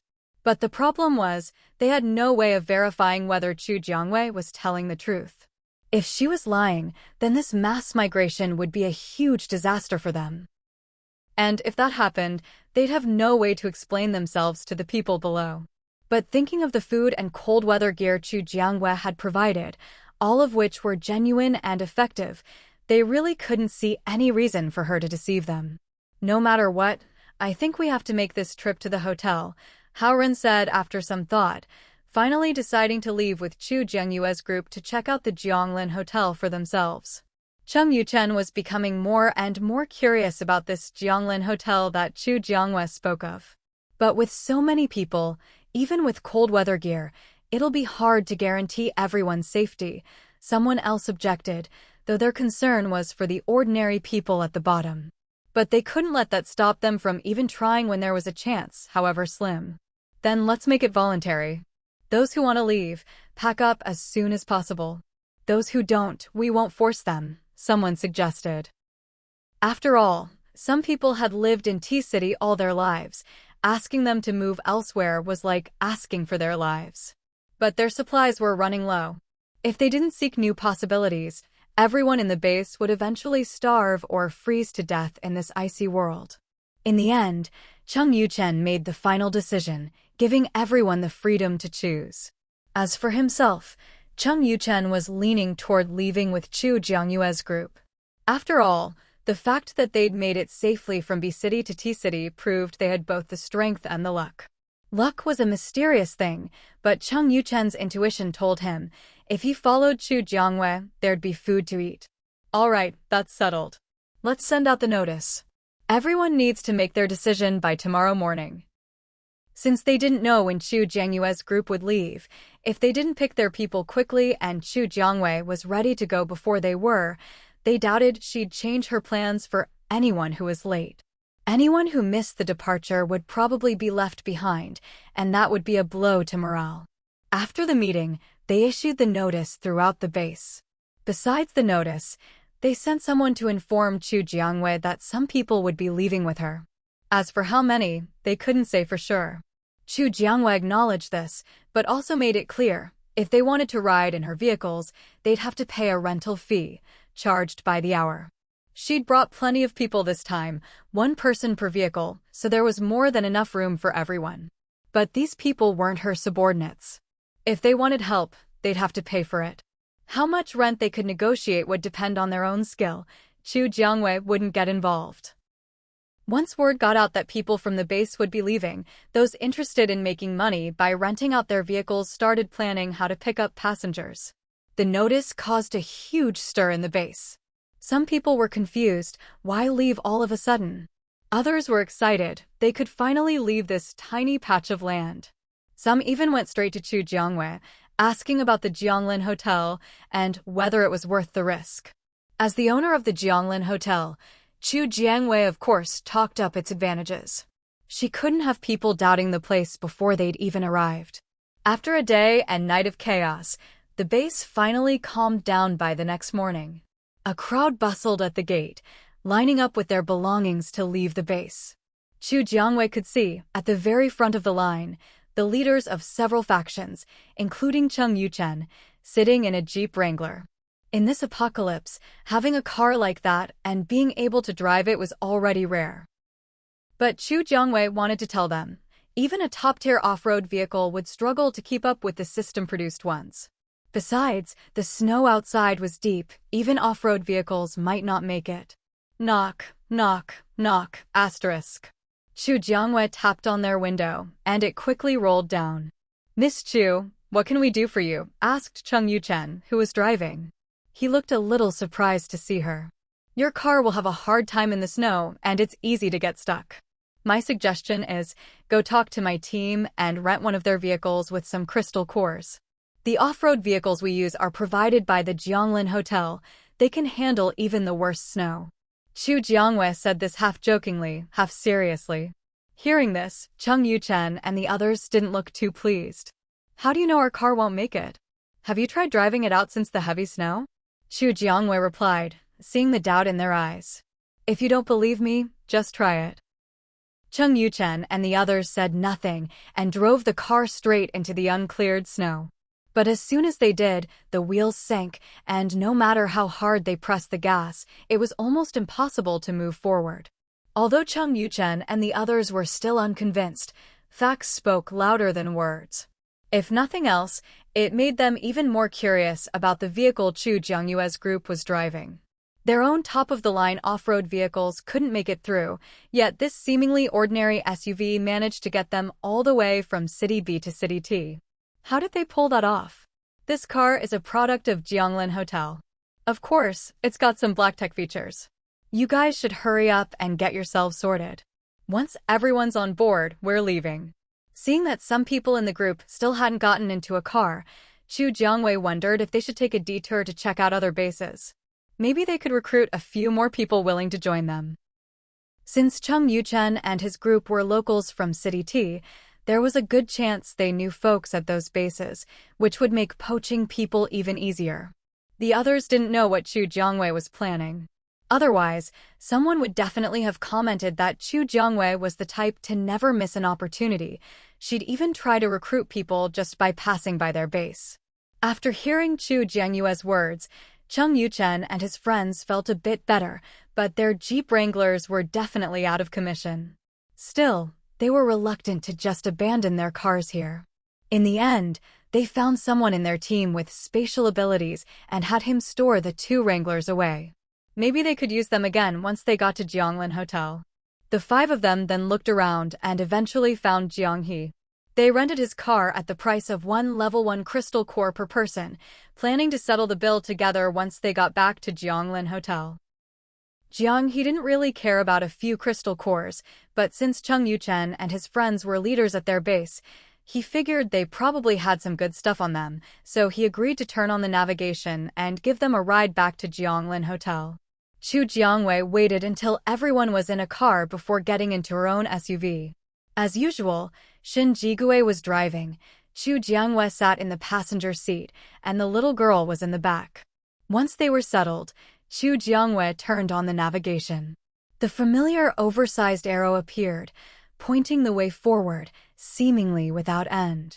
So now we just follow the navigation straight back to Jianglin Hotel? Chu Jiangyue's trip this time had more than accomplished her goal of expanding their clientele. Shin Jigue was already looking forward to seeing what changes would come to Jianglin Hotel after they returned.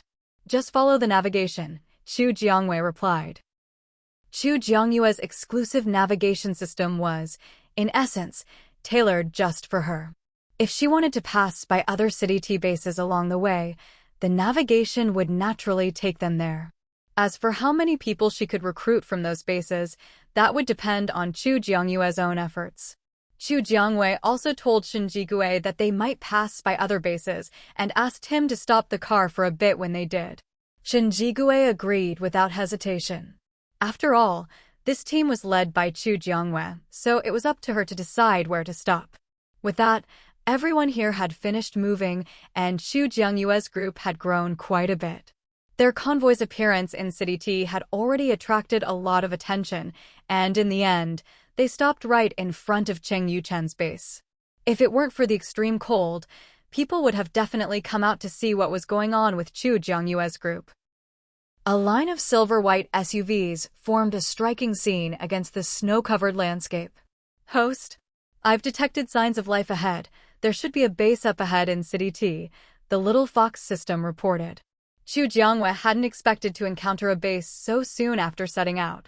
Mr. Shin, there should be a base up ahead. Let's stop and check it out, she said as soon as she got the system's alert. All right. Shin Jigue pressed the accelerator, stopping the car right at the base entrance. The gatekeepers saw a car pull up and exchanged glances, unsure how to handle the situation. Luckily, Chu Jiangwei didn't give them much time to hesitate. She walked up and greeted them. Hello, we're from Jianglin Hotel in City B. We'd like to sell some supplies. Is your base interested? She held out a sample of the cold weather thermal gear. Here's a sample set. You can take it back and try it out. Once again, Chu Jiangwei used the thermal gear as her calling card to get into the base. The guards looked at each other in confusion. Chu Jiangwei had just handed them something and called it a sample. Neither of them knew how to react. By the time they came to their senses, they were already holding the sample in their hands. You can try it out. If there are any issues, just come find me. Everyone is motivated by profit, Chu Jiangwei thought. With the lure of the thermal gear, she didn't believe anyone in the base could just sit still. Besides, she was sure that her conversation with the gatekeepers was being monitored by the base. Even if there weren't cameras, there would be scouts. Sorry, we're on duty right now. We can't leave our posts, the guard said. Chu Jiangyue's attempt to pitch the thermal gear to the guards hit a wall. Then if I want to go inside and promote it, what procedures do I need to follow? She asked, knowing that many bases required people to pay supplies to enter. First-time visitors. Ability users need to pay 1 kilogram of rice. Ordinary people need to pay 2 kilograms. If you don't have rice, you can use other items at the exchange rates listed here. If you want to use something not listed, our base leader will have to come and assess the value. The rates on the little chalkboard had been worked out over time. I don't have rice. Is corn okay? What's the exchange rate for that? Are you an ability user? The price for entering the base was different for ability users and ordinary people. Wood-type ability, Chu Jiangwei replied. Although hers was a bit mutated, it was still a wood-type ability. As she spoke, she summoned her power, gathering wood energy in her right palm. The guards could tell at a glance that Chu Jiangwei had gained her abilities through real combat experience. If someone had only advanced by absorbing crystal cores, their powers always felt a bit hollow, lacking the presence Chu Jiangwei exuded. 1 kilogram of rice can be exchanged for 4 ears of corn, the guard said after confirming her status. Chu Jiangwei didn't waste time. She ordered the corn from her system store and handed it over. If you have any business, just say it directly. Chu Jiangwei hated it when people beat around the bush. forcing her to carefully decipher their words to understand their meaning. When she encountered such people, Xu Jiangwei would usually cut off contact with them altogether. "We saw the supplies Captain Chung brought back yesterday. They're exactly what we need, and we'd like to buy some as well. We were wondering if that's possible." Chung Yuchen had bought quite a lot, but since he had so many people under him, there wasn't much left for each individual. "Of course. Are you familiar with the prices? I only accept crystal cores here, nothing else." Xu Jiangwei figured that since they knew what Chung Yuchen had bought, they must have already asked about the prices. "We know the prices, and we're fine with them." Honestly, at these prices, they felt like Xu Jiangwei was practically doing charity. But nobody would complain about cheap goods. They just wished they had more crystal cores saved up. "All right, just write down what you want and how many, and get your crystal cores ready." Xu Jiangwei didn't waste words and told them directly what to do. She wasn't worried about them shorting her on the crystal cores. Once she accepted them, she'd know exactly how many there were. The group had already prepared their lists and quickly handed them over to Xu Jiangwei. "These are the things we want to buy, and we've got the crystal cores ready." Xu Jiangwei took the lists and quickly understood what they needed. While she was looking over the lists, the group instructed the spatial ability user with them to pile up the required crystal cores in the snow. There were so many crystal cores that they looked like little hills on the ground, but Xu Jiangwei didn't bat an eye. With a wave of her hand, she collected all the crystal cores, then took out the travel tents they needed first, letting them set them up so she could give them their food inside the tents later. The group immediately ordered their subordinates to set up the tents. Finally, Xu Jiangwei waved her hand again and placed the 100 sets of cold-weather gear they wanted onto the snowy ground where the crystal cores had been. "Here are 400 sets of cold-weather gear. Each of you gets 100 sets. Divide them up yourselves." The 4 leaders quickly had their spatial ability users store away their respective 100 sets. As for the food, Xu Jiangwei entered the tents and handed it out bit by bit, letting the spatial ability users collect it on the spot. Watching Xu Jiangwei continuously take out food, Hao Raun and the others were beyond shocked. They just wanted to know, how big was Xu Jiangyue's storage space? She sold them all this food without even blinking, and at such a low price. But when it came to the low prices, everyone tacitly avoided mentioning it to Xu Jiangwei, afraid she'd realize and raise them. If that happened, they wouldn't be able to take advantage of such a good deal anymore. "Miss Xu, I heard from Captain Chung that you've met Chief Ban from the base?" Once they'd almost finished collecting the food, Hao Ren finally asked. Hearing them mention Ban Huafang, Xu Jiangwei raised her eyebrows slightly. "I have met someone surnamed Ban from T-City, but I'm not sure if it's the Ban Huafang you're talking about." The surname Ban was rare, and she was from T-City, so the group was almost certain that the Ban Xu Jiangwei mentioned was indeed Ban Huafang. Knowing that Ban Huafang had survived the zombie horde, they couldn't help but smile. Ban Huafang was a person of great compassion. While they might not be as selfless as her, they were happy to help out where they could. It would be a real shame if someone so good had died in the zombie tide. "If you want to see Miss Ban Huafang, you can come with us. Once we get to the hotel, you'll definitely see her." Xu Jiangwei could tell that these people knew Ban Huafang and cared about her safety. Since that was the case, she simply extended the invitation. What Jianglin Hotel needed most right now was new customers. Only then could she increase the occupancy rate of the commercial street. Otherwise, who knew how long her mission would drag on? Hotel?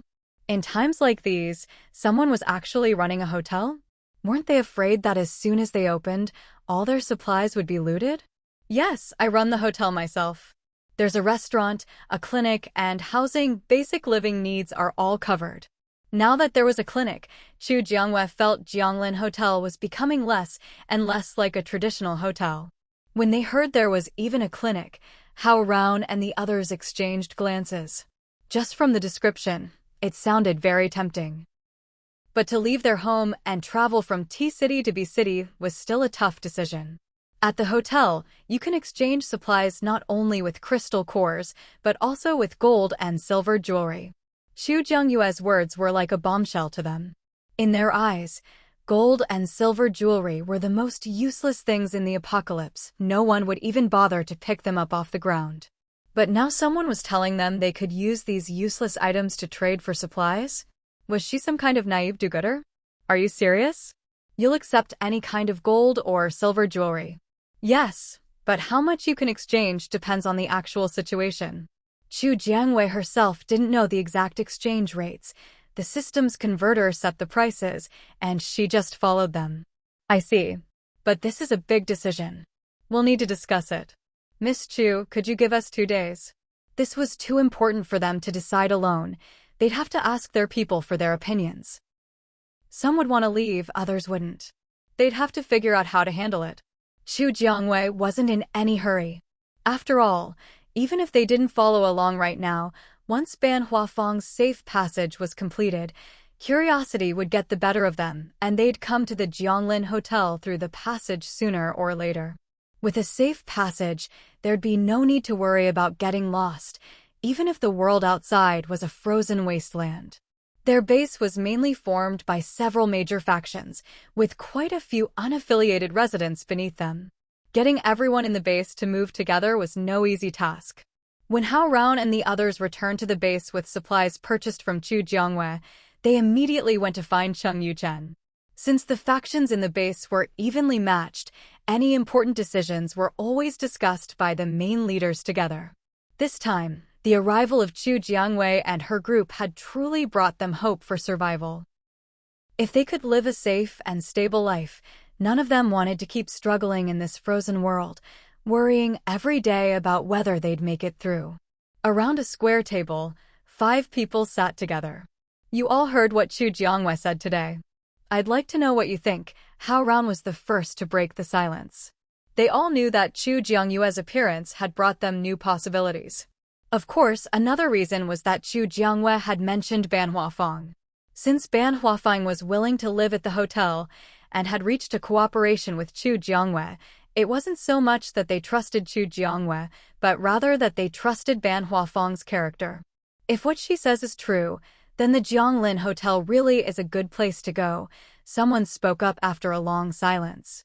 But the problem was, they had no way of verifying whether Chu Jiangwei was telling the truth. If she was lying, then this mass migration would be a huge disaster for them. And if that happened, they'd have no way to explain themselves to the people below. But thinking of the food and cold weather gear Chu Jiangwei had provided, all of which were genuine and effective, they really couldn't see any reason for her to deceive them. No matter what, I think we have to make this trip to the hotel, Hao Raun said after some thought, finally deciding to leave with Chu Jiangyue's group to check out the Jianglin Hotel for themselves.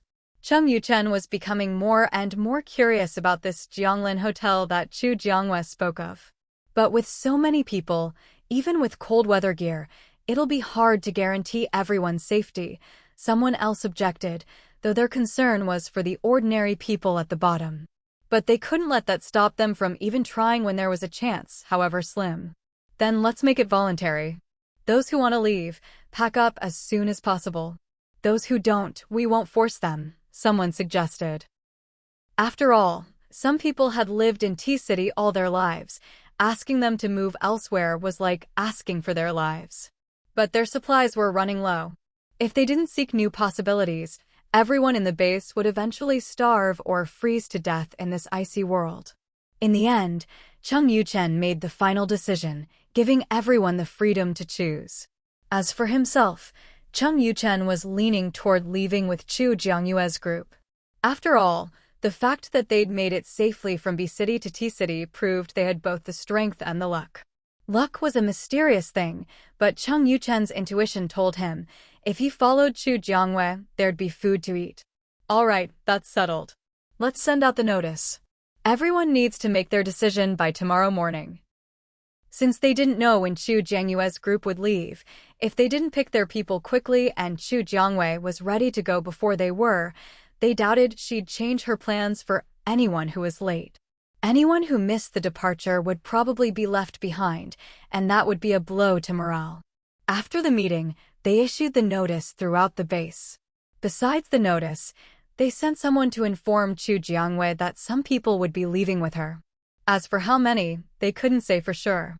Chu Jiangwei acknowledged this, but also made it clear, if they wanted to ride in her vehicles, they'd have to pay a rental fee, charged by the hour. She'd brought plenty of people this time, one person per vehicle, so there was more than enough room for everyone. But these people weren't her subordinates. If they wanted help, they'd have to pay for it. How much rent they could negotiate would depend on their own skill. Chu Jiangwei wouldn't get involved.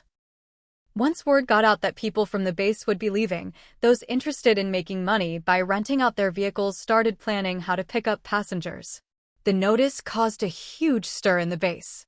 Some people were confused, why leave all of a sudden? Others were excited, they could finally leave this tiny patch of land.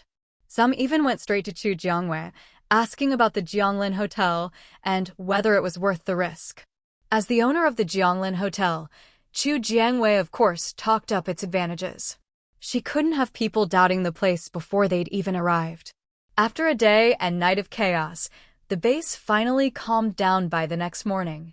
A crowd bustled at the gate, lining up with their belongings to leave the base. Chu Jiangwei could see, at the very front of the line, the leaders of several factions, including Cheng Yuchen, sitting in a Jeep Wrangler. In this apocalypse, having a car like that and being able to drive it was already rare. But Chu Jiangwei wanted to tell them, even a top-tier off-road vehicle would struggle to keep up with the system-produced ones. Besides, the snow outside was deep, even off-road vehicles might not make it. Knock, knock, knock, asterisk. Chu Jiangwei tapped on their window, and it quickly rolled down. "Miss Chu, what can we do for you?" asked Cheng Yuchen, who was driving. He looked a little surprised to see her. "Your car will have a hard time in the snow, and it's easy to get stuck. My suggestion is, go talk to my team and rent one of their vehicles with some crystal cores. The off-road vehicles we use are provided by the Jianglin Hotel. They can handle even the worst snow." Chu Jiangwei said this half-jokingly, half-seriously. Hearing this, Cheng Yuchen and the others didn't look too pleased. "How do you know our car won't make it? Have you tried driving it out since the heavy snow?" Chu Jiangwei replied, seeing the doubt in their eyes. "If you don't believe me, just try it." Cheng Yuchen and the others said nothing and drove the car straight into the uncleared snow. But as soon as they did, the wheels sank, and no matter how hard they pressed the gas, it was almost impossible to move forward. Although Cheng Yuchen and the others were still unconvinced, facts spoke louder than words. If nothing else, it made them even more curious about the vehicle Chu Jiangwei's group was driving. Their own top-of-the-line off-road vehicles couldn't make it through, yet this seemingly ordinary SUV managed to get them all the way from City B to City T. How did they pull that off? This car is a product of Jianglin Hotel. Of course, it's got some black tech features. You guys should hurry up and get yourselves sorted. Once everyone's on board, we're leaving.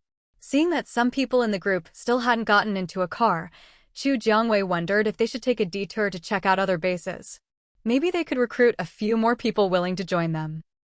Since Cheng Yuchen and his group were locals from City T, there was a good chance they knew folks at those bases, which would make poaching people even easier. The others didn't know what Chu Jiangwei was planning. Otherwise, someone would definitely have commented that Chu Jiangwei was the type to never miss an opportunity. She'd even try to recruit people just by passing by their base. After hearing Chu Jiangwei's words, Cheng Yuchen and his friends felt a bit better, but their Jeep Wranglers were definitely out of commission. Still, they were reluctant to just abandon their cars here. In the end, they found someone in their team with spatial abilities and had him store the two Wranglers away. Maybe they could use them again once they got to Jianglin Hotel. The five of them then looked around and eventually found Jiang He. They rented his car at the price of one level 1 crystal core per person, planning to settle the bill together once they got back to Jianglin Hotel. Jiang He didn't really care about a few crystal cores, but since Cheng Yuchen and his friends were leaders at their base, he figured they probably had some good stuff on them, so he agreed to turn on the navigation and give them a ride back to Jianglin Hotel. Chu Jiangwei waited until everyone was in a car before getting into her own SUV. As usual, Xin Jigui was driving, Chu Jiangwei sat in the passenger seat, and the little girl was in the back. Once they were settled, Chu Jiangwei turned on the navigation. The familiar oversized arrow appeared, pointing the way forward, seemingly without end. So now we just follow the navigation straight back to Jianglin Hotel? Xu Jiangyue's trip this time had more than accomplished her goal of expanding their clientele. Shen Jigui was already looking forward to seeing what changes would come to Jianglin Hotel after they returned. Just follow the navigation, Xu Jiangyue replied. Xu Jiangyue's exclusive navigation system was, in essence, tailored just for her. If she wanted to pass by other City T bases along the way, the navigation would naturally take them there. As for how many people she could recruit from those bases, that would depend on Xu Jiangyue's own efforts. Xu Jiangyue also told Shen Jigui that they might pass by other bases and asked him to stop the car for a bit when they did. Shen Jigui agreed without hesitation. After all, this team was led by Xu Jiangyue, so it was up to her to decide where to stop. With that, everyone here had finished moving, and Xu Jiangyue's group had grown quite a bit. Their convoy's appearance in City T had already attracted a lot of attention, and in the end, they stopped right in front of Cheng Yuchen's base. If it weren't for the extreme cold, people would have definitely come out to see what was going on with Xu Jiangyue's group. A line of silver-white SUVs formed a striking scene against the snow-covered landscape. Host, I've detected signs of life ahead. There should be a base up ahead in City T, the Little Fox system reported. Xu Jiangyue hadn't expected to encounter a base so soon after setting out. Mr. Shin, there should be a base up ahead. Let's stop and check it out, she said as soon as she got the system's alert. All right. Shen Jigui pressed the accelerator, stopping the car right at the base entrance. The gatekeepers saw a car pull up and exchanged glances, unsure how to handle the situation. Luckily, Xu Jiangyue didn't give them much time to hesitate. She walked up and greeted them. Hello, we're from Jianglin Hotel in City B. We'd like to sell some supplies.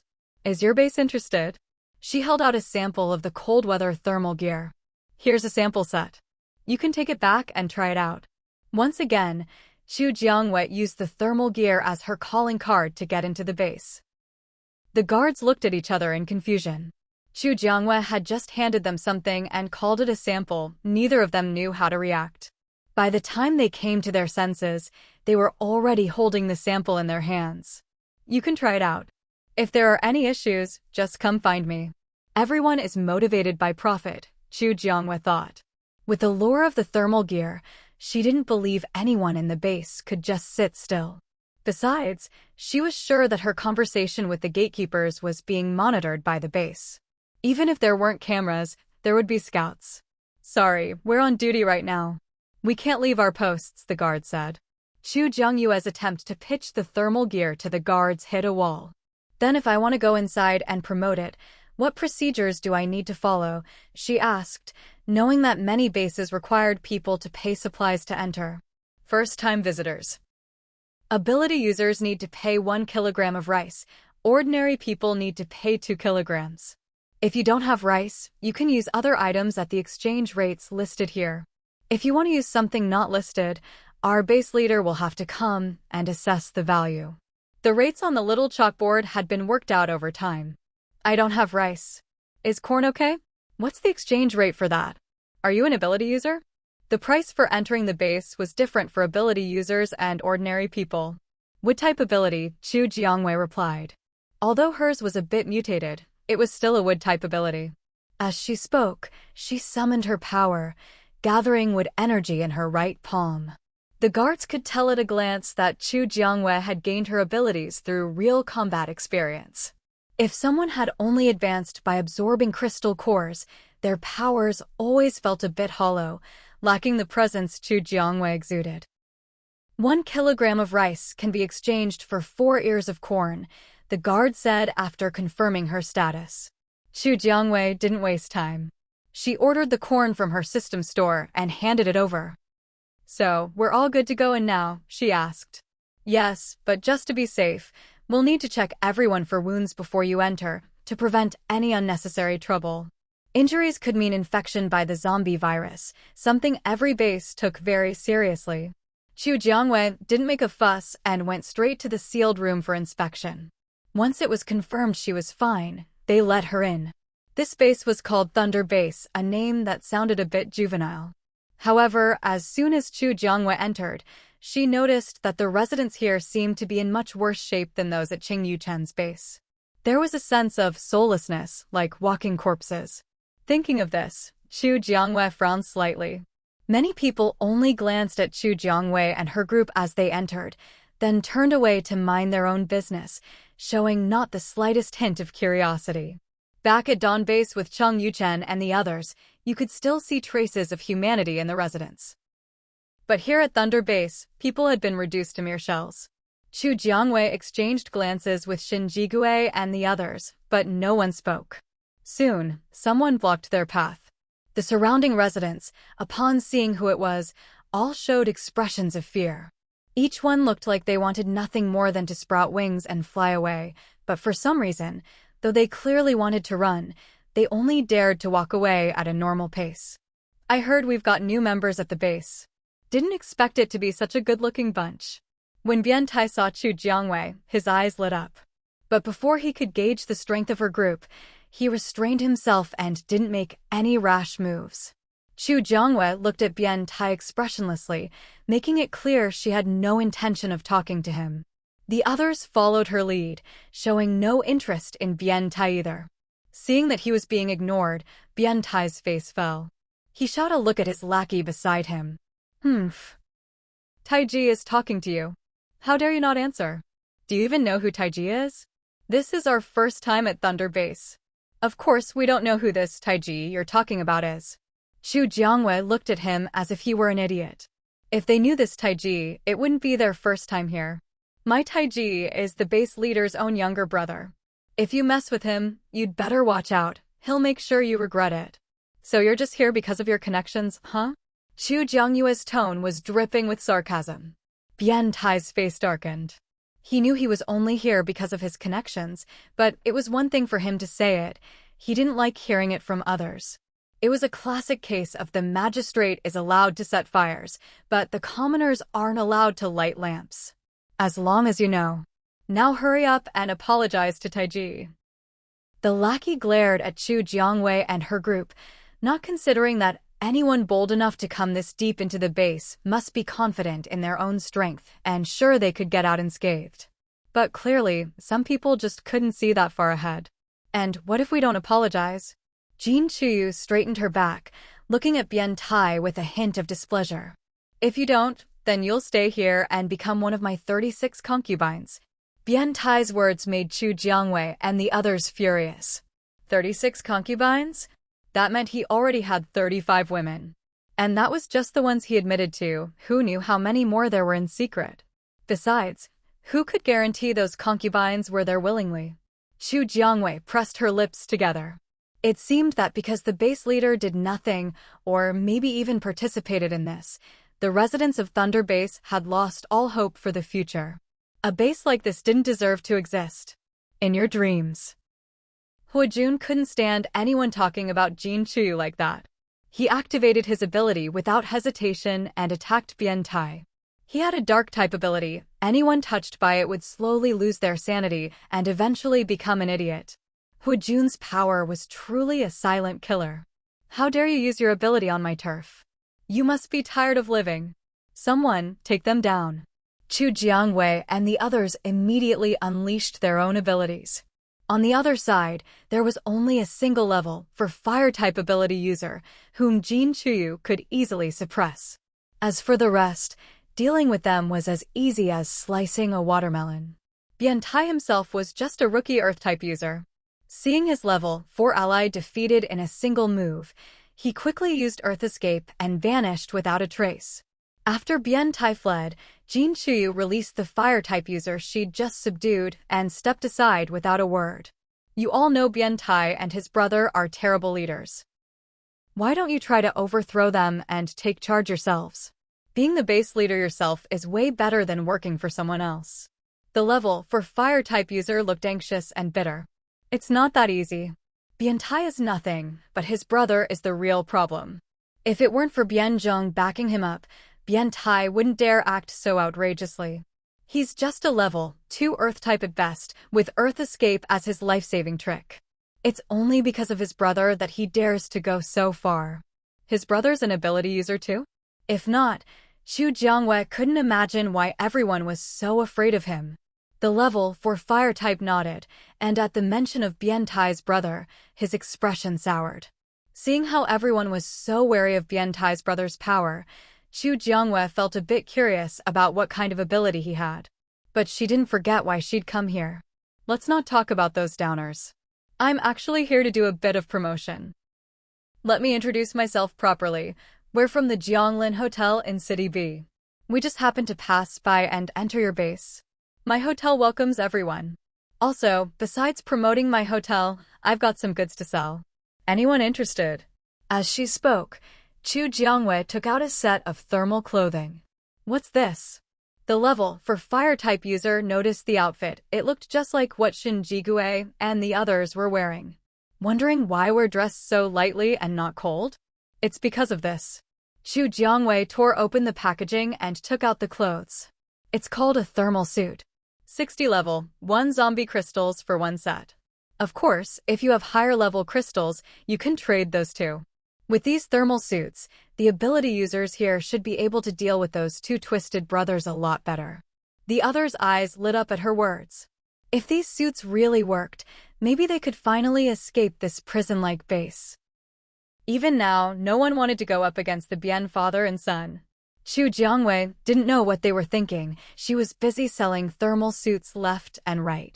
So you're the ones who bullied my brother? Suddenly, a voice rang out not far away. The previously noisy area fell silent in an instant. Apart from Xu Jiangyue's group, everyone stopped what they were doing and lowered their heads. Seeing the reactions of these people, Xu Jiangwei frowned slightly. But now wasn't the time to dwell on that. The newcomers' eyes were fixed intently on Xu Jiangwei and Jin Chuyu, a flash of greed flickering in their gaze. Xu Jiangwei and Jin Chuyu were both neatly dressed, their faces clean and fresh, like just peeled eggs. Standing next to the women in the backyard, the difference between them was like heaven and earth. At this point, Xu Jiangwei knew at once, the father and son were cut from the same cloth. So, you're the leader of the Thunder Base? Xu Jiangwei stepped forward, standing in front of everyone, and looked Bian Zheng up and down, her eyes openly filled with disdain. Some people won't listen to reason, so you have to treat them as they treat you. Since the other side was looking at them as if they were goods, why couldn't they look back at them the same way? Sure enough, Bian Zheng and Bian Tai both noticed the contempt in Xu Jiangyue's eyes, and their faces instantly darkened. In all their lives, no one had ever dared look at them like that. You've got guts.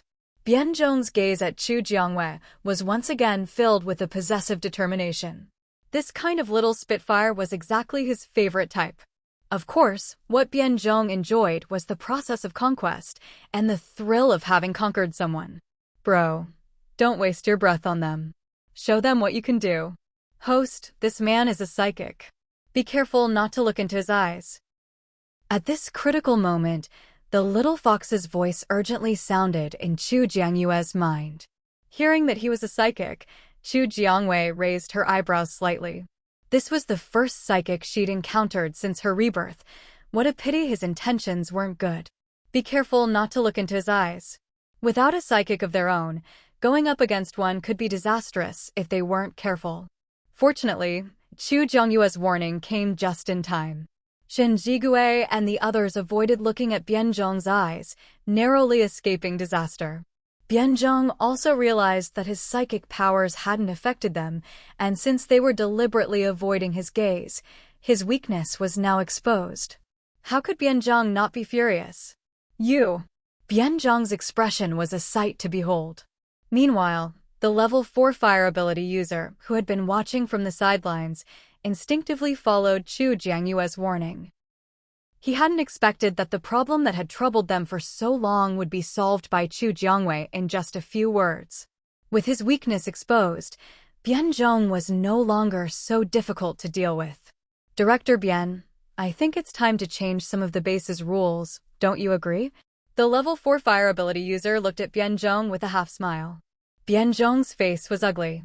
Now that his weakness was known, his powers would be much less effective. Besides, Bianzhong knew that Mu Samping, the level 4 fire ability user, was already being generous by not spreading his secret everywhere. He couldn't expect him to keep it quiet. Chief Mu, what rules do you think need changing?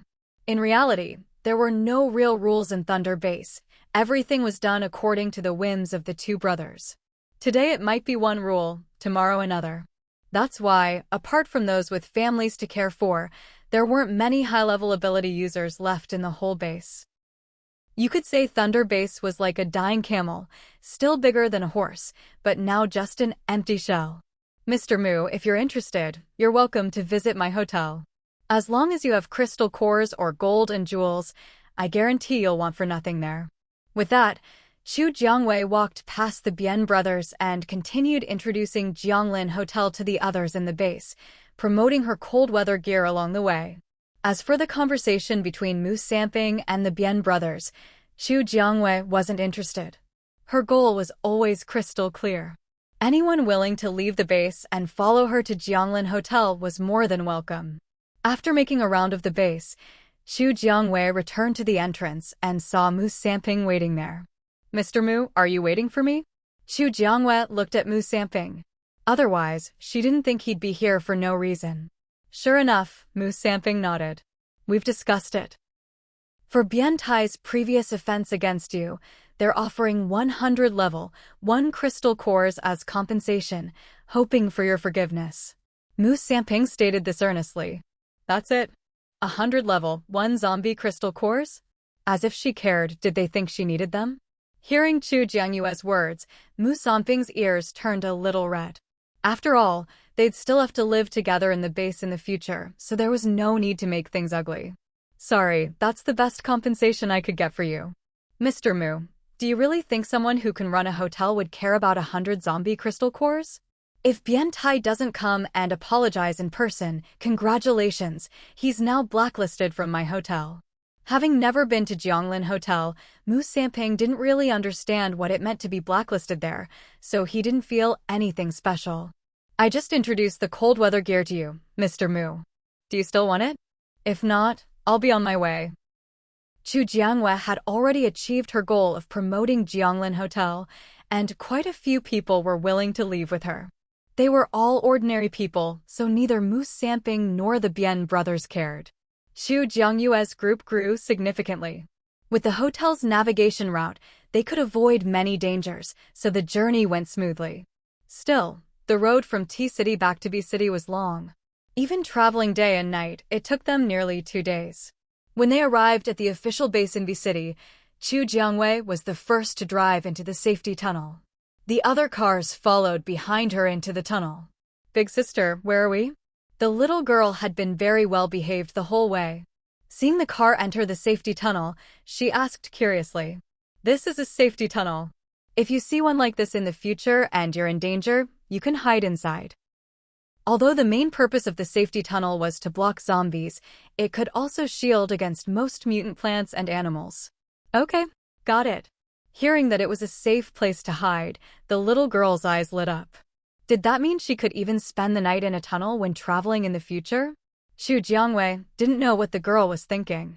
After entering the tunnel, she sped up, and soon they arrived at Jianglin Hotel. Wow! Big sister, this place is so beautiful. Are we going to live here now? The buildings are so pretty. Sitting in the back seat, the little girl couldn't stop exclaiming in delight at the sight of Jianglin Hotel. Even Xu Jiangwei couldn't help but feel her mood lift. That's right, all those places over there are for you to stay in. As long as you have crystal cores, or gold, silver, and jewels, you can move in. There's a restaurant over there. You can go eat whenever you want. The shop next to it sells various goods. You can browse around yourself later, and as long as you have money, you can buy whatever you like. Xu Jiangwei patiently explained everything about Jianglin Hotel to the little girl. Hearing Yun Zijin's words, the little girl suddenly felt as if this place was heaven. If only her parents could have held on a little longer. Thinking of this, her eyes involuntarily reddened. But perhaps because, along the way, although Xu Jiangwei took good care of her, she never gave her food for free, the little girl realized that from now on, she could only rely on herself. so she held back her tears and didn't let them fall. She couldn't cry. If she started, she might not be able to stop, and if she annoyed Sister Chu with her crying and got kicked out, what would she do then? The little girl wiped her eyes with her hand, then followed Chu Jiangwei out of the car. Sister Chu, I want to live in a pretty house. What do I need to do? Along the way, under Chu Jiangyue's guidance, she had already saved up some crystal cores, and her backpack also contained some gold, silver, and jewels that Sister Chu had helped her collect. If she used them sparingly, they should last her for a while. Once she got used to this place, she could earn her own money for food. Hearing the little girl's question, Chu Jiangwei suddenly remembered that the newcomers didn't know how to exchange crystal cores and precious metals for proper copper coins. I'll take you all together. All first-time guests follow me. Chu Jiangwei raised her voice so everyone could hear. Host, let me help you. The little fox stood on Chu Jiangyue's shoulder and waved its paw. Suddenly, Chu Jiangyue's voice sounded as if it was coming from a central speaker. Though not loud, everyone could hear it clearly. After speaking, Yun Zijin led the little girl toward the main office hall. The little girl followed closely behind Chu Jiangwei and soon felt as if she had entered a place as bright as daylight. Welcome to Jianglin Hotel. Seeing Chu Jiangwei bring back so many people, Chu Jiangyang's lips curled up slightly. He had never seen such a hardworking proprietor before, but this also proved he had chosen the right person to follow. Once this mission was completed successfully, maybe he could even get a promotion. Chu Jiangyang's inner thoughts were completely unknown to Chu Jiangwei, but even if she knew, she wouldn't care. Since it was a mission, it meant Chu Jiangyang would definitely do his job well. Otherwise, if he failed and got sent back, that wouldn't be a joke. He's the hotel steward. If you have any questions in the future, you can ask him. I might not always be at the hotel, but he will always be here. All right, everyone line up. You can queue at my side or his. Get your crystal cores, gold, silver, and jewels ready. When it's your turn, put them on the tray of the exchange machine. The amount you can exchange will be announced. If you're not satisfied with the amount, you can refuse the exchange, but the amount will never be changed. Anyone who causes trouble will be expelled from the hotel and blacklisted. They will never be allowed to set foot in Jianglin Hotel again. There were a lot of people returning this time, a mixed crowd. Chu Jiangwei was worried someone might try to take advantage, so she stated the rules and consequences up front. If anyone knowingly broke the rules, they couldn't blame her for being harsh. Some people looked unfazed at her words, some shrank back, and some looked disdainful. No matter how they reacted, Chu Jiangwei ignored them and focused on explaining to the little girl at the front of her line how to exchange crystal cores and precious metals for the hotel's currency. The little girl followed Chu Jiangyue's instructions step by step, completing the process in an orderly fashion. Chu Jiangwei nodded again. She was a smart kid. Granny Hua, knowing Chu Jiangwei had returned, hurried out of her room and went straight to Chu Jiangyue's quarters, then started busying herself in the kitchen. With so many people needing to register, Chu Jiangwei felt like her actions had become mechanical. But the good thing about having so many people was that her account balance, which hadn't seen much activity for a long time, finally experienced a huge surge today. Because she was busy in the office hall registering new guests and exchanging crystal cores and precious metals, Chu Jiangwei didn't know that the newcomers, upon seeing the normal food in the restaurant, were moved to tears. A few also noticed the hotel's clinic, with real doctors and nurses inside. This place was practically a utopia, offering the kind of life everyone dreamed of. Cheng Yuchen and his companions stood in front of the Jianglin Hotel clinic, all feeling grateful for their decision. This time, we made the right bet. Before coming to Jianglin Hotel, he had been very anxious, worried that Chu Jiangwei was just bluffing. But now that he was really here, Cheng Yuchen felt that Chu Jiangwei had actually undersold it. Such a wonderful place, and all Chu Jiangwei had said was that as long as you had crystal cores, you could eat and have a roof over your head. This was clearly the hope in this despairing apocalypse. At this moment, Cheng Yuchen was glad that T-City and B-City were neighbors. Otherwise, if Chu Jiangwei expanded outward bit by bit, who knew how long it would take for those farther away to get a chance to come here. Come on, let's go see what's in the restaurant. A 24-hour restaurant. Hao Raun was really curious. The group walked into the restaurant together. But because so many people had arrived at once, the restaurant was packed to capacity. Let's get our food to go and eat in the office hall's lounge area. They'd noticed the lounge area when they were registering for ID cards. There were plenty of tables and chairs, and free water refills, but no one seemed to be using it. Since there were no seats in the restaurant, why not take their food to the lounge in the office hall? After all, Xu Jiangwei hadn't said anything about not being allowed to eat there. I think that's a good idea. All in agreement, they picked a line and queued up. The line moved quickly, making them wonder if the cooks inside were robots. But no one was going to answer that, so they just waited quietly. Soon, it was their turn. New here, right? Pick what you want, then use your ID card to pay.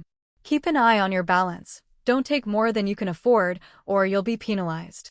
Although the penalty wasn't too harsh, no one wanted to get zapped before eating and end up with their hair standing on end, though it would save them a trip to the hairdresser. Thank you.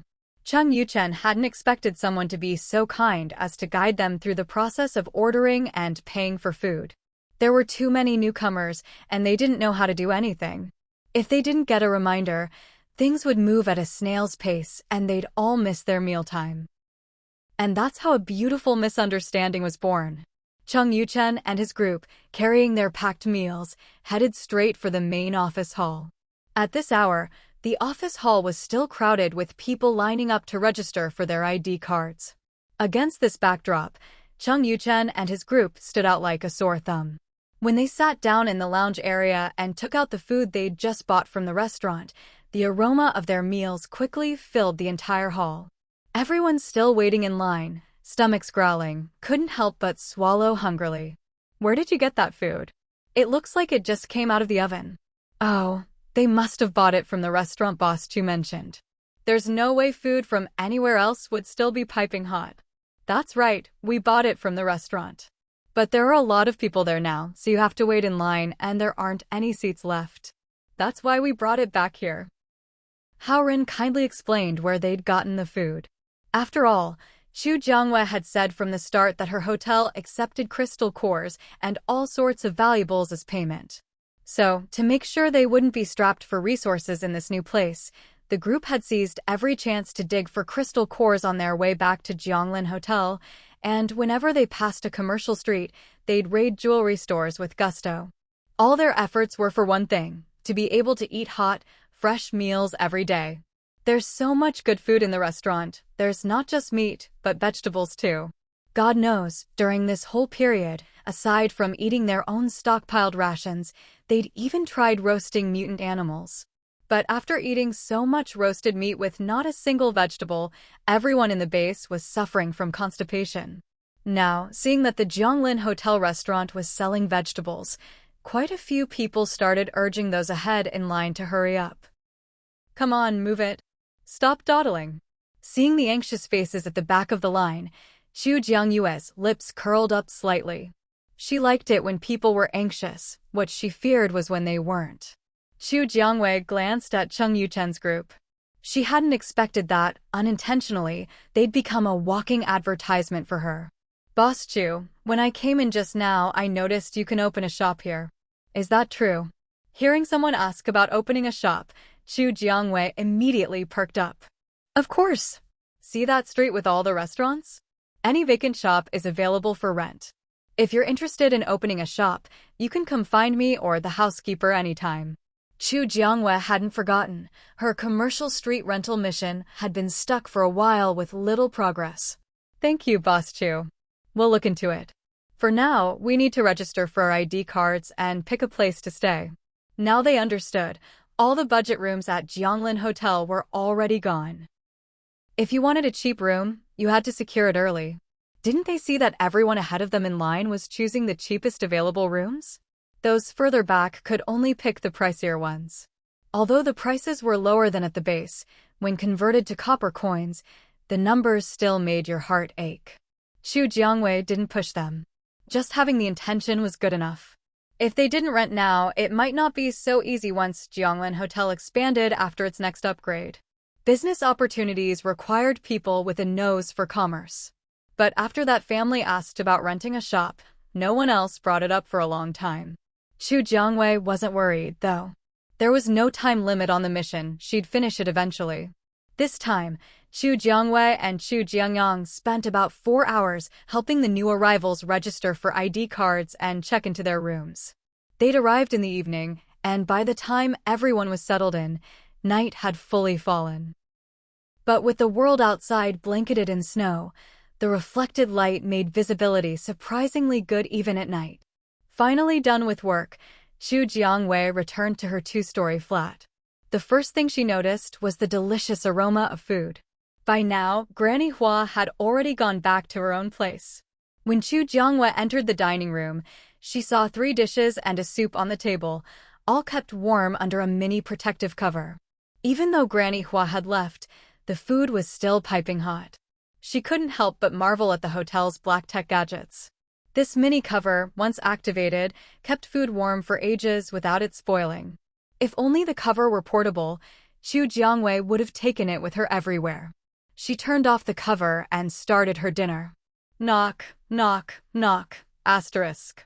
Chu Jiangwei had only taken a couple of bites when she heard someone knocking at her door. Being interrupted at dinner, Chu Jiangwei frowned slightly, but since everyone in the hotel knew her rules, anyone coming by after hours must have a real emergency. She put the food back under the mini cover and went to open the door. But when she saw who was outside, her face fell and she immediately tried to close the door. Did Jiang Jinjin really think they were close enough to just drop by each other's rooms like besties? Give her a break. Yeah, don't lock the door. After leaving her alone for a while, Jiang Jinjin suddenly showed up again. Chu Jiangwei was genuinely curious what kind of scheme she was up to this time. At this point, the plot at Little Fox's place had already gone completely off the rails, so there was no need to go easy on this D-list supporting character. If Jiang Jinjin really pushed her, she'd have no problem tossing her out to sleep in the snow. There are 2 people outside who look a lot like the ones in your family photo on your phone. I think they might be your parents. Before the apocalypse, didn't you always worry about sending them money for medical bills? You're so close to your parents, so I told them a bit about the hotel. But your dad and mom said they were dirty and didn't want to mess up the hotel floors, so I told them to wait outside. Yeah, you're not just going to ignore your parents, are you? Jiang Jinjin sounded all innocent, but Chu Jiangwei knew exactly what she was up to, trying to take over her nest. But that would depend on whether the hotel allowed it. Chu Jiangwei looked down at Jiang Jinjin, feeling not a shred of sympathy for her situation. Hey, do you even know what my relationship with my parents is like? You just left them here without asking. Don't worry, I won't take care of them. Since you brought them here, you can be responsible for their food too, right? This time, Jiang Jinjin had really shot herself in the foot. She never expected Chu Jiangwei to treat her own parents like this. Thinking of how disgusting those 3 had just been, Jiang Jinjin nearly gagged. You. Yeah, they're your parents. Isn't it too heartless for you to treat them like this? You're living comfortably in a hotel now. Since you have the means, you should be supporting your parents. If people find out you're ignoring your own family, it'll definitely hurt your reputation, and it'll affect business at Jianglin Hotel too. Of course, Jiang Jinjin wasn't about to give up so easily. She wanted everyone to see that the high and mighty Chu Jiangwei had a pair of greedy, snobbish parents and a brother who did nothing but leech off her. That way, Chu Jiangyue's perfect image at Jianglin Hotel would be completely destroyed. Thinking of this, Jiang Jinjin couldn't help but smile. Chu Jiangwei, I've finally found your weakness. I won't let you keep being so smug. Oh, that's right. I'm just that cold-hearted and ruthless. If you feel sorry for them, why don't you use your own coins to buy them some food? A family that favored sons over daughters, made her earn her own tuition and living expenses, and even called her every month to ask for money. She'd have to be crazy to help them out in the apocalypse. After surviving the extreme heat and cold for so long, they were still alive? She had to admit, this family was really lucky. She just wondered how they managed to get from G City all the way to B City. It was a journey that spanned half of Huagua. They're your parents and your brother. Are you really just going to ignore them? Before the apocalypse, hadn't Xu Jiangwei been saying she wanted to earn money to pay for her parents' medical bills? How long had it been? How could her attitude have changed so completely? Jiang Jinjin stared into Xu Jiangyue's eyes, trying to read something from her expression. But from start to finish, Xu Jiangwei looked completely indifferent, not showing the slightest bit of concern for her parents or brother. At this point, Jiang Jinjin realized that using Xu Jiangyue's family to manipulate her wasn't going to work. Still, if things didn't work out with Xu Jiangwei, Jiang Jinjin wasn't about to give up. If Xu Jiangwei really didn't care, then she couldn't blame Jiang Jinjin for what happened next. Yeah, I didn't expect you to be so heartless. Even as an outsider, I feel sorry for your parents and brother.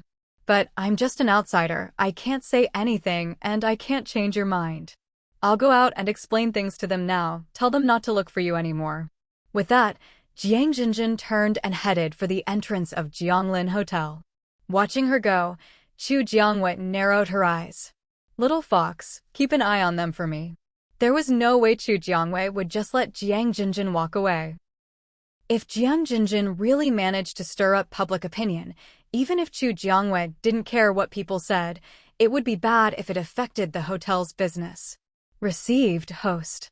The Jianglin Hotel already had 360-degree surveillance with no blind spots. She could access the footage anytime, anywhere. As long as someone was within its scanning range, everything they did was monitored. So Little Fox agreed without hesitation. After leaving Xu Jiangwei, Jiang Jinjin went to the hotel entrance and very politely invited the family of 3 inside. Uncle, auntie, and little brother, hello. Yeah, might have some misunderstandings with you and doesn't really want to see you right now. But as long as you have crystal cores, you can stay at the hotel. I'll help you check in. There was no way Jiang Jinjin would pay for their stay, but she still brought them into Jianglin Hotel. As long as they were inside, sooner or later they'd run into Xu Jiangwei. And when that happened, the conflict would explode. Jiang Jinjin was really looking forward to seeing Xu Jiangyue's reaction then. What? That wretched girl dares to hide from us.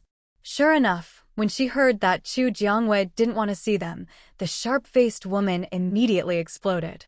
Jiang Jinjin laughed to herself, but outwardly she looked troubled. Yeah, doesn't want to come, and there's nothing I can do. But I believe there's no grudge that lasts overnight between family. Uncle, auntie, just stay at the hotel for now. When you see Yaya, talk things through with her. I'm sure she won't mind. Jiang Jinjin encouraged them to seek out Xu Jiangwei whenever they saw her, and to pester her as much as possible. At this point, Jiang Jinjin didn't care about anything except making sure Xu Jiangwei didn't have an easy life. With this family around, she was sure things would get very interesting for Xu Jiangwei. What misunderstanding? She just thinks she's grown up and doesn't want to help her family anymore. Oh, stop it, will you? Mom, Dad, this place is amazing. My sister's been living so well and hasn't come to find us all this time. Xu Yaozu looked around the hotel, his eyes lighting up with greed. Xu Jiangwei had been living here for so long, she must have accumulated a lot of good stuff. He'd get his parents to ask her for it later. Xu Yaozu thought this was only natural and didn't see anything wrong with it. Jiang Jinjin led the way, her face breaking into a triumphant smile where they couldn't see her. Especially after hearing what the family of 3 was saying, she felt like their arrival couldn't have been better timed. There were more people at Jianglin Hotel these days, and quite a few noticed Jiang Jinjin bringing in the family. But no one paid much attention, assuming they were just more survivors she'd found outside. To be honest, most of what they saw outside now were frozen corpses. Survivors were rare. This family of 3 was just lucky. This is the main lobby. If you want to stay at the hotel, you'll need to register for an ID card, then exchange crystal cores or gold, silver, and jewelry for the hotel's currency. You need money in your account to stay in a room or buy food in the restaurant. The residential area and the restaurant were the places guests visited most often. What? We need crystal cores and jewelry? How could we have those? Girl, since you brought us here, just lend us some crystal cores. We'll pay you back later. Of course, they had no intention of paying her back. Once something was in her pocket, there was no way it was coming out again. But Chu's mother knew how to play the game, so she'd never say outright that she wouldn't return it. Jiang Jinjin took a deep breath and reminded herself, this is all to deal with Chu Jiangwei. This is all for dealing with Chu Jiangwei. Fine, but I don't have much.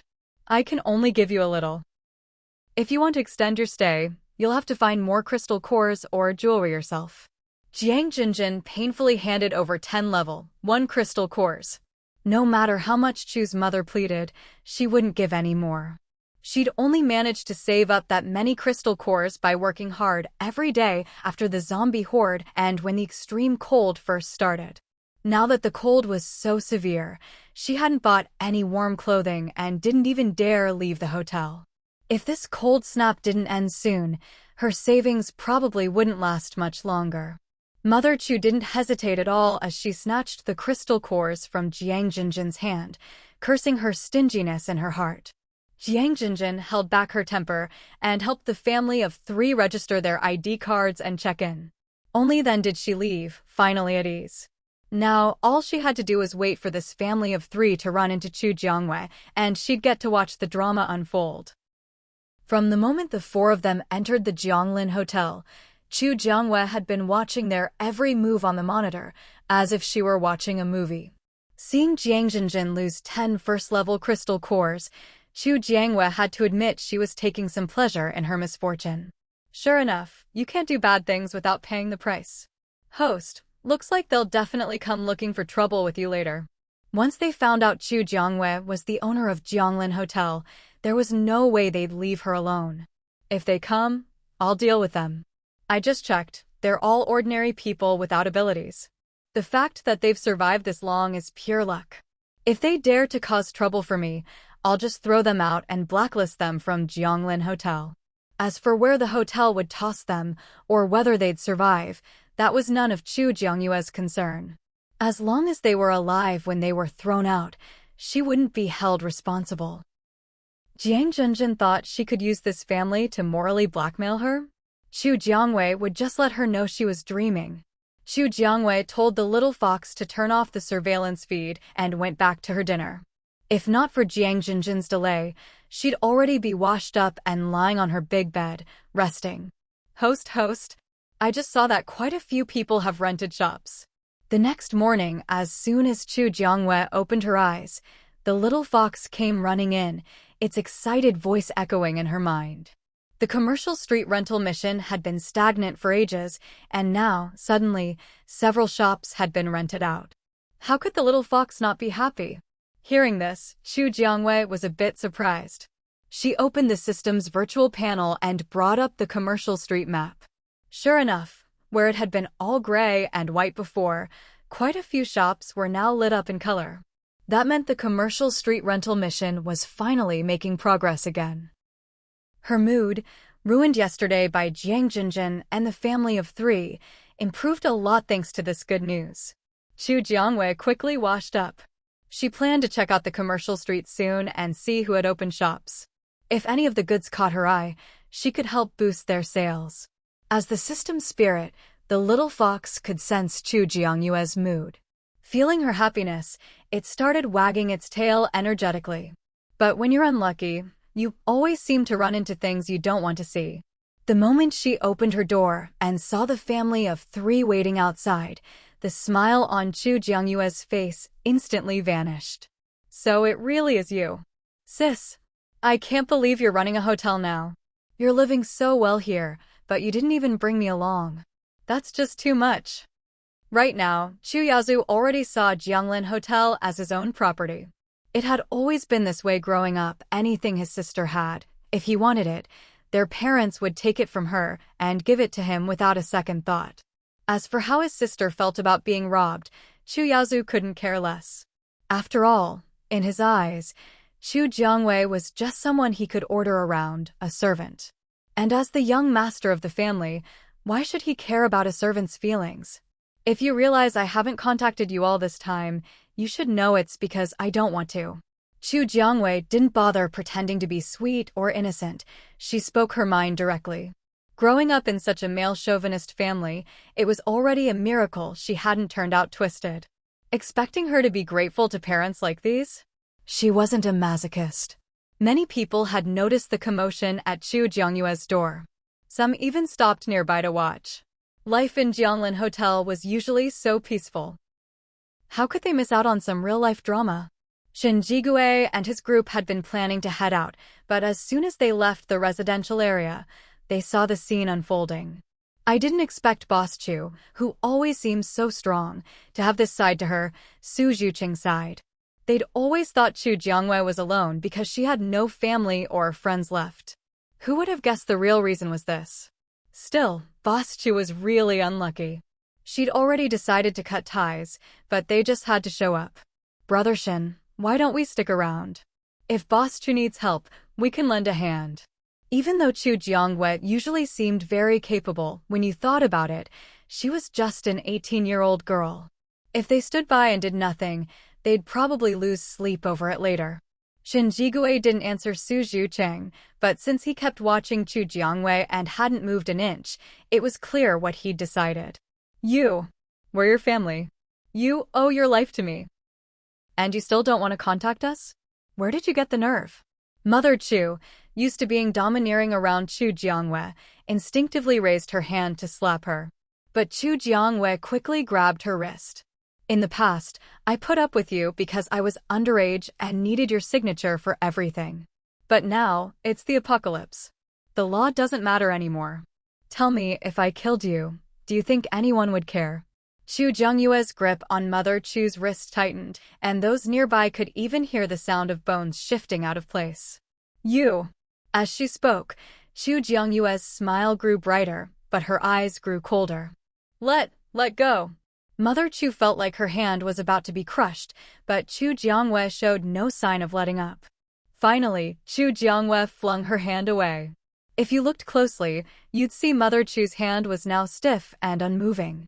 Yes, I am the owner of Jianglin Hotel. But if you think you can do whatever you want here just because we're related by blood, you'd better give up that idea right now. And one more thing, don't mess with me. Or don't blame me for throwing you out. With that, Chu Jiangwei waved her hand, and the little fox cooperatively sent the family of 3 sprawling. Chu Jiangwei glanced at them, then walked around them toward the commercial street. Wow! Boss Chu is amazing! Brother Shen, I feel like we didn't even need to stay. Chu Jiangwei had handled everything perfectly on her own. They hadn't needed to step in at all. Shen Jigue glanced at Su Zhuqing without saying a word and headed toward the hotel entrance. Even though Chu Jiangwei could handle things herself, Shen Jigue felt that whether or not they stayed was a matter of principle. Chu Jiangwei had noticed Shen Jigue and the others in the crowd, but she didn't think much of it. She just assumed they were there to watch the show too. But Chu Jiangwei didn't really care. After all, her livelihood didn't depend on her reputation. If anyone truly thought what she was doing was wrong, they were free to leave Jianglin Hotel. It's not like the hotel needed the meager business from those few guests anyway. Shen Jigue and his group dispersed with the crowd and left Jianglin Hotel. They had plans to go out today. Host, what if those people staying at the hotel come back to cause trouble for you later? Why not just kick them out now? The little fox perched on Chu Jiangyue's shoulder, puzzled as to why she hadn't simply blacklisted them. Even though your host here doesn't care much about reputation, I don't mind if mine gets a little better. Just watch, those greedy types will forget the lessons soon enough and start causing trouble again. When that happens, I'll have every reason to blacklist them and throw them out. That way, I protect my reputation and get rid of these annoying people. A win-win, don't you think? Chu Jiangwei briefly explained her reasoning to the little fox. After hearing her explanation, the little fox didn't fully understand, but still felt that Chu Jiangwei made sense. All right, I'll help you keep an eye on them, host. The little fox was a typical host brain. It didn't have human emotions, but whenever someone treated Chu Jiangwei badly, it instinctively took her side. Now that it understood Chu Jiangyue's plan, it was eager to help her monitor those people. Great, I'll leave it to you then. I'll finish my tasks as soon as possible, upgrade the hotel, and help you get a physical body, then you can buy as many skins as you want. The little fox had sighed more than once in her mind, envious of the system next door. Not only did it have a physical form, it also had tons of exclusive skins. Hooray! Long live the host! Hearing that Chu Jiangwei would buy it new skins, the little fox's tail swished even faster, showing just how happy it was. Hearing the little fox setting off fireworks in her mind, Chu Jiangyue's lips curled up slightly as she quietly made her way to the hotel's commercial street. Whenever hotel guests saw Chu Jiangwei, they would stop and greet her as Boss Chu, and she would always respond with a polite nod. Arriving at the commercial street, she indeed saw quite a few newly opened shops. One of them, surprisingly, specialized in handmade bamboo products. Chu Jiangwei walked in and was greeted by a dazzling array of bamboo wares. There were all sorts of woven bamboo tools, winnowing baskets, and more. Besides those, she also saw various animal figures made from bamboo. Tigers, lions, and so on, all vivid and lifelike. It was clear this shop was run by a true craftsman. These animal figures look great. How much are they? Do you take custom orders? Chu Jiangwei thought she could commission a set of bamboo figurines for the mutant tiger family of 3. She wondered how the 3 tigers would react to seeing bamboo versions of themselves.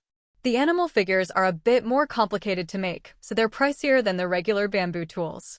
Are you sure you want one, Boss Chu? Of course. I wouldn't ask if I wasn't interested. Chu Jiangwei was never one for beating around the bush, and she certainly wouldn't mislead her tenants about something like this. These are 2 silver coins each. For custom orders, it starts at 5 silver coins, depending on what you want made. Then make a set based on the mutant tiger family lying outside. How much would that be?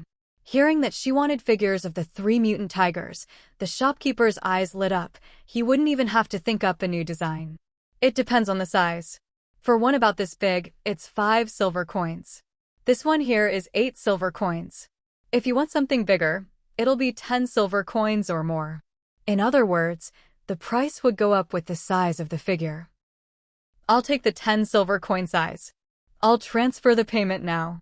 Chu Jiangwei opened her virtual screen, quickly found the shopkeeper's name, opened a chat window, and sent over 10 silver coins. She wasn't worried about being cheated. If the shopkeeper wanted to keep living at Jianglin Hotel, he wouldn't dare pocket her money. 10 silver coins wasn't a huge sum, but risking his entire future for it just wasn't worth it. Got it, thank you, Boss Chu. You can come pick it up in about 3 days. Chu Jiangwei nodded. Since it was a handmade craft, she hadn't expected to get it the same day. By the way, do you buy the bamboo, or do you have your own supply? Did you find a bamboo grove? But the little fox had already scanned the area within 100 miles of Jianglin Hotel. There wasn't a single bamboo grove around. My ability is wood type. I can make bamboo grow out of thin air.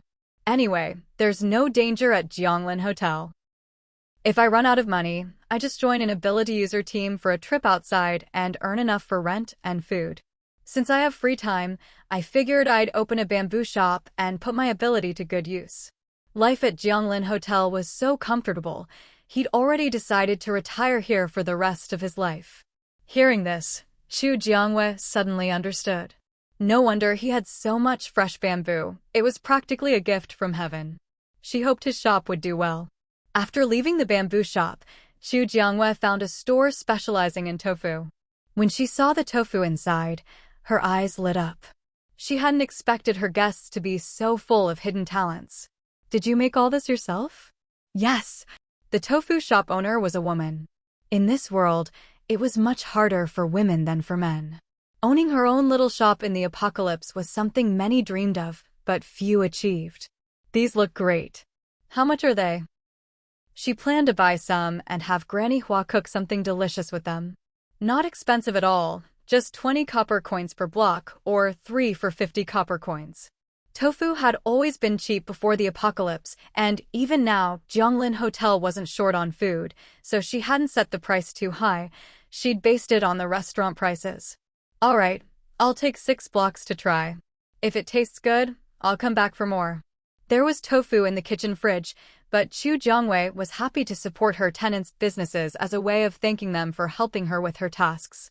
Sure thing, just a moment. The shop owner quickly packed up 6 blocks of tofu, and Chu Jiangwei transferred her 1 silver coin. After that, Chu Jiangwei visited all the new shops, spending a little at each to support them. While she was shopping, several more shops were rented out. Seeing the growing number of tenants, Chu Jiangwei couldn't stop smiling. By the time she left the commercial street, everyone could see the smile on her face had only grown wider. Host, people have already started renting shops on the commercial street one after another. I believe we'll complete our mission very soon. Now, Chu Jiangwei finally saw hope of completing it. Hearing the little fox's words, Chu Jiangwei's lips curled up slightly. You're right. We'll finish the mission very soon. But just as Chu Jiangwei stepped out of the commercial street, she ran into that family of 3 again. Because she had just given them a talking to, the family now avoided her, walking around her without so much as a greeting. That was exactly the effect Chu Jiangwei wanted. However, in a few days, when they don't have enough money in their accounts to pay the rent, that's probably when their conflicts will flare up again. Of course, if they can really keep their heads down and never bother her again, Chu Jiangwei wouldn't mind letting them stay at Jianglin Hotel indefinitely. But that all depended on whether they knew how to behave. If they were still as foolish as before, Chu Jiangwei wouldn't show any mercy. The little fox stood on Chu Jiangwei's shoulder, watching the family act like quails, a look of disdain flashing in its eyes. Cowards who only bully the weak and fear the strong. If it hadn't only bound itself to its host right before the apocalypse, it definitely would have retaliated when they used to bully people. After strolling through the commercial street, Chu Jiangwei went to the mango tree and the random fruit tree to find the mutant tiger family. This time when we went out, you all came along and helped me a lot. But I didn't get a chance to settle your reward yesterday. Is there anything you want? As long as it's within my ability, I'll agree to it. The 3 tigers had come along on the trip. Without their intimidating presence, with so many people traveling together, they definitely would have run into a lot of mutant animals. Even though the tigers never said anything, Chu Jiangwei couldn't ignore their contribution. Roar, roar, roar. The mother tiger roared a few times at Chu Jiangwei, making her eyes light up. Little fox, where's my translation? Host, she said it was just a small favor, not worth mentioning. All the food the mutant tigers ate along the way was provided by Chu Jiangwei, so helping to keep the troublemakers in check was just part of their duty. But this wasn't your job, so I should pay you. Even if I hired you to help, I'd still have to pay. Since you like staying at Jianglin Hotel, I'll just convert your reward into the hotel's currency. That way you won't have to worry about your account balance for a while. The mutant tiger family's contributions on this trip were all behind the scenes, but Chu Jiangwei couldn't just pretend she hadn't noticed. Roar. Host, she said that's fine. She's tired of checking her balance every day anyway. To keep living at Jianglin Hotel, the mutant tigers went out hunting every day just to earn enough to stay long-term. As long as the payment was fair, Chu Jiangwei found the tiger family's chat window and transferred the money. After settling the tiger's reward, Chu Jiangwei walked over and infused a bit of her power into the mango tree and the random fruit tree. Finally, the random fruit tree bore another batch of ripe fruit. This time, the tree was covered in white fruit, completely unlike anything Chu Jiangwei had seen before. But since it was a system reward, she didn't think much of it. She casually picked one. Detected fruit, white milk fruit. White milk fruit restores 30% of ability power instantly after consumption. Effective for water-type abilities. Reading the description, Chu Jiangwei raised an eyebrow. Last time it was for fire-type abilities, now it's for water-type. Yet she, the one who keeps infusing the tree with her power, hasn't benefited at all. Chu Jiangwei almost laughed in exasperation. But since it was a random fruit tree, she just grumbled for a moment before letting it go. She didn't immediately pick the fruit and put it on the system marketplace. Instead, she messaged Shin Jigue and Jin Chuyu. She told them the random fruit tree had borne fruit again, and this time it was for water-type ability users. If they needed it, she could set some aside for them. Of course, Shin Jigue and Jin Chuyu replied without hesitation that they wanted some. After all, anything Chu Jiangwei offered was guaranteed to be good. The last batch of fire fruit had gotten rave reviews from everyone who used it. But since the random fruit tree hadn't borne a second batch for so long, they'd almost forgotten about it. Now that Chu Jiangwei messaged them directly, even if they didn't need it urgently, they wouldn't be foolish enough to say no. This whole tree of white milk fruit, Chu Jiangwei picked them all at once and put them in her system inventory. There were 500 fruits in total. She set the price at 2 gold coins each. As long as someone had been diligently going out to earn crystal cores since arriving at Jianglin Hotel, saving up 2 gold coins wasn't hard. Shin Jigue and Jin Chuyu each immediately reserved 100 fruits from Chu Jiangwei. If Chu Jiangwei hadn't said she wanted to leave some for the hotel guests, they would have bought them all. Chu Jiangwei was willing to give them a little special treatment for helping her, but she wouldn't go overboard. Since the fruit was only useful for water-type ability users, Chu Jiangwei had no use for it herself. After reserving 200 for Shin Jigue and Jin Chuyu, she put the remaining 300 on the system marketplace, along with an announcement. The announcement would forcibly pop up for all guests, making them view it for at least 30 seconds, whether or not they had their virtual screens open. When the water-type ability users at Jianglin Hotel saw the announcement, their eyes went wide. Last time, they'd been so envious of the fire-type users with the fire fruit. They never expected Lady Luck to smile on them this time. They'd gone out with fire-type users before and seen them eat the fire fruit, so enviable. Damn, who is so fast? It's only been a moment and they're all gone. There were 300, and it was limited to 1 per person, but they still sold out instantly. Heh, my single for 20 years hand speed finally paid off. I got one. I finally have a fruit too. All around Jianglin Hotel, people were grumbling and joking. Chu Jiangwei watched the fruit sell out in seconds, a faint smile on her lips. As expected, nothing produced by the system could be resisted. Big sis. Just as Chu Jiangwei was about to head back to her room, she was stopped by Chu Yaozu. What is it? Seeing her vampire of a little brother, Chu Jiangyue's expression turned impatient. Jia, ever since the apocalypse broke out, Mom, Dad, and I have been searching for you. Now that I finally see you safe and sound, I'm really happy. Chu Yaozu looked at Chu Jiangwei as he spoke, his words sounding sincere. But Chu Jiangwei could still catch a trace of calculation in his eyes, something he failed to hide. Oh, I see. But if he thought he could get any benefits from her, he was dreaming. After more than 10 years, she'd seen right through her parents and this so-called brother. No matter what tricks they tried, Chu Jiangwei would never go soft on them again. When Chu Yaozu didn't hear the response he wanted, his expression slipped for a moment. If you have something to say, just say it. Don't block my way. Chu Jiangwei hated nothing more than people who beat around the bush, wasting time without ever getting to the point. My account's out of money. I need to buy some cold weather gear. Transfer me some cash. As expected, Chu Yaozu was still the same leech as ever. I've told you before, I don't acknowledge you people. If you want to keep living in the hotel, figure out how to earn your own crystal cores. If you want to buy something, handle it yourself. Don't come to me. With that, Chu Jiangwei walked around Chu Yaozu and headed back to her place. Chu Jiangwei, you dare not give me money? I'm the only son of the Chu family. Chu Yaozu couldn't stand the slightest grievance. After being put in his place by Chu Jiangwei, he quickly revealed his true colors. Chu Jiangwei turned around, and with a flick of her wrist, a vine shot out and bound Chu Yaozu tightly. Chu Jiangwei, you dare tie me up? Aren't you afraid I'll tell Mom and Dad? Go ahead. Right now, you're the ones who should be worried. Don't move, or the more you struggle, the tighter it'll get.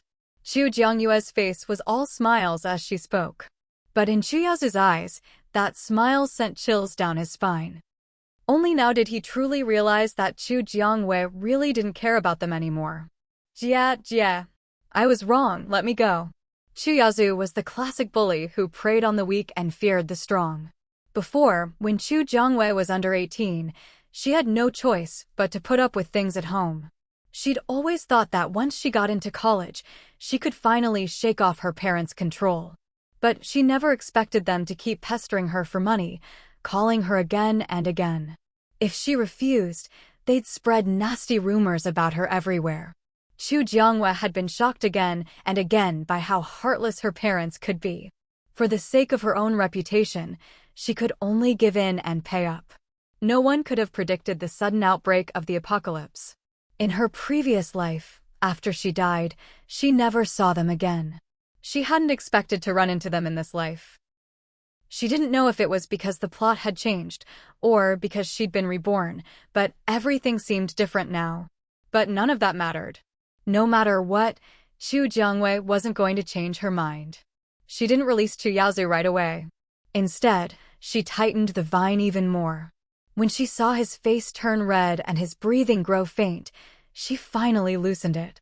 In the future, if you see me, take a detour. Retracting the vine, Chu Jiangwei gave Chu Yaozu a cold look. Chu Yaozu was still indignant, but thinking about Chu Jiangyue's powers, he decided to swallow his anger. He and their parents were just ordinary people now, no match for Chu Jiangwei at all. Still, the fact that this money-losing daughter had awakened powers, while he, the Chu family's only son, hadn't felt even a hint of an ability, left him bitter. But with his life in Chu Jiangyue's hands, he could only keep his thoughts to himself. Host, that was the perfect chance. Why didn't you just kill him? The little fox couldn't understand Chu Jiangyue's reasoning. Sure, I could have killed him. But killing someone in broad daylight isn't a good idea. If she could get things done without bloodshed, why dirty her hands for someone irrelevant? Host, you really think things through. The little fox, being a system spirit, didn't really get all the twists and turns of human affairs. But since Chu Jiangwei said so, it chose to trust her. After all, trusting its host was its main job. Having dealt with Chu Yaozu's pestering, Chu Jiangwei quickly returned to her room. By now, more and more people were staying at Jianglin Hotel. With such a mixed crowd, everyone tacitly followed one rule: don't offend Chu Jiangwei. Otherwise, if she blacklisted you, that would be a real loss. Random mission. Host, please go out and rescue the mutant panda. Mission reward, to be unlocked. Chu Jiangwei had just returned to her room and hadn't even warmed her seat when a random mission popped up, making her sit up straight. Little fox, what's going on? Why a random mission all of a sudden? This caught Chu Jiangwei completely off guard. But the mission didn't even say where to go. How is she supposed to do it? Random missions are optional, but I still recommend you do it. After all, these random and hidden missions usually have great rewards. The little fox hadn't expected a new mission to pop up either. It thought the host would have to finish the commercial street mission before unlocking a new one. Besides, it was just rescuing a mutant animal. The little fox figured it shouldn't be too hard. Alright, I'll head out now. There was no time limit on the mission. Chu Jiangwei decided to scout things out first, see what the situation was, and then decide whether to act alone or gather some hotel guests to help. The little fox perched on Chu Jiangyue's shoulder as she headed out. Inside Jianglin Hotel, quite a few people noticed Chu Jiangwei driving out and started speculating. She'd just gotten back, and now she was leaving again? After all, Chu Jiangwei was the type who never left her room unless absolutely necessary.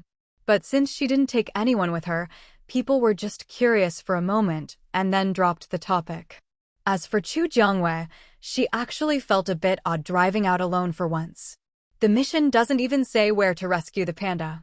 Am I just supposed to drive around aimlessly? Host, just open the mission and tap the navigation button at the end. Since the system issued the mission, it wouldn't make such a rookie mistake. Following the little fox's instructions, Chu Jiangwei did as told and saw the words "Navigation available" at the end of the mission. Without hesitation, she tapped it and a familiar big arrow appeared. Her eyes lit up. With navigation, she didn't have to worry about finding the place. Following the directions, Chu Jiangwei soon arrived at the Panda research base in City B. But when she reached the entrance, she couldn't help but feel at a loss for words. Little fox, in this situation, I think it's going to be hard to get inside, right? If Chu Jiangyue's instincts were correct, The vines surrounding the entrance to the panda base were probably mutated plants.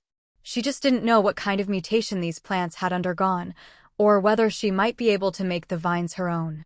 Chu Jiangwei slowly approached the entrance of the panda base, gathering her wood-type ability in her hand and waving it near the vines. Chu Jiangwei believed that if these vines liked her ability, at least as long as she was useful, they wouldn't attack her right away even if they were hostile. If they were murderous, at least she'd have a little time before they made a move. During that window, Chu Jiangwei would have to do her best to sneak into the panda base. Sure enough, as soon as Chu Jiangwei activated her ability, the vines at the entrance began to move. Soon, she saw a vine slither toward her as if it had eyes, its attention fixed on the ball of wood-type energy in her palm. Chu Jiangwei didn't hesitate. She offered the energy to the vine, then spoke up. "I want to go inside the base. If you let me in, I'll give you another dose when I come out." If she could get inside without wasting any effort, of course Chu Jiangwei was happy to do so. But as soon as she finished speaking, the previously docile vines suddenly became aggressive, lashing out with their tendrils. The change caught Chu Jiangwei off guard, and she quickly retreated several steps. With no other choice, she crouched a short distance away to rethink her approach. "Little fox, who do you think would win in a fight, me or that vine?" Mutated plants were sometimes even trickier than mutated animals, so even Chu Jiangwei wasn't sure if she could handle this vine. "I suggest you go back to the hotel and call for backup," Little Fox said firmly, clearly not recommending that Chu Jiangwei take on the mutated vine alone.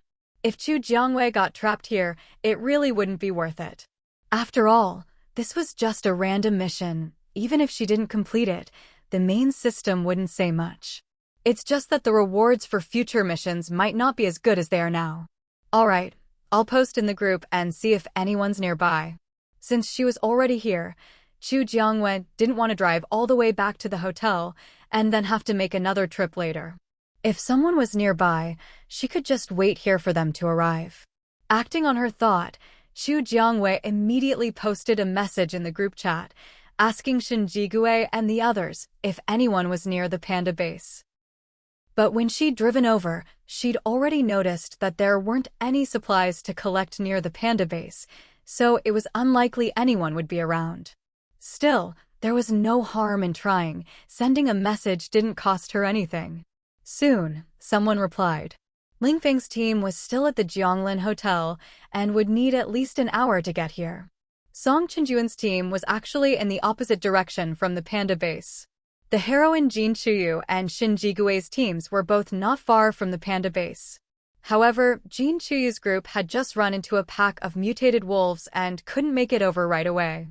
That left only Shin Jigui's 5-person team, who replied that they could come immediately. Chu Jiangwei promptly sent her location to Shin Jigui privately so they could navigate straight here. Having a system was great, even if there was no signal anywhere else in the world. The system's signal was always reliable. Shin Jigui quickly replied that he'd received the message and was on his way as fast as possible. Chu Jiangwei closed the virtual screen after replying, then looked back at the vine guarding the panda base. "I just want to take a look inside. I promise I won't harm a single plant or blade of grass. Can't you make an exception? You've already absorbed my ability, can't you at least do me this little favor? Otherwise, you're just burning your bridges after crossing them." Chu Jiangwei started nagging, but the vine remained motionless. She couldn't tell if it didn't understand her or if it was simply unaffected by her words. "Host, why do I get the feeling it's protecting something?" Little Fox wondered. Although the vine had lashed out at Chu Jiangwei earlier, it hadn't chased her when she retreated. Shin Jigui and his team arrived quickly, and the first thing they did was check if Chu Jiangwei was hurt. "Are you all right?" Shin Jigui looked her up and down, only relaxing when he saw she was fine. When he saw her request for backup in the group chat, he'd worried she was in danger. Now that she was safe, he could finally breathe easy. "I'm fine. I need to get into the panda base, but I've been blocked by a vine. I called you guys to see if we could break through together." She had to get into the panda base. If she had to force her way in, so be it. She didn't know what was going on with the pandas inside, but since the system had issued a random mission, Of course, she wanted to complete it. Seeing the massive vine coiled outside the panda base, Shinjigue and the others immediately understood why Chu Jiangwei had called for backup. Such a huge vine was definitely a top-tier mutated plant. Even the little vine that followed Chu Jiangwei around every day looked puny in comparison. Alright, since Chu Jiangwei wanted to do this, Shinjigue had no reason to refuse. Thanks. When the mango tree ripens in a couple of days, I'll save some for you guys. Since she was asking for help, she couldn't just offer nothing in return. Mangoes were the best benefit she could think of right now. Deal. Shinjigue hadn't come just for her thanks, but if it benefited his team, he wasn't foolish enough to refuse. Even if he didn't need it, others did. Chu Jiangwei and Shinjigue's 5-person team regrouped and approached the panda base entrance. As soon as they drew close, the previously quiet vines sprang into motion. Chu Jiangwei didn't attack immediately. Instead, she spoke firmly. This is the panda base. The pandas inside are in danger. I'm here today to help them. If you still insist on stopping me, then I'll have no choice but to force my way in. If you get hurt in the process, don't say I didn't warn you. Chu Jiangwei could tell that this vine hadn't killed anyone before, otherwise, it wouldn't be so docile now. If possible, she didn't want to fight it. At that moment, the vine that had been blocking the entrance suddenly opened up a gap, just wide enough for one person to pass through. Chu Jiangwei and Shinjigue's group paused. Boss Chu, what did you just say? It looks like it's letting us in. Su Zhuqing and the others stared at the narrow opening in disbelief. Could it be because I said I was here to help the pandas? If that was the case, Chu Jiangwei couldn't help but laugh. She'd gone to all the trouble of calling Shinjigue's team over, only for it to be unnecessary? Shinjigue and the others exchanged glances, wisely keeping silent and holding back their laughter. Since it's given us an opening, let's hurry inside. We'll figure out the details once we're in. Shinjigue didn't want to dwell on this matter any longer. Since the pandas inside needed help, it was best not to waste any more time on other things. Alright. Chu Jiangwei also stopped hesitating and followed closely behind Shinjigue, passing through the vine-formed single-person passage and successfully entering the panda base. Inside the panda base, the group walked for quite a while without seeing a single living soul, let alone any pandas. Little Fox, have you picked up anything on your scan? Chu Jiangwei asked Little Fox in her mind. Host, just keep heading deeper. All the pandas are huddled at the very back and their situation isn't looking good. Little Fox was able to scan the pandas' locations, and from the feedback, it was clear that the pandas were in bad shape. Hearing this, Chu Jiangwei frowned slightly. Not looking good basically meant they were on the verge of dying. She quickened her pace, and the other 5, including Shinjigue, hurried to keep up. Soon, guided by Little Fox, Chu Jiangwei finally saw a pile of black and white furballs huddled together at the very back of the base. Fortunately, they were indoors. Although it was very cold, at least they hadn't been buried by snow. When the pandas saw Chu Jiangwei and the others, they let out a few soft cries, so soft that Chu Jiangwei almost didn't hear them. We didn't see a single person on the way and no living people, no dead bodies, not even zombies. I guess when the apocalypse hit, the staff here just ran for it. It was hard not to feel for these pandas. No one knew how they'd managed to survive this long. Thinking of the vine outside, Chu Jiangwei and the others guessed that it must have mutated and had been dragging food over for the pandas to eat. But the food in the base would run out eventually. If Chu Jiangwei hadn't come today, these pandas probably wouldn't have lasted much longer. The vine at the base was strong, but there was nowhere nearby to find more food. Even if the vine could stretch itself, it wouldn't help. Chu Jiangwei bought some steamed buns from the system shop and handed one to each panda. Perhaps smelling the food, the black and white furballs struggled to sit up and quickly started munching on the buns they instinctively grabbed with their paws. After finishing one, they looked at Chu Jiangwei with pitiful eyes. Faced with so many adorable pandas, Chu Jiangwei couldn't resist and exchanged a corn cob for each of them. The pandas weren't picky, they started gnawing on the corn right away, even eating the cobs.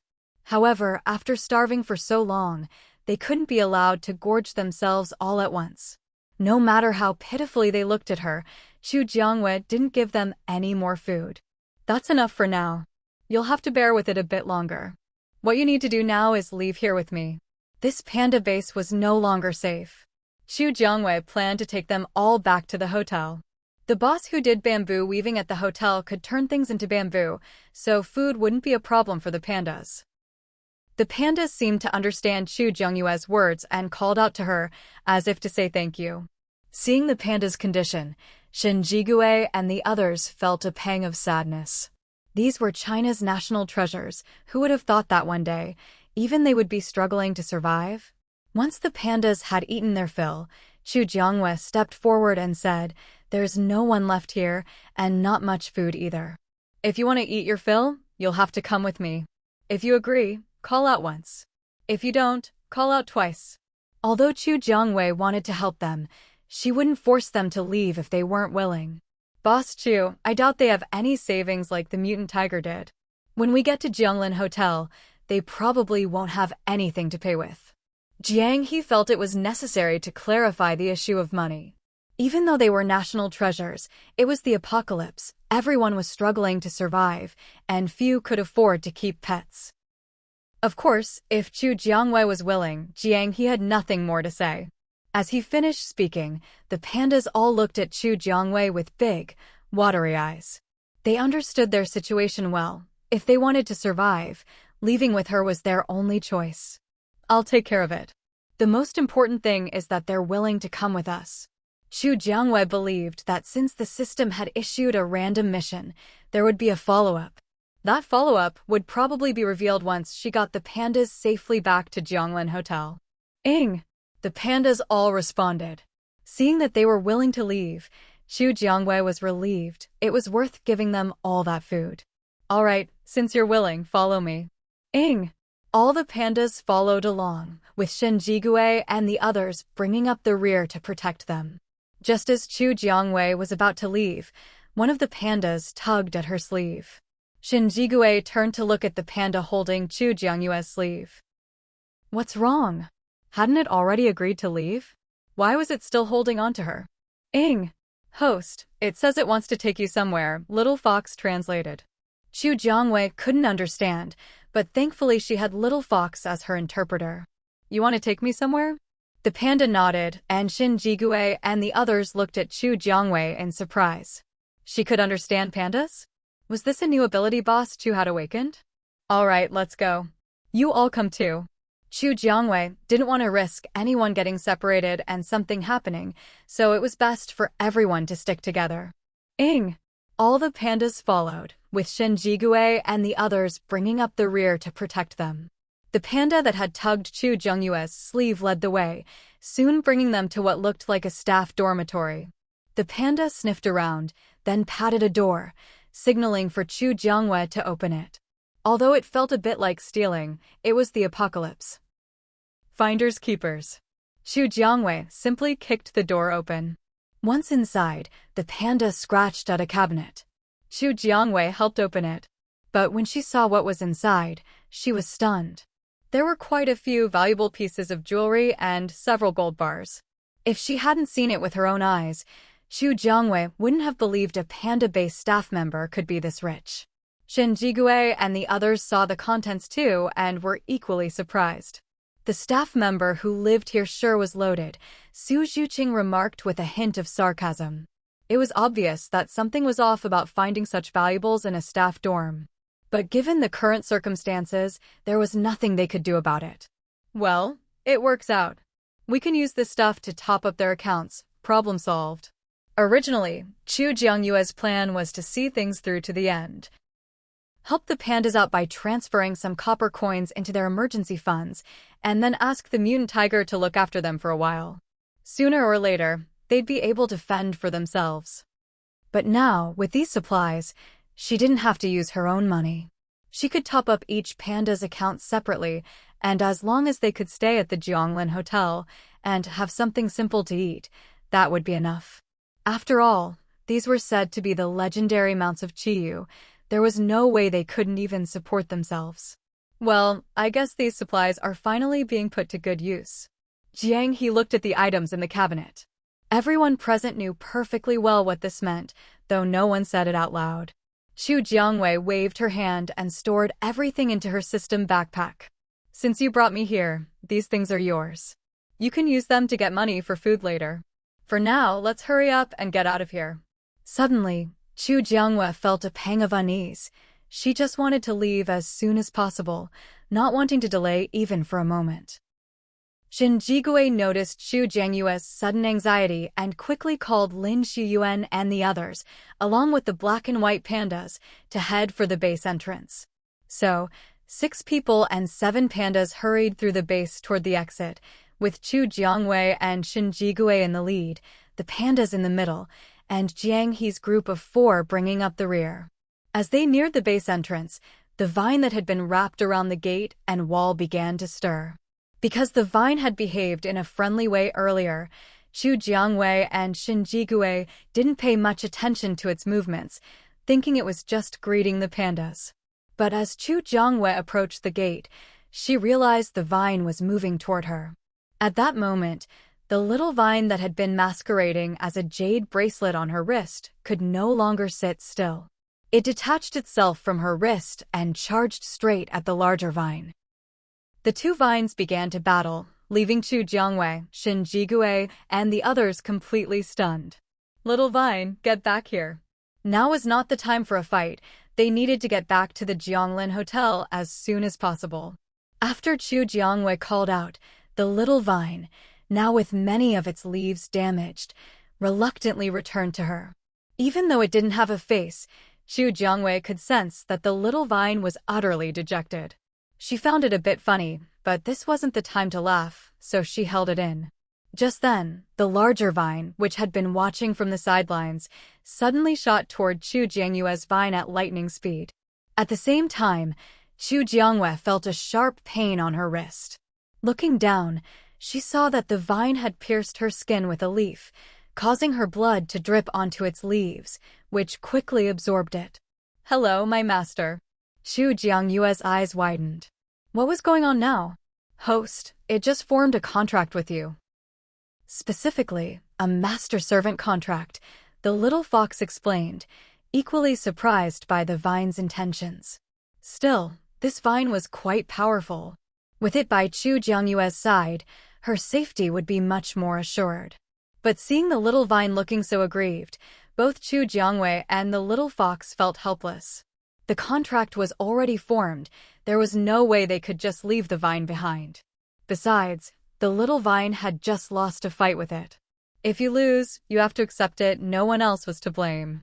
Chu Jiangwei and the little fox exchanged a subtle glance, both showing their resignation. All right.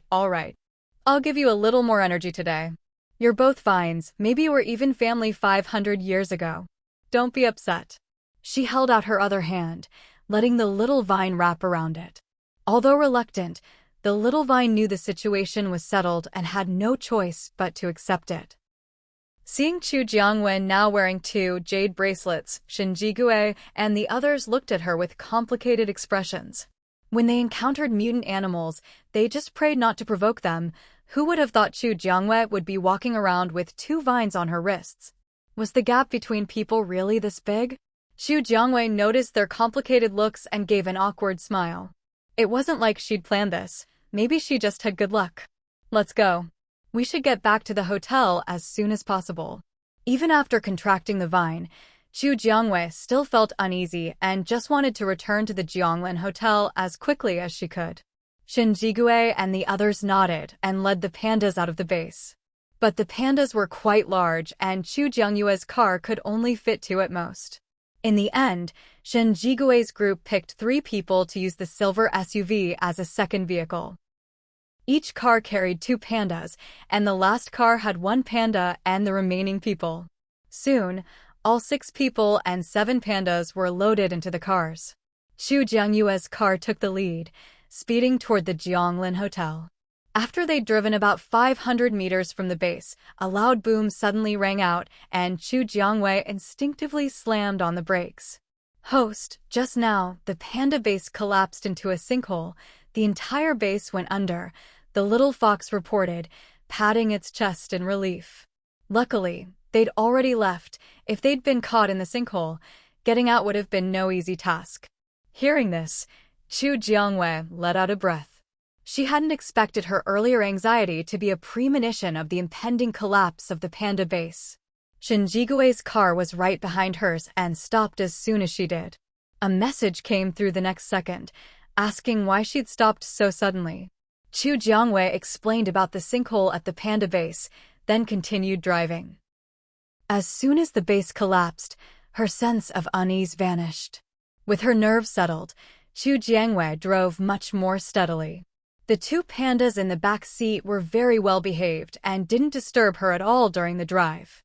Finally, they arrived safely at the Jianglin Hotel, and Chu Jiangwei let out a sigh of relief. She got out first, then opened the back door to let the two pandas out. "We're here, you can get out now." Shen Jigui and the others did the same, and the sudden appearance of the pandas in the hotel immediately attracted a crowd. "Wow, Boss Chu, where did you steal these pandas from?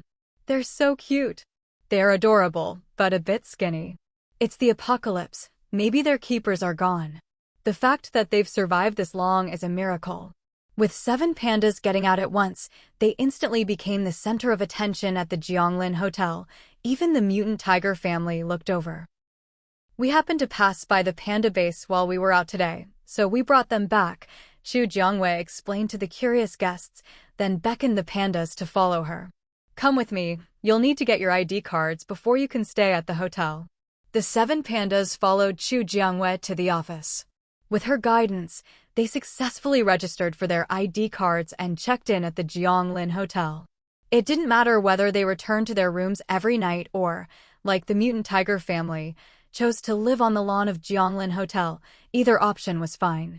However, Chu Jiangwei made it clear to them that the money deposited into their accounts, split into 7 shares from the gold bars and jewels collected at the base, wasn't a lot. If they wanted to keep living at Jianglin Hotel long-term, they'd have to work hard and earn their own keep. Whether it was going out to dig for zombie crystal cores or hunting mutant plants and animals, they'd have to rely on themselves. Chu Jiangwei could help them for a while, but she wasn't going to take care of them forever. Even national treasures had to earn their own living in the apocalypse. Although the black and white dumplings were still a bit unaccustomed, they understood what Chu Jiangwei was saying. With the little fox translating, they promised her they'd adapt as soon as possible and support themselves. Once the 7 black and white dumplings finished checking in, the other guests at Jianglin Hotel finally approached Chu Jiangwei. "Boss Chu, what kind of luck do you have? You go out once and come back with a whole bunch of pandas." This was even more attention-grabbing than the mutant tiger family. It was just a coincidence," Chu Jiangwei replied with a smile. Of course, she wasn't about to tell them she'd gone out specifically to rescue them because of a mission. Whether the others believed her or not was up to them. "Congratulations, host, for completing the hidden mission. Rescue the endangered pandas from B City Panda Base. Mission reward: Bamboo Grove X1, pasture unlocked, apple trees unlocked. Seeing the bamboo grove among the rewards, Chu Jiangwei couldn't help but think the system was really spoiling the black and white dumplings. Now, she didn't even need to worry about finding food for them. With a whole bamboo grove, why bother asking an ability user for help and owing them a favor? But the pasture and apple trees were a pleasant surprise. With the pasture, could she start raising poultry now? As for the apple trees, Chu Jiangwei immediately opened the Jianglin Hotel's real-world map and planted all the apple trees along the hotel's main road, one every 10 meters. She placed the pasture right next to the vegetable plot she'd cleared in her backyard. Looking at the newly unlocked pasture, Chu Jiangwei tried clicking on it and discovered the only poultry she could buy for now were chickens. Still, that was better than nothing. She simply bought 1 rooster and 9 hens and put them in the pasture. Then she went to the pasture section of the shop and bought chicken feed to fill the feed trough. Once all that was done, Chu Jiangwei harvested the sweet potatoes she'd previously planted on the farm. She bought pumpkin seeds, replanted, watered, and fertilized them. After putting the sweet potatoes into storage, she immediately put them up for sale in the Jianglin Hotel restaurant. The restaurant hadn't had anything new on the menu for a long time, so the sudden appearance of sweet potatoes sparked a buying frenzy among the guests. With supplies so scarce, the food they found outside was either expired or rotten. The Jianglin Hotel's restaurant was basically their lifeline. But the number of sweet potatoes was limited. Many people who arrived late could only see the sold-out sign and watch others eat. Shen Jigui and the others, who'd gone with Chu Jiangwei to rescue the black and white dumplings, didn't have to worry about this. Chu Jiangwei had sent them a message and reserved a portion just for them. At times like this, having connections really paid off. If Shen Jigui and his group hadn't helped Chu Jiangwei, they'd be fighting tooth and nail with everyone else for a single sweet potato. In residential area B of Jianglin Hotel, in the 5-bedroom suite where Shen Jigui's group stayed, while others were still scrambling for sweet potatoes, they'd already started steaming theirs. The kitchen in the suite was fully equipped, but none of the men were good cooks, so they decided to just steam the sweet potatoes, quick, easy, and foolproof, as long as you had a brain. Shin, come look at this. No one knew when Lin Shuyuan had climbed up to the window, but when he saw the scene outside, he got so excited he could barely contain himself. Normally, Lin Shuyuan was a bit scatterbrained, but he'd never been this animated before. The others gathered at the window and were stunned by what they saw. When did Boss Chu start raising chickens again? That's not the point. The point is, those chickens look like the real deal, not the cheap kind. Since Boss Chu is raising them herself, she must be planning to eat them. I wonder if she'll sell any.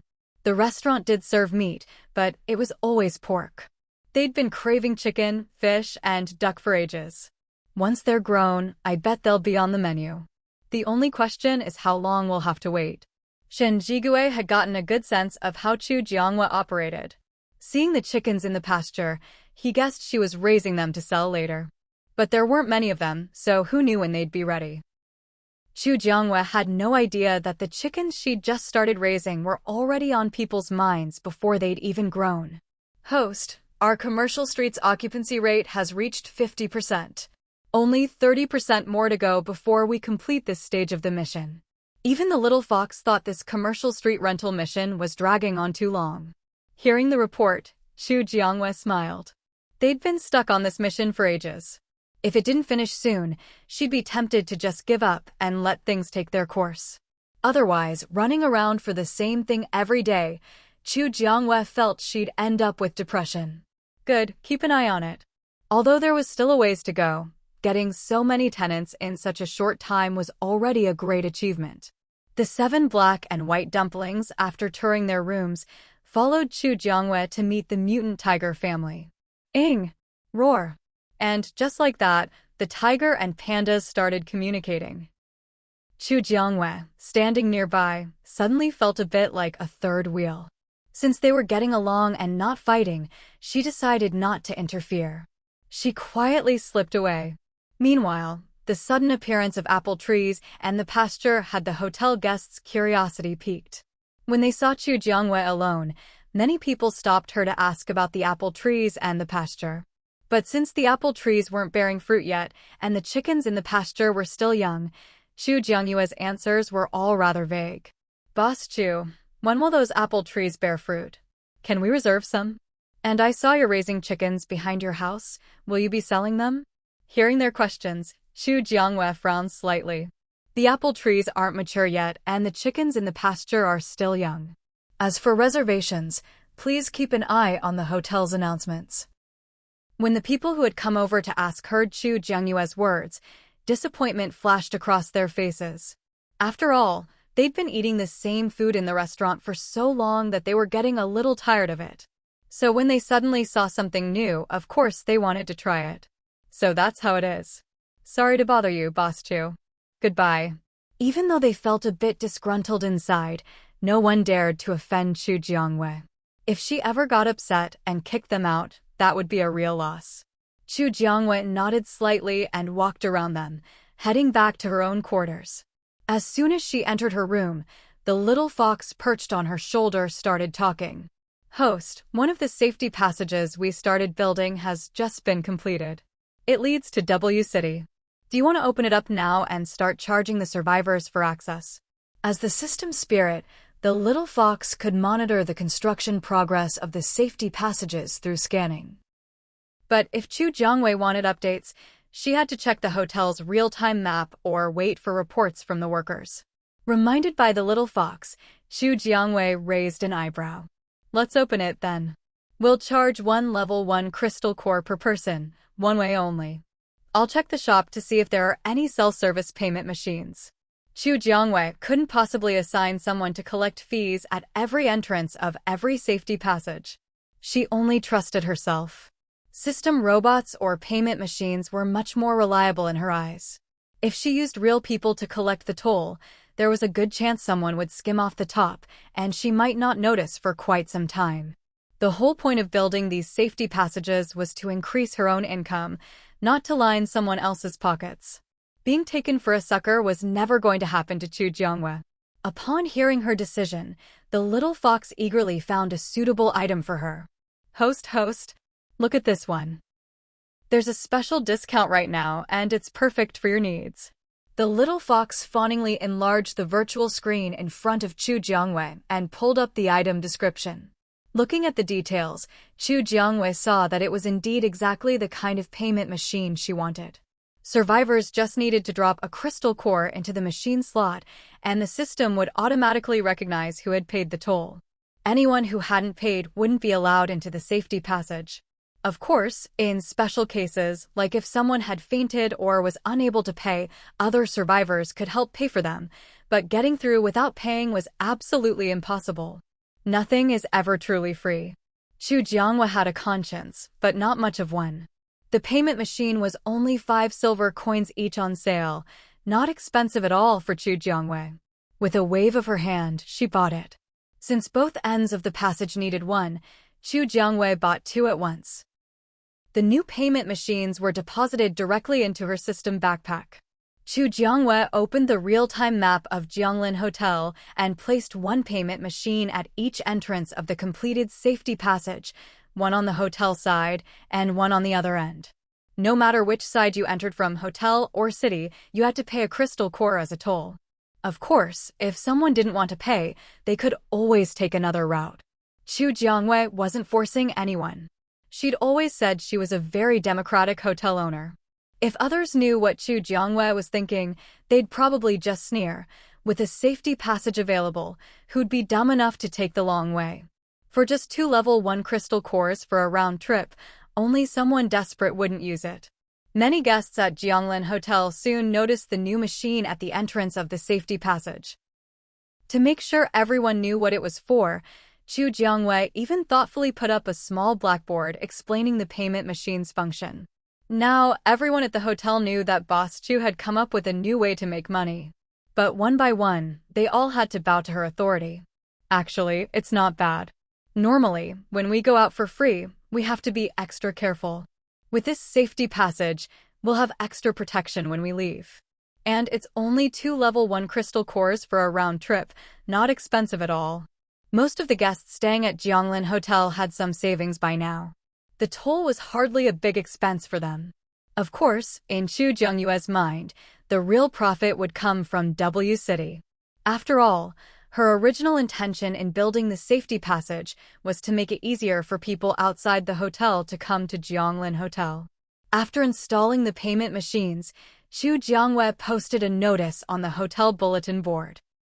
She informed all guests that the hotel had opened a safety passage to W City. Guests with family or friends in W City broke into smiles when they saw the announcement. They'd worked so hard to dig up crystal cores and save up coins, all so they could one day cross from B City to W City, find their loved ones, and bring them back to Jianglin Hotel. Now, with the hotel's new safety passage to W City, they could go search for their family and friends without any worries. The whole hotel was abuzz with excitement.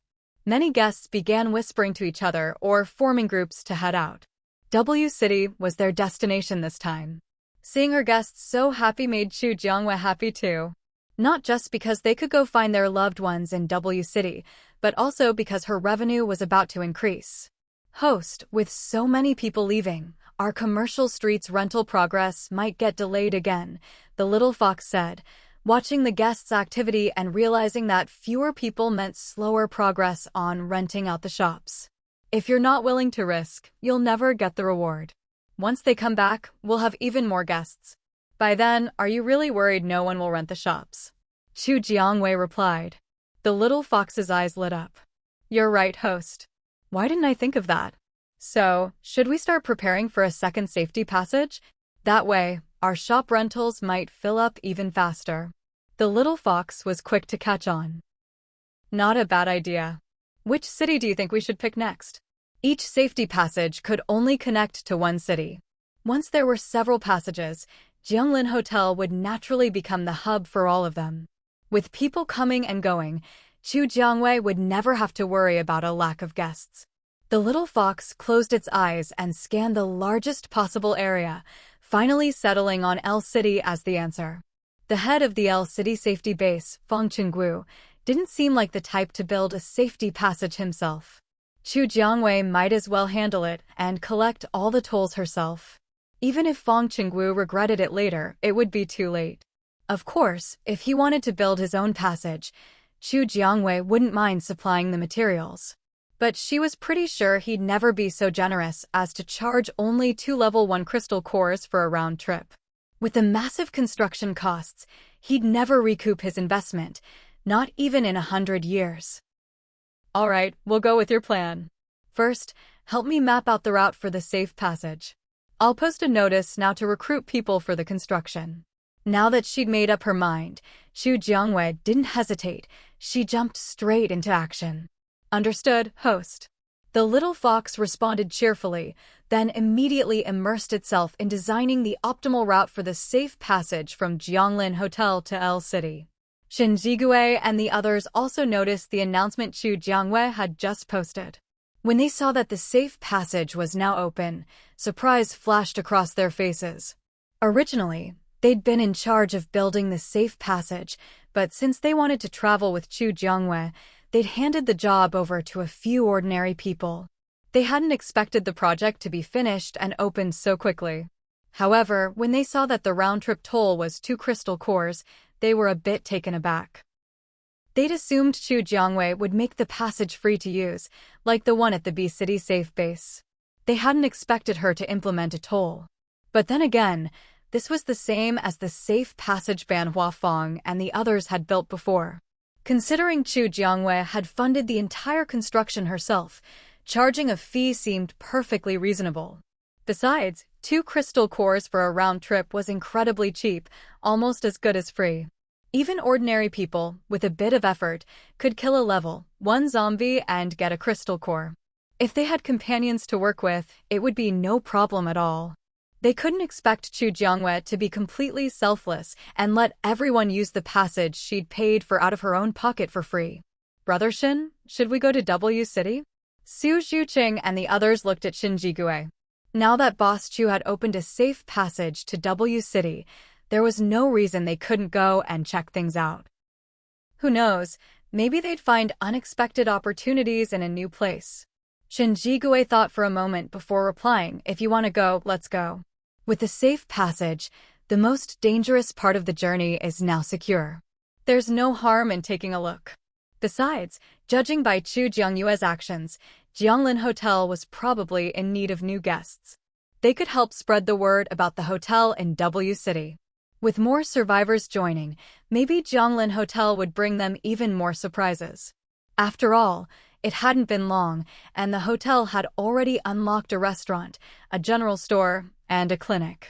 Shin Jigui guessed that as more people came to Jianglin Hotel, or as certain conditions were met, the hotel would unlock even more possibilities. If Chu Jiangwei knew about Shin Jigui's theories regarding Jianglin Hotel, she'd probably be shocked. He was almost spot on. Should we invite Boss Chu? Lin Chuyuan asked timidly, glancing at Shin Jigui as he spoke. Shin Jigui shot him a look. Up to you. But Shin Jigui figured that since Chu Jiangwei had just returned to Jianglin Hotel, she probably wasn't eager to head out again so soon. Lin Chuyuan had actually wanted Shin Jigui to invite Chu Jiangwei himself. He didn't have the nerve to do it. He gave an awkward laugh and said nothing more.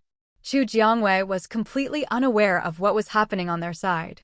If she knew, she'd probably sigh. Shin Jigue really did understand her too well. Brother Wanen, it's W City. Mom and Dad went there on a business trip. Let's hurry and go find them and Uncle and Auntie. Louis was so excited she nearly jumped up when she saw the announcement about the safe passage to W City. She'd always been raised as a pampered young lady by her parents. Lately, she'd had no one by her side except Zheng Wenin, and even he had tried to give up on her. Now that there was finally a chance to contact her parents, Louis wasn't about to let it slip by. But she was too scared to go alone, so she went to Zheng Wenin's room and called him out, hoping he'd go with her. Hearing Louis's words, Zheng Wenin was a little moved. After all, he was only human. Who wouldn't want to find their own parents? But right now, all they had was a safe passage to W City and no other information. Once they got to W City, where would they even start looking? They couldn't just comb through the snowy wilderness inch by inch. That would drain their strength, energy, and time. Even if they brought enough food and water, they couldn't stay out in the snow for long. Otherwise, even with thermal gear, they could easily end up in mortal danger. Thinking of this, Zheng Wenin was reluctant.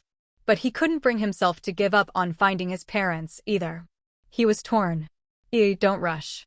Let me think about it. He needed a foolproof plan before he'd be willing to take such a risk. He wasn't about to risk his life for anyone.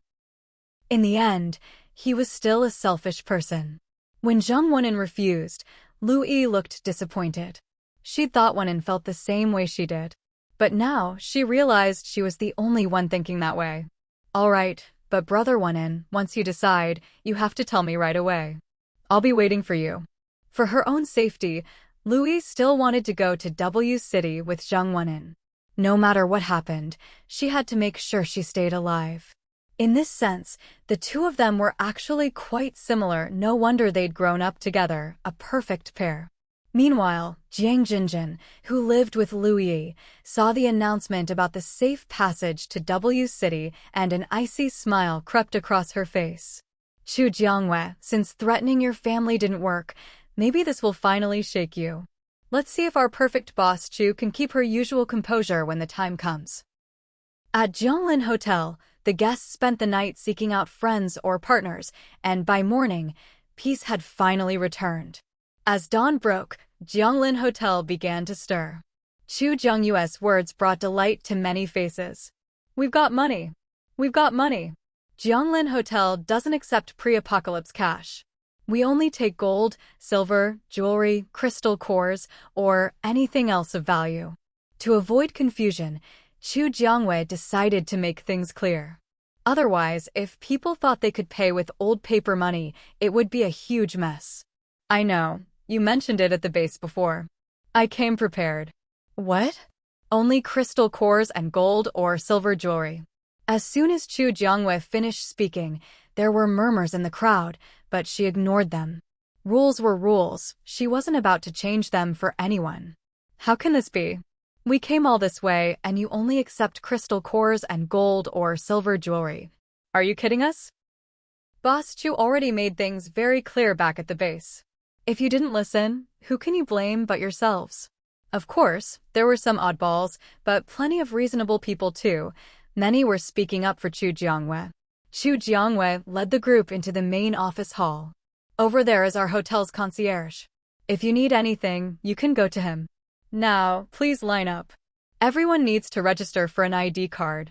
Whether or not you want to stay at the hotel is up to you. You can queue up here with me or over there with the concierge to get it done. Hello. Chu Jiangyang smiled slightly in greeting as someone called out to him. Chu Jiangyang was a humanoid robot and definitely the most handsome in the crowd. Quite a few young women's eyes lit up when they saw him. Since you could register at either line, all the girls flocked to Chu Jiangyang's side. Chu Jiangwei was happy to see this, saved her from having to do all the work herself. Boss Chu, I'd like to stay at the hotel. The first person in Chu Jiangyue's line immediately said he wanted a room. Business was always welcome, of course. But currently, only residential areas B and C had rooms available, and the prices were a bit high. She wasn't sure if he'd be okay with that. Sure, let's get your ID card registered first. Just put whatever you want to use for your deposit right here. Chu Jiangwei pointed to the exchange device on the front desk, signaling for him to place his items there. The young man didn't hesitate. He put his large backpack on the exchanger and dumped everything out. He'd already eaten all his food on the way here. What was left were the gold, silver, and jewels he'd brought to use as payment, plus some crystal cores he'd dug up. His backpack was huge, probably an oversized travel bag, and when he emptied it, the pile on the exchanger looked like a small mountain. Fortunately, the exchanger had a protective shield, so nothing spilled onto the floor. Once everything was set, the exchanger began processing, and after quite a while, it finally finished. In the end, his items were exchanged for 20 gold coins, 60 silver coins, and 50 copper coins. If you converted that to pre-apocalypse currency, it would be about 206,050 yuan, a pretty substantial sum. An average family might not even make 200,000 yuan in a year. She didn't know if this was what the young man expected, but in Chu Jiangyue's opinion, it was a decent amount. There are no rooms left in Area A. The ones in Areas B and C are a bit pricey. The cheapest right now is a 3-bedroom in Area B, 12 silver coins per day. If that's okay, I'll get you checked in. Since he'd just exchanged more than 20 gold coins, Chu Jiangwei figured he wouldn't mind the price. But Boss Chu, can I have someone stay with me? 12 silver coins a day for one person is a bit much. Of course. It's a 3-bedroom, so you can find 2 more people to share. That way, it's only 4 silver coins per person per day.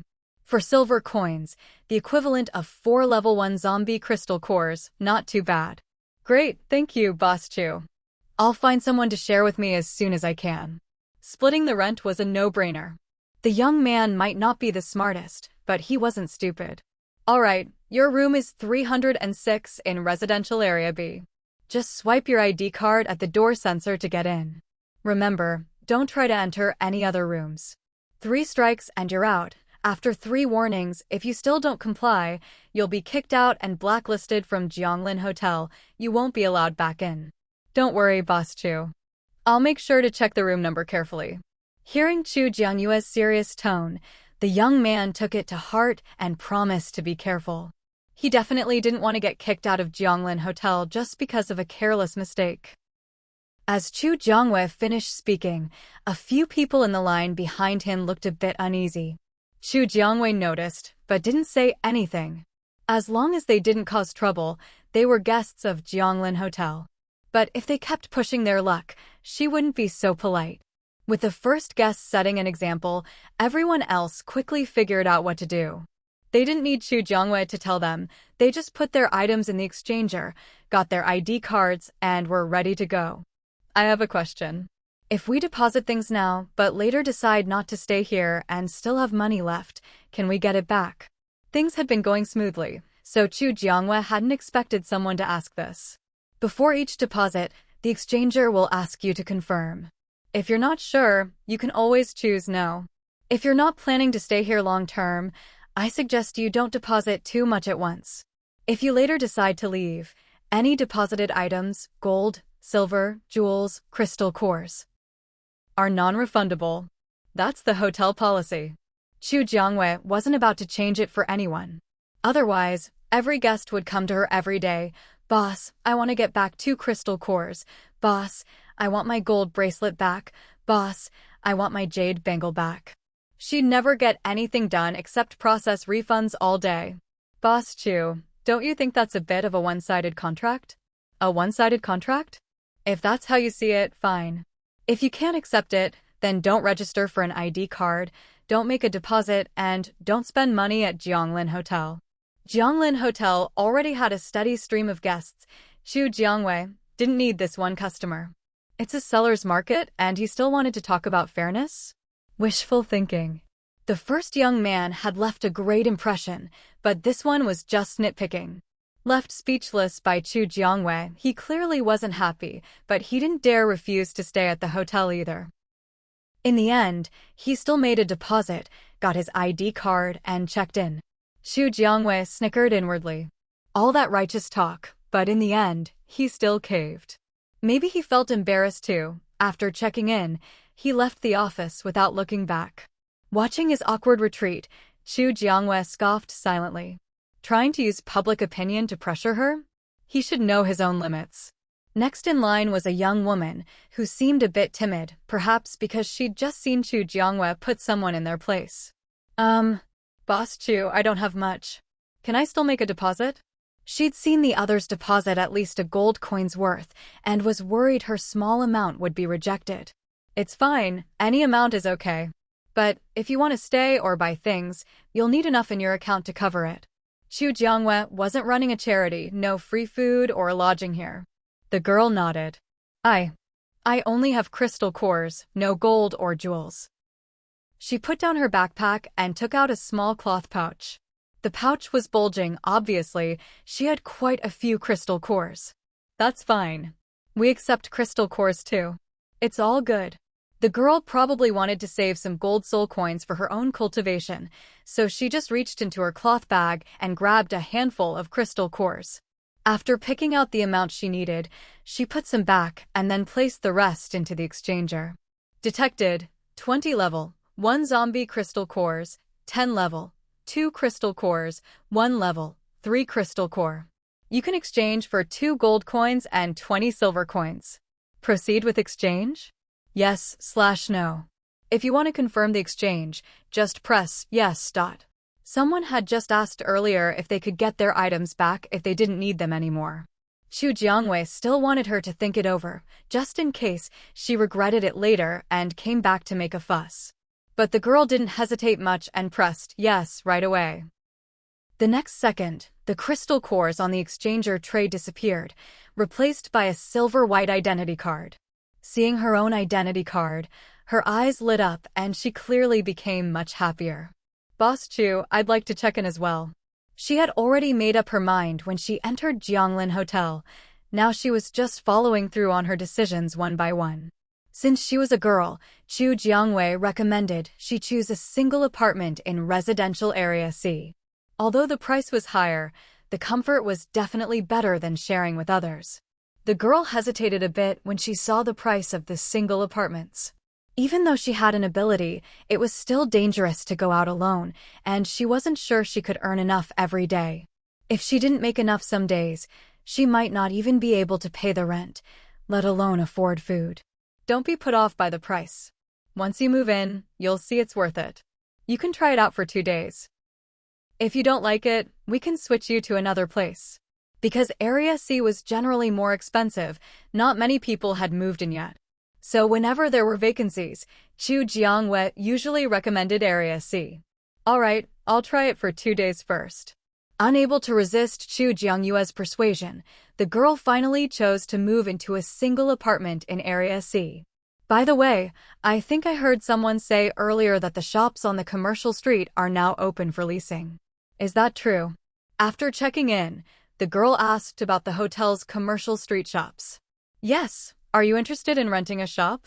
But seeing the girl's current account balance, Chu Jiangwei still offered some advice. The rent for shops is pretty high. If you're not sure your shop will make money, I'd suggest you think carefully. If you can't pay the rent, the hotel will penalize you. As long as it's not intentional delinquency, you won't be blacklisted, but there will be late fees. The interest on late fees is very high, so I really recommend you be careful. After saying this, Chu Jiangwei felt a bit like Mother Mary, actually turning away rent money that was almost in hand. I can make desserts. Do you think it's okay to open a dessert shop here, Boss Chu? Even after Chu Jiangyue's warning, the girl didn't want to give up. Her lifelong dream had always been to own her own dessert shop. Now that she finally had the chance, she didn't want to let it slip away. Hearing that she wanted to open a dessert shop, Chu Jiangwei was a little surprised none of the other shops so far had sold anything like that. There's no competition at the moment. If you really want to, why not give it a try? Here's a list of the shops that are still available. The monthly rent is shown on the right. Take a look and let me know which one you want. With a wave of her hand, a virtual screen appeared on the counter, showing a real-time map of Jianglin Hotel's commercial street. On the map, some shops were colored, some were gray. The gray ones were already rented out.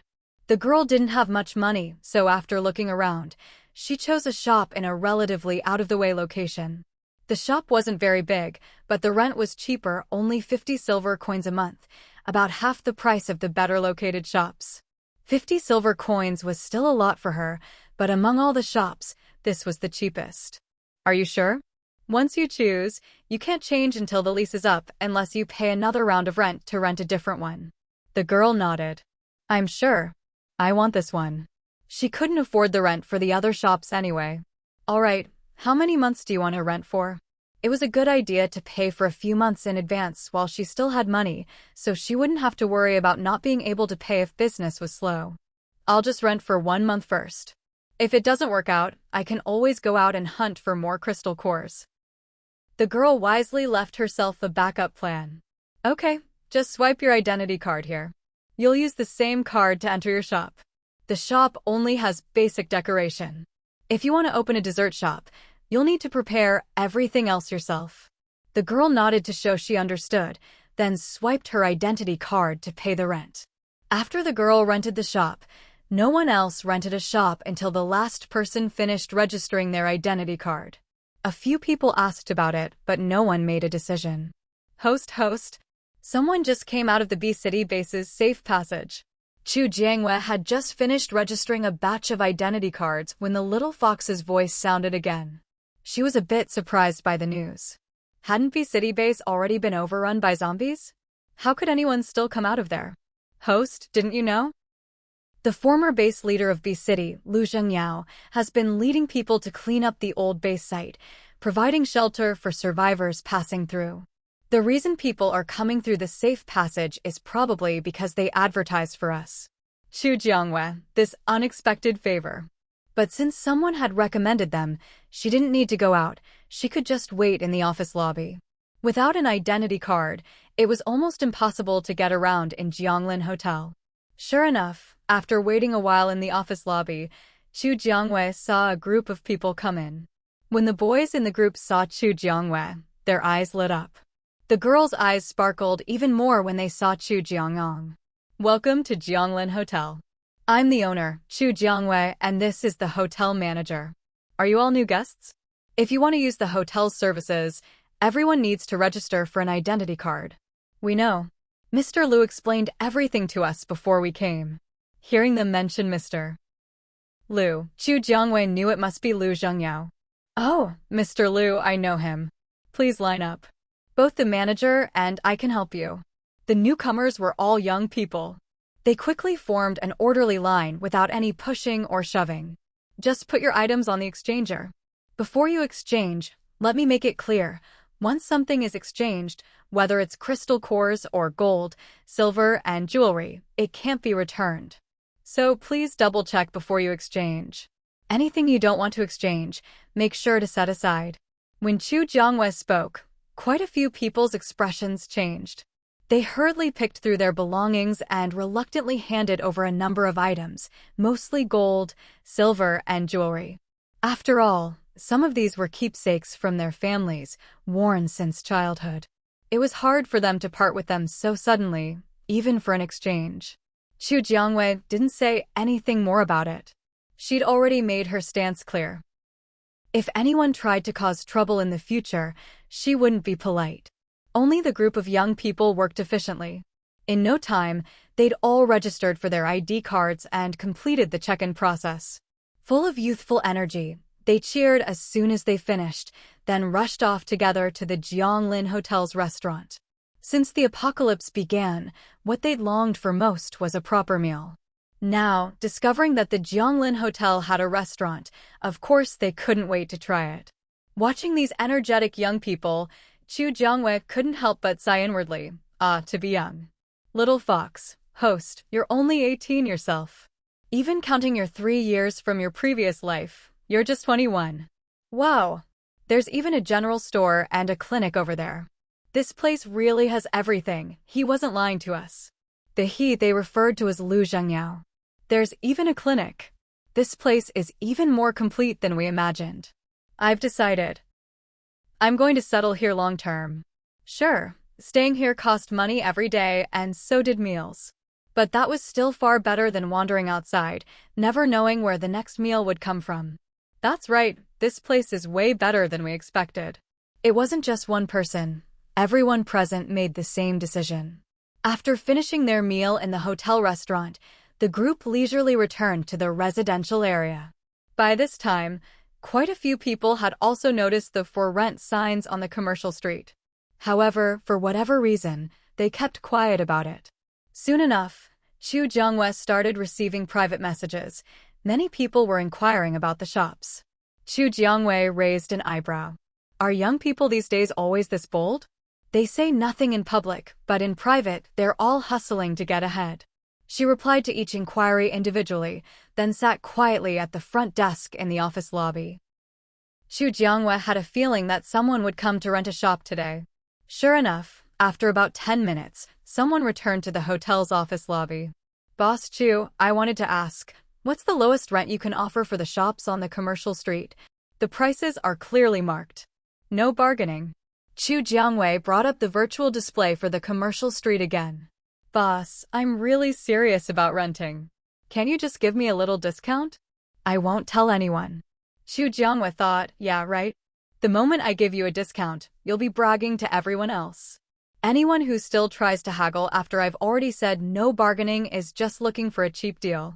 Chu Jiangwei didn't trust people like that, to be honest. Look, someone else just arrived. I really can't give you a discount.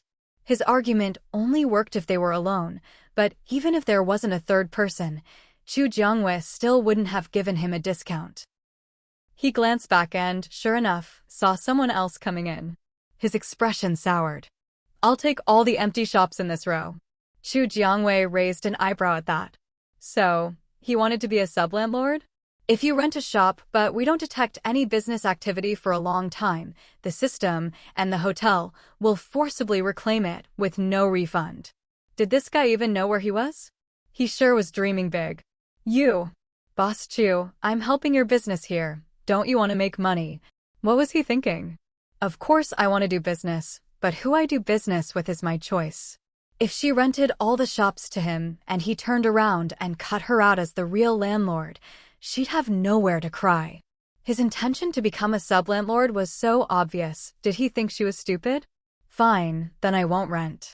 With that, the man glared at Chu Jiangwei and headed for the lobby exit. But as he neared the door, he slowed down, probably thinking Chu Jiangwei would call him back for the sake of the business. To his surprise, even when he reached the door, Chu Jiangwei didn't say a word. Grinding his teeth, embarrassed but unwilling to give up, he turned back.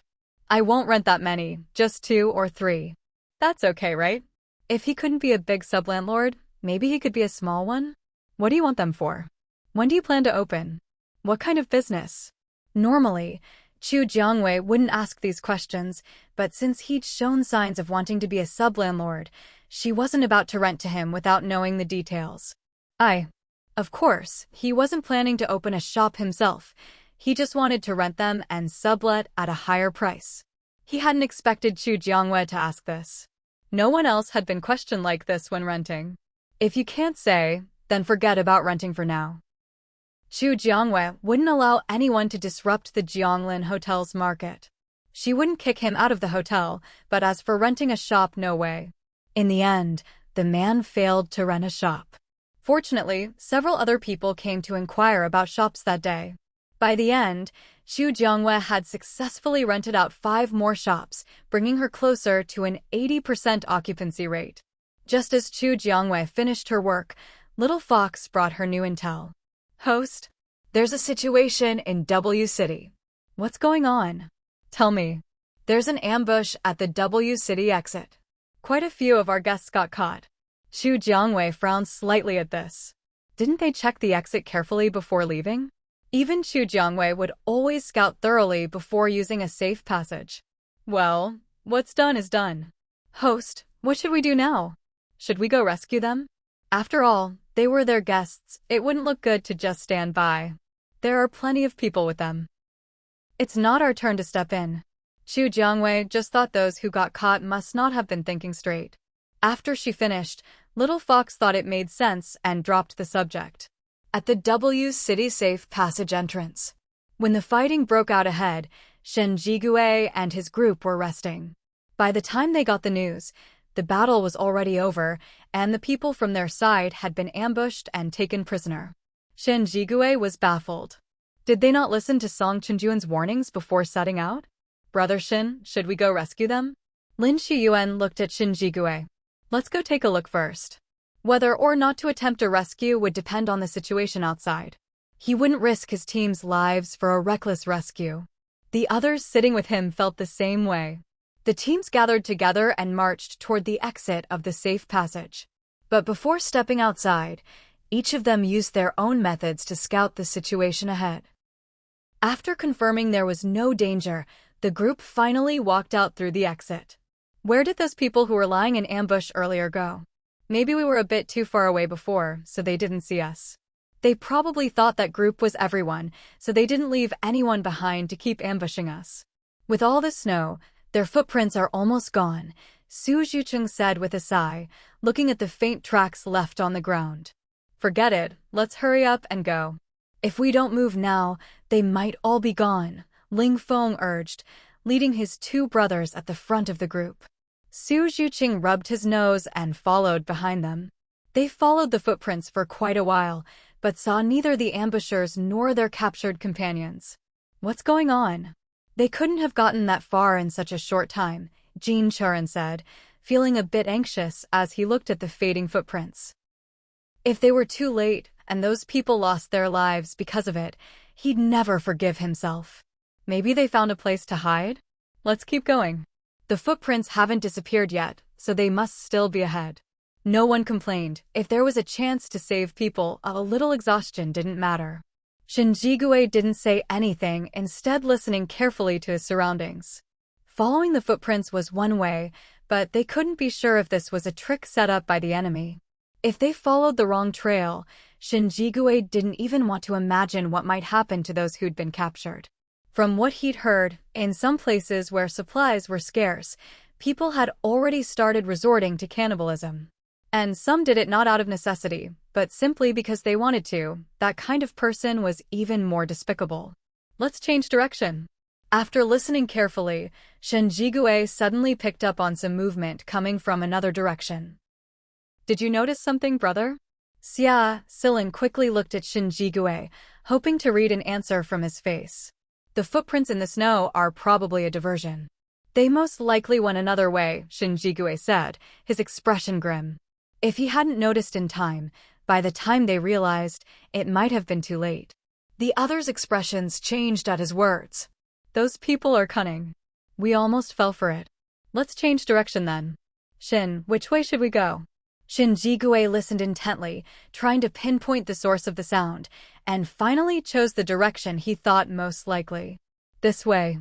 But just in case, we should split up. Although Shen Jigue was confident in his judgment, he still wanted someone to follow the original path, just in case he was wrong, so they wouldn't all be wiped out. Everyone agreed with his plan. 2 directions, so let's split into 2 teams. Mr. Shin, which way do you want to go? Jin Chuyu asked. I'll take this direction, since I was the one who suggested it. If I'm wrong, I'll take responsibility. Jin Chuyu nodded. Then Captain Song and I will take the other direction. Ling Feng, you and your brothers go with Shin. The rest can choose whichever team they trust more. Does that sound good? If so, let's split up. No objections, Ling Feng was the first to speak up. Works for me, Song Chungjun agreed. He didn't care much about which direction, they all had the same goal in the end. Everyone quickly grouped up with their respective leaders, and the remaining independent members joined whichever team they trusted more.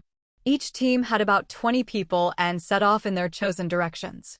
To better observe their surroundings, they chose to travel on foot instead of by car.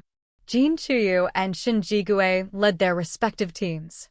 The 2 of them had the strongest abilities in the group, so if anything happened, they'd be best able to protect themselves. The snow was thick, and every step left a clear print. At first, nothing seemed out of the ordinary. But as they passed a small, out-of-place wooden cabin, Shen Jigue suddenly stopped, and the others followed suit. Wait. Let's check if anyone's in there. Before anyone could react, Shen Jigui was already moving forward. Su Zhuqing and the others wanted to stop him, but it was too late. They could only watch as Shen Jigui crept closer to the cabin. Not wanting Shen Jigui to face unknown danger alone, Su Zhuqing led the others after him. Shen Jigui reached the side of the cabin, pressing himself against the wall to avoid being seen. He glanced back at the others, signaling for them to hide. Just then, the cabin door suddenly opened, and a burly man, at least 1.9 meters tall, stepped out. No wonder the others had been ambushed. With a guy this big, he'd be tough to handle without some serious skills. As soon as the door opened, Shen Jigui heard movement inside. Someone was tied up and their mouth was covered. Boss, I just saw more people in that tunnel. Should we hit them too? These folks are loaded. They're all carrying food and drinks. He could hear more voices inside. Judging by what they were saying, Shen Jigui and the others realized these people saw them as easy prey. Now wasn't the time to talk. Shen Jigui quickly opened his virtual screen and sent a message to the others. If you weren't a guest of the Jianglin Hotel, you couldn't see the virtual screens, so there was no risk of being discovered. Even among hotel guests, no one could see anyone else's screen, just a blur of pixels. Shen Jigui had already counted the people inside. Aside from their own captured teammates, there were at most 5 enemies. Their successful ambush was probably thanks to the element of surprise. Now, with the enemy exposed and themselves hidden, the advantage was on their side. Shen Jigui's plan was simple. Launch a surprise attack with their abilities. Catch the enemy off guard, injure them quickly, and finish them off before they could react. Knowing there were at most 5 enemies, everyone agreed with Shen Jigui's plan. At his signal, they burst into the cabin. Ignoring the captives, they unleashed their powers on the remaining enemies. Damn it. Who are you? Shen Jigui and the others didn't bother answering, they just attacked with everything they had. At a time like this, any hesitation would mean defeat. Of course, they weren't the type to kill indiscriminately. Once they confirmed the enemies were no longer able to resist, they finally stopped their attacks. Su Zhuqing and Ling Feng immediately led their people to untie the captives, while Shen Jigui kept a close eye on the group they had already incapacitated with their abilities. Speak. Why did you kidnap them? There's no such thing as a kidnapping for no reason. Whether it's for money, for women, or for supplies, there's always a motive. The tall guy, nearly 1.9 meters, who had been about to head out earlier, turned his face away and snorted. Humph. What other reason could there be for kidnapping? We're all just trying to get something to eat. Shen Jigui looked at the tall man, who was clearly the leader of the group. They probably had plenty of food on them. If you just wanted to rob them, you could have taken their stuff and left. Why bother tying them up? Obviously, besides robbing them, they must have had some other motive. But apart from admitting to stealing food, the tall man refused to say anything more. Of course, Shen Jigui wasn't particularly interested in their motives. His only goal was to save people. Asking about their reasons was just a casual question. Once everyone had been untied, Shen Jigui led his group away. Although they took back the things the kidnappers had stolen, they didn't go so far as to wipe them out completely. The tall man and his group had been injured by Shen Jigui and the others' abilities. In this freezing, snowy weather, it wouldn't be easy for them to get away safely. In such conditions, a single careless mistake could cost them their lives. But that wasn't Shen Jigui's concern. He led his group out of the cabin and back to where they'd parked their vehicles. The people they'd rescued repeatedly thanked Shen Jigui and the others along the way. They had no ties to each other, and Shen Jigui's group could easily have ignored their plight. Instead, they'd chosen to save them. You're like our second parents, someone even said. Shen Jigui wasn't used to this kind of gratitude. He just waved it off and got back into their vehicle. Su Zhuqing and the others also struggled quite a bit before finally making it back to their car. This is such a strange feeling. I never thought rescuing people would feel so rewarding. As if you've never saved anyone before. It's different. Before, we were always following Boss Chu. Now, we're leading the team ourselves. At the mention of Chu Jiangwei, Shen Jigui's gaze darkened slightly. Shen, what's our next move? Now that they were out of the safe zone, it was everyone's first time in W City, and they really had no idea where the base was likely to be set up. Let's use the navigation. The Jianglin Hotel's navigation system was extremely accurate, even outside B City. Good idea. I don't know why I didn't think of that. I'll turn it on now. Lin Qiuyuan checked his virtual screen and started the navigation. Unlike Chu Jiangyue's unique, oversized arrow navigation, their system only showed the route on the car's dashboard screen. They'd always traveled with Chu Jiangwei before, using the big arrow navigation. Switching to a normal system felt a bit strange. Shin, the navigation says there's a small base about 5 kilometers ahead. 5 kilometers wasn't far at all. At their driving speed, they'd be there in just a few minutes. Check with the others. If no one has any objections, let's go take a look. They didn't need to resupply at the base. The main idea was to promote the Jianglin Hotel. Once that was done, they could move on to their own business. With Shen Jigui's approval, Lin Qiuyuan messaged Ling Feng and the others. After confirming that no one objected, he stepped on the gas and drove forward. The people who'd been ambushed earlier obediently followed Shen Jigui's group. In just a few minutes, they arrived at the gates of the small base. The guards at the gate were startled to see so many vehicles pull up. They thought someone had their eye on the base and was here to attack. Judging by the cars, these people were clearly well off, unlike the folks in the small base, who were lucky to get one meal a day. Shen Jigui and the others had no idea what the base guards were thinking. Once they arrived, everyone got out of their vehicles one after another. Led by Shen Jigui, the group marched toward the gate in a grand procession. The guards' palms were sweating. What do you want? They were just a small base. No money, no people, no food. There was really no reason for anyone to target them. Hello, we're from B City. We're just passing through and would like to rest our team here for a bit. Would that be possible? Shen Jigui did his best to sound polite. What? The guard was still in a daze and didn't really catch what Shen Jigui said. He means we've come a long way from B City and we're exhausted. We'd just like to rest here for a while. But don't worry, so long as no one messes with us, we won't cause any trouble for anyone in the base. Xia Silin, who had been a college student before the apocalypse, seemed more approachable than the others. Pushing him forward to speak made their intentions more convincing. Sure enough, after hearing Xia Silin's explanation, the guard visibly relaxed. So you just want to rest your team here? Everyone entering the base for the first time needs to hand over some supplies, 1 gene of rice for ability users, 2 gene for non-ability users. Other items can be used as substitutes.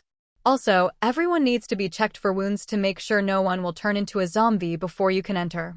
We don't have any rice, but we can pay with corn. Most of the Jianglin Hotel's rice had already been cooked, and it wouldn't make sense to hand over cooked rice as supplies. That's fine. 2 ears of corn for each gene of rice. Each base had its own exchange rates, but this one was fairly reasonable. They'd prepared well for the journey, so handing over a few ears of corn was no problem. As for the inspection, aside from the few who'd been ambushed, they hadn't run into much danger on the way, so they passed quickly. Once inside, Shen Jigui instinctively began to observe the base's environment. Shin, should we message Captain Song and Sister Jean? Let them know we've found a small base. Once they arrive, we can decide when to leave.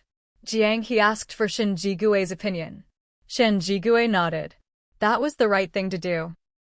So Jiang, he found a secluded spot, opened his virtual screen, and contacted Song Chungjun and Jin Chuyu. Song Chungjun and Jin Chuyu must have been waiting for news, because they replied almost immediately after Jiang he sent the message. Once he confirmed they'd received it, Jiang he put away his screen and went to rejoin the main group. Meanwhile, after getting Jiang he's message, Jin Chuyu and Song Chungjun discussed it and decided to head to the small base to meet up, following the directions provided. Luckily, they'd been walking the whole way, so they weren't far off. Driving from their location to the small base Shen Jigui's group had found would only take about 10 minutes, according to the navigation. Watching his disheveled figure retreat, Chu Jiangwei sneered inwardly. Trying to use public opinion to pressure her? He really should know his own limits. Next in line was a young woman. Perhaps because Chu Jiangwei had just dealt with someone harshly, the girl seemed a bit timid. Boss Chu, I don't have much. Can I still top up my account? She'd seen that the people before her had all managed to top up at least one gold coin. With her meager belongings, she was afraid she'd be turned away. It's fine, any amount is okay. But if you want to stay here or buy anything, you'll still need to have enough funds in your account. Chu Jiangwei wasn't running a charity. There was no such thing as free food or lodging here. The girl nodded. I only have crystal cores, no gold, silver, or jewels. She set down her backpack and pulled out a small cloth pouch. The pouch was bulging clearly. There were quite a few crystal cores inside. No problem. Crystal cores are fine too, I accept them all. The girl probably wanted to save some gold soul for her own cultivation, so she just reached into the pouch, grabbed a handful of crystal cores, picked out the amount she needed, put some back, and then placed the rest into the exchange machine. Detected, 20 level, 1 zombie crystal cores, 10 level, 2 crystal cores, 1 level, 3 crystal core. Can be exchanged for 2 gold coins and 20 silver coins. Proceed with exchange? Yes/no.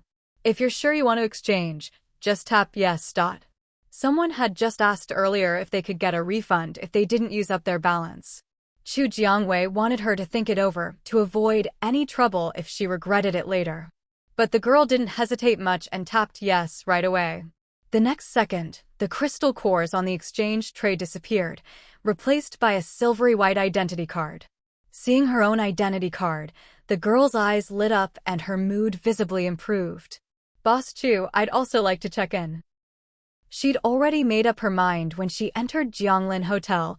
Now she was just following through with her decisions. Since she was a girl, Chu Jiangwei recommended that she stay in a single apartment in residential area C. Although the price was higher, the comfort was far better than sharing with others. The girl hesitated when she saw the price for the single apartment.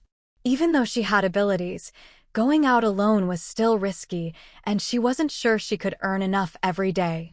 If there was ever a day she didn't make enough, she wouldn't even be able to pay rent, let alone eat. Don't be put off by the price. Once you move in, you'll see it's worth every coin. Why don't you try it for 2 days? If you don't like it, we can switch you to another place. Because Area C was generally more expensive, not many people had moved in yet. So whenever there were vacancies, Chu Jiangwei would mainly recommend Area C. Alright, I'll try it for 2 days first. Unable to resist Chu Jiangwei's pitch, the girl finally chose to stay in a single apartment in Area C. Oh, by the way, I heard when I came in that the commercial street is looking for tenants. Is that true? After checking in, the girl asked about renting a shop on the hotel's commercial street. That's right. Are you interested in renting a shop? But seeing the girl's current account balance, Chu Jiangwei gave her a word of caution. Shop rent is pretty expensive. If you're not sure your shop will make money, I'd suggest you think carefully. If you can't pay the rent, the hotel will penalize you. If it's not malicious delay, you won't be blacklisted, but there will be late fees. The late fee rate is quite high, so I really recommend you be cautious. After saying this, Chu Jiangwei felt like she was possessed by Mother Teresa. She was actually turning away money that was already at her fingertips. I make desserts. Do you think it's possible to open a dessert shop here, Boss Chu? Even after all that, the girl didn't want to give up. It had always been her dream to own her own dessert shop. Now that she finally had the chance, she didn't want to let it slip by. Hearing that she wanted to open a dessert shop, Chu Jiangwei was a little surprised. That was different from all the other shops so far. There's no competition at the moment. If you really want to try, go for it. Here are the shops that are still available. The monthly rent is listed on the right. Take a look and let me know which one you want. With a wave of her hand, a virtual screen appeared on the counter. Looking closely, it was a live map of Jianglin Hotel's commercial street. On the map, some shops were in color, others were gray. The gray ones were already rented out. The girl didn't have much money, so after looking around, she picked a relatively remote shop. It wasn't very big, but the rent was cheaper, only 50 silver coins a month. That was about half the price of the better-located shops. 50 silver coins was still a lot for her, but among all the shops, it was the cheapest. Are you sure? Once you decide, you can't change until the lease is up, unless you pay another full month's rent to rent a different one. The girl nodded. I'm sure. I'll take this one. She couldn't afford the rent for any of the other shops anyway. All right, how many months do you want to rent for? She could take advantage of having money now and pay for a few months in advance, so she wouldn't have to worry about not being able to afford rent if business was slow. I'll just rent for 1 month first. If it doesn't work out, I can always go out and hunt for crystal cores or kill mutant animals. The girl was smart enough to leave herself a backup plan. Okay, just swipe your identity card here to pay. You'll also use your card to enter the shop. The shop only has basic decoration. If you want to open a dessert shop, you'll have to prepare everything else yourself. The girl nodded to show she understood, then swiped her card to pay the rent. After the girl rented her shop, no one else in line rented a shop until the last person had registered their identity card. A few people asked about it, but no one made a decision. Host. Someone just came out of the security tunnel at Base B. Chu Jiangwei had just finished registering a batch of identity cards when the little fox's voice rang out again.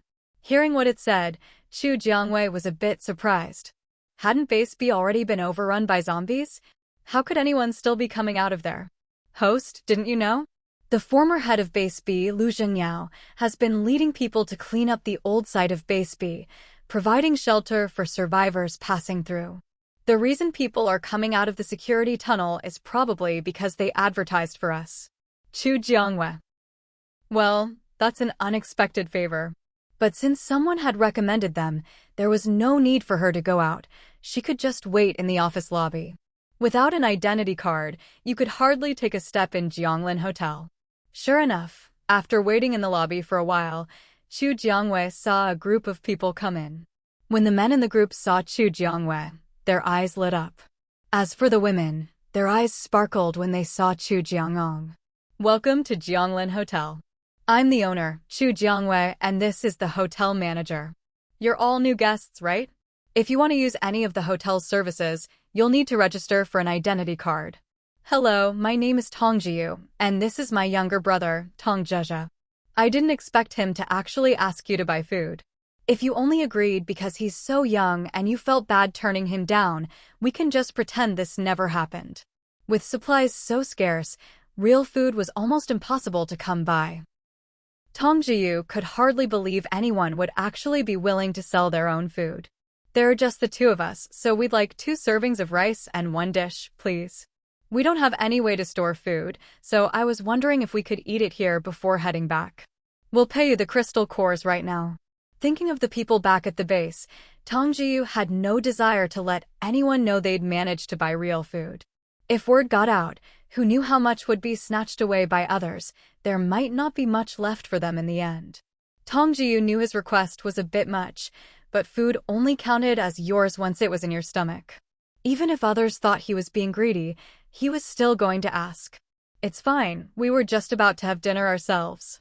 You two can stay and eat with us. Take a look and see which dish you'd like. Jin Chuyu gestured at the food on the table and asked. We'll have the shredded potatoes, please. God knows how long it had been since they'd eaten any vegetables. 1 plate of shredded potatoes is 2 crystal cores, and each bowl of rice is 1 core. That's 4 level 1 crystal cores in total. To the 2 brothers, this price was practically a giveaway. Tong Jiu quickly took out 4 level 1 crystal cores and handed them to Jin Chuyu. Jin Chuyu accepted the payment and gave them 2 bowls of rice, placing the plate of vinegar-flavored shredded potatoes in front of them. Tonight, those 2 bowls of rice and 1 dish would be the brothers' dinner. The younger boy couldn't wait to sit down, immediately picking up his chopsticks and digging into the rice. Tong Jiu sat next to his brother and also started eating the plain white rice. Jin Chuyu opened her virtual screen and began sending messages to the others, telling them to hurry back for dinner. Tong Jiu noticed Jin Chuyu's actions. Although he couldn't see the virtual screen, he had his suspicions. The Jianglin Hotel, which Jin Chuyu kept mentioning, probably wasn't as simple as it sounded. At that moment, Tong Jiyu made up his mind. He had to check out the Jianglin Hotel for himself. If it was really like Jin Chuyu said, with rooms, a restaurant, and a general store, he'd take his brother and move in. The brothers ate quietly, finishing their meal quickly to avoid any awkwardness. By the time the others Jin Chuyu had called returned, the brothers had already finished eating. Jin Churen had just walked into the tent when he saw the two brothers leaving, looking a bit confused. Did they go into the wrong tent? But then he saw Jin Chuyu and Huijun sitting inside and realized he was in the right place. I think you might have misunderstood. We offered to sell them food of our own free will. Maybe we never mentioned it before, but we're from the Jianglin Hotel in City B. The hotel has a restaurant, and you can get takeout from there. The food we sold you was all packed up from the restaurant. If you're interested, you can get there through the new passageway that just opened up near City W. Just follow it straight to the end, and you'll reach the Jianglin Hotel. There's not just food, there are rooms too. The clothes we're wearing now are from the hotel's general store. Jin Chuyu had a good impression of Chu Jiangwei, so she was more than happy to help spread the word for her. The two brothers' eyes lit up at her words. It sounded like a paradise, but was it really true? Sorry, I thought you'd been tricked into this. If you're really willing to sell us food, let me thank you right now. In times like these, with supplies so scarce, it was truly rare for anyone to offer help. Of course it's real. How much do you want to buy? Come into the tent with me. We've got one of everything we brought laid out inside. Take a look and pick whatever you want. Jin Chuyu led the brothers into the newly set up tent. Huijun, worried that Jin Chuyu might be bullied, followed them in. If you left food outside, it would freeze solid in no time in the sub-zero temperatures, so everyone ate in tents or cars to avoid this. The brothers followed Jin Chuyu into the tent, a bit nervous at first. But soon, their eyes were drawn to the bowls of white rice and the variety of dishes inside. These dishes. They were all fresh, uncontaminated, normal food. Tong Jiyu looked at Jin Chuyu and Huijun in disbelief. How did you manage this? After all, with the extreme heat and cold, all the world's green plants, except mutated ones, were basically extinct. Yet here were potatoes, tomatoes, tofu. Anyone could see these were made from normal, non-mutated plants. We packed them from the Jianglin Hotel's restaurant. As for how the hotel managed to have so much normal food, that wasn't something they needed to know. Jianglin Hotel. Tong Jiyu murmured the name under his breath. Once the brothers had left, Jin Churen turned to Jin Chuyu. Sis, who were those guys? He was sure he hadn't seen them in their group before. Which meant only one thing, they were from the base. So how did his sister and brother-in-law know people from the base? We ran into them at the trading market. They wanted to buy some food from us. Jin Chuyu didn't hide anything. After all, their food supplies were limited, and selling some would affect their future rations. But overall, it wouldn't impact their ability to eat well. When did you become so charitable, sis? The moment Jin Churen finished speaking, he was immediately scolded by both Jin Chuyu and Huijun. What are you talking about? Your sister is so kind. How could you say she's not charitable? Huijun firmly defended Jin Chuyu's good character. Jin Churen, these days, even telling the truth gets you in trouble. After much struggle, Zheng Wenin finally decided to head to City W to look for his parents, bringing along Lu Yi and Jiang Jinjin, who insisted on coming. Before the apocalypse, Zheng Wenin's and Lu Yi's families both had branch offices in City W, which was why their parents had gone there on business together. The three of them entered the safe passage to City W. Because of some conflicts with Shinjigui and the others during a previous outing, they didn't dare get too close and just followed from a distance, making sure they could still see the tail end of Shinjigui's group. But when Shinjigui's group split into two, the three of them didn't choose to follow either group. Instead, they picked their own path forward. Because of the branch office, Zheng Wenin and Lu Yi had visited City W often and considered themselves very familiar with the area, so they were confident enough to strike out on their own. The trio, our main characters, drove their car with great difficulty through the snowy landscape, surrounded on all sides by a world blanketed in white. Eventually, they lost their way in the snow. I thought you two said you knew W City like the back of your hand, that you could find your way even with your eyes closed. So, what's going on now? After driving for so long, Jiang Jinjin's patience was wearing thin. If it weren't for the fact that the other two had known each other longer, she wouldn't have volunteered for the exhausting job of driving just to fit in. If she'd known it would be like this, she would have just used the GPS. Say what you will about the Jianglin Hotel's navigation system, but at least it's accurate. Oh, come on, why are you complaining? Aren't we still trying to figure it out? It's been snowing for ages, everything looks the same, just endless white. We just need a little more time.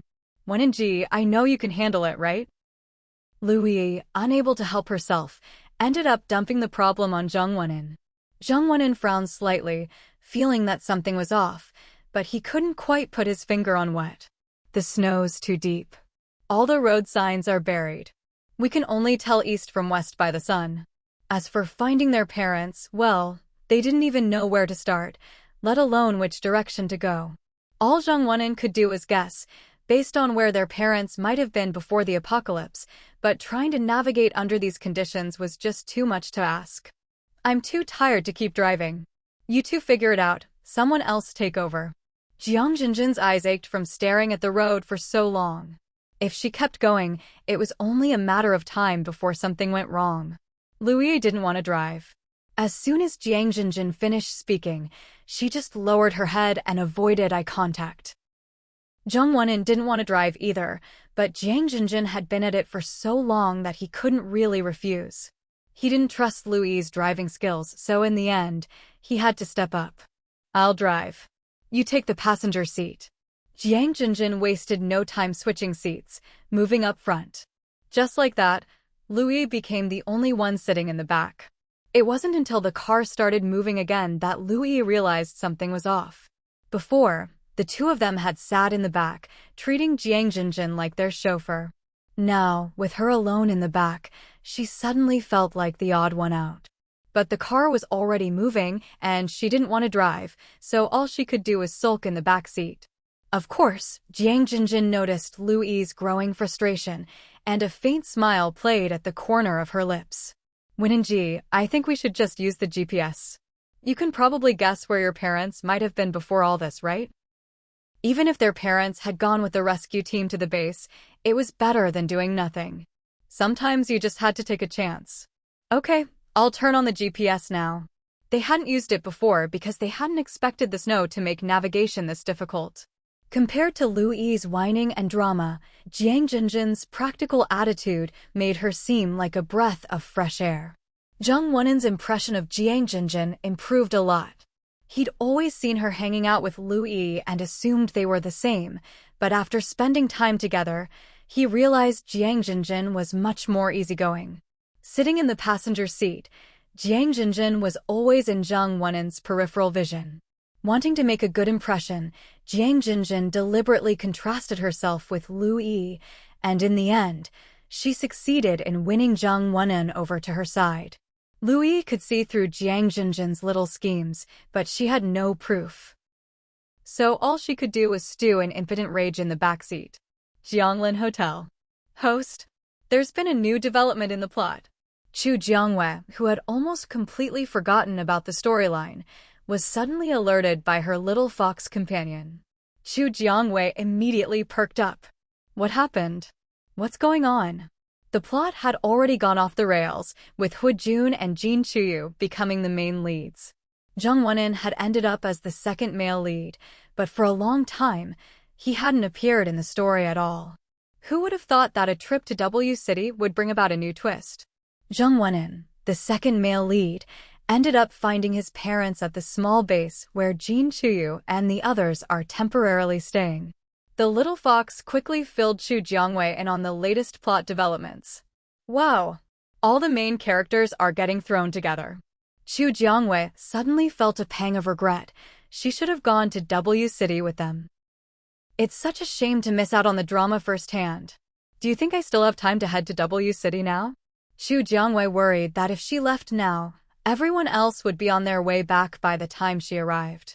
Wouldn't that be a wasted trip? Chu Jiangwei was not one for bad deals. Host, stop acting on impulse. Look at the occupancy rate of the hotel's commercial street. You're still 12% short of your target. Keep at it. Hearing this, Xu Jiangwei deflated instantly. The commercial street task had come at the worst possible time. It still wasn't done after all this time, seriously holding back the hotel's development. What can I do? It's up to the guests to decide. I can't exactly visit them in their dreams and tell them what to choose, can I? Xu Jiangwei really wanted to just throw in the towel, but in the end, she held back and kept following the little fox's plot updates. Host, you could send a message to the guests in W City. The little fox offered a suggestion. I just got a message from Boss Chu. That troublemaker Zheng Wenin has arrived at the base, along with those two drama queens. Jin Chu's assessment of Zheng Wenin's group was blunt but effective. They're here too? Where are they now? We'd better avoid them if we can. Hu Jun had once been cornered by Jiang Jinjin and Liu Yi, both trying to flirt with him. But his heart belonged only to his beloved Yu Yu, so he'd quickly dodge them. He couldn't let Yu Yu misunderstand, his loyalty was hers alone. Jin Chuyu gave Hu Jun a suspicious look, feeling like he was a bit too eager to avoid those three. Was there something she didn't know? Hu Jun didn't want to worry Jin Chuyu, so he never mentioned Jiang Jinjin and Liu Yi's attempts to hit on him. Still, both of them agreed, while the three hadn't done anything truly unforgivable, they weren't exactly trustworthy either. To avoid unnecessary trouble, it was best for both sides to keep their distance. But just because they thought that way didn't mean Zheng Wenin and his group did. Their silver SUV was parked in a very conspicuous spot, so Zheng Wenin's group saw it as soon as they entered the base. Recognizing it from Douyin videos, their eyes lit up. They'd wasted a lot of time and energy getting lost on the road, and most of their supplies were nearly depleted. Now that they'd found people from Jianglin Hotel, they were hoping to trade for some supplies to restock. They were all from Jianglin Hotel, so Zheng Wenin was sure there'd be someone willing to spare some supplies for them. Zheng Wenin didn't want much, just enough to get them from W City back to Jianglin Hotel. As for searching for his parents, the safe passage was right there. They could always come back later. There was no rush. While Chu Jiangwei was messaging Shinji Gue and Jin Chuyu, Zheng Wenin, accompanied by two girls, started walking toward them. The closer Zheng Wenin got to where the off-road vehicle was parked, the stiffer his expression became. Why is it them? Seeing Shinji Gue and Jin Chuyu, Zheng Wenin could only sigh at how enemies always seemed to cross paths. With so many people coming to W City today, how did it just have to be them? I just got a message from Boss Chu. That troublemaker Zheng Wenin has also entered the space, and he's brought those two pretentious women with him, Jin Chuyu commented bluntly on Zheng Wenin and his companions. Crude, but effective. They're here too? Where are they now? We'd better not get involved with them, Hu Jun said. Hu Jun had once been cornered by Jiang Jinjin and Liu Yi, who tried to flirt with him. But his heart belonged only to his beloved Yu Yu, so he'd hurriedly avoided them at the time. He couldn't let Yu Yu misunderstand him, his innocence belonged to her alone. Jin Chuyu shot Hu Jun a suspicious look, feeling he was a little too eager to avoid those three. Had something happened that she didn't know about? Hu Jun didn't want to trouble Jin Chuyu, so he'd never mentioned Jiang Jinjin and Liu Yi's attempts to seduce him. But Hu Jun and Jin Chuyu were of one mind. Although those three hadn't done anything unforgivable, their character was not to be trusted. To avoid unnecessary trouble, it was best for both sides to just mind their own business. But just because they thought this way didn't mean Zheng Wenin and his group did. Their silver off-road vehicle was parked in a very conspicuous spot, so Zheng Wenin and the others had seen it as soon as they entered the base. Seeing the off-road vehicle, their eyes lit up. They'd gotten lost earlier and wasted a lot of time and energy on the road. Most of the supplies they'd brought with them were nearly depleted. With people from Jianglin Hotel here, they hoped to trade for some supplies to replenish their stock. They were all from Jianglin Hotel, so Zheng Wenin was sure there'd be someone willing to spare some supplies for them.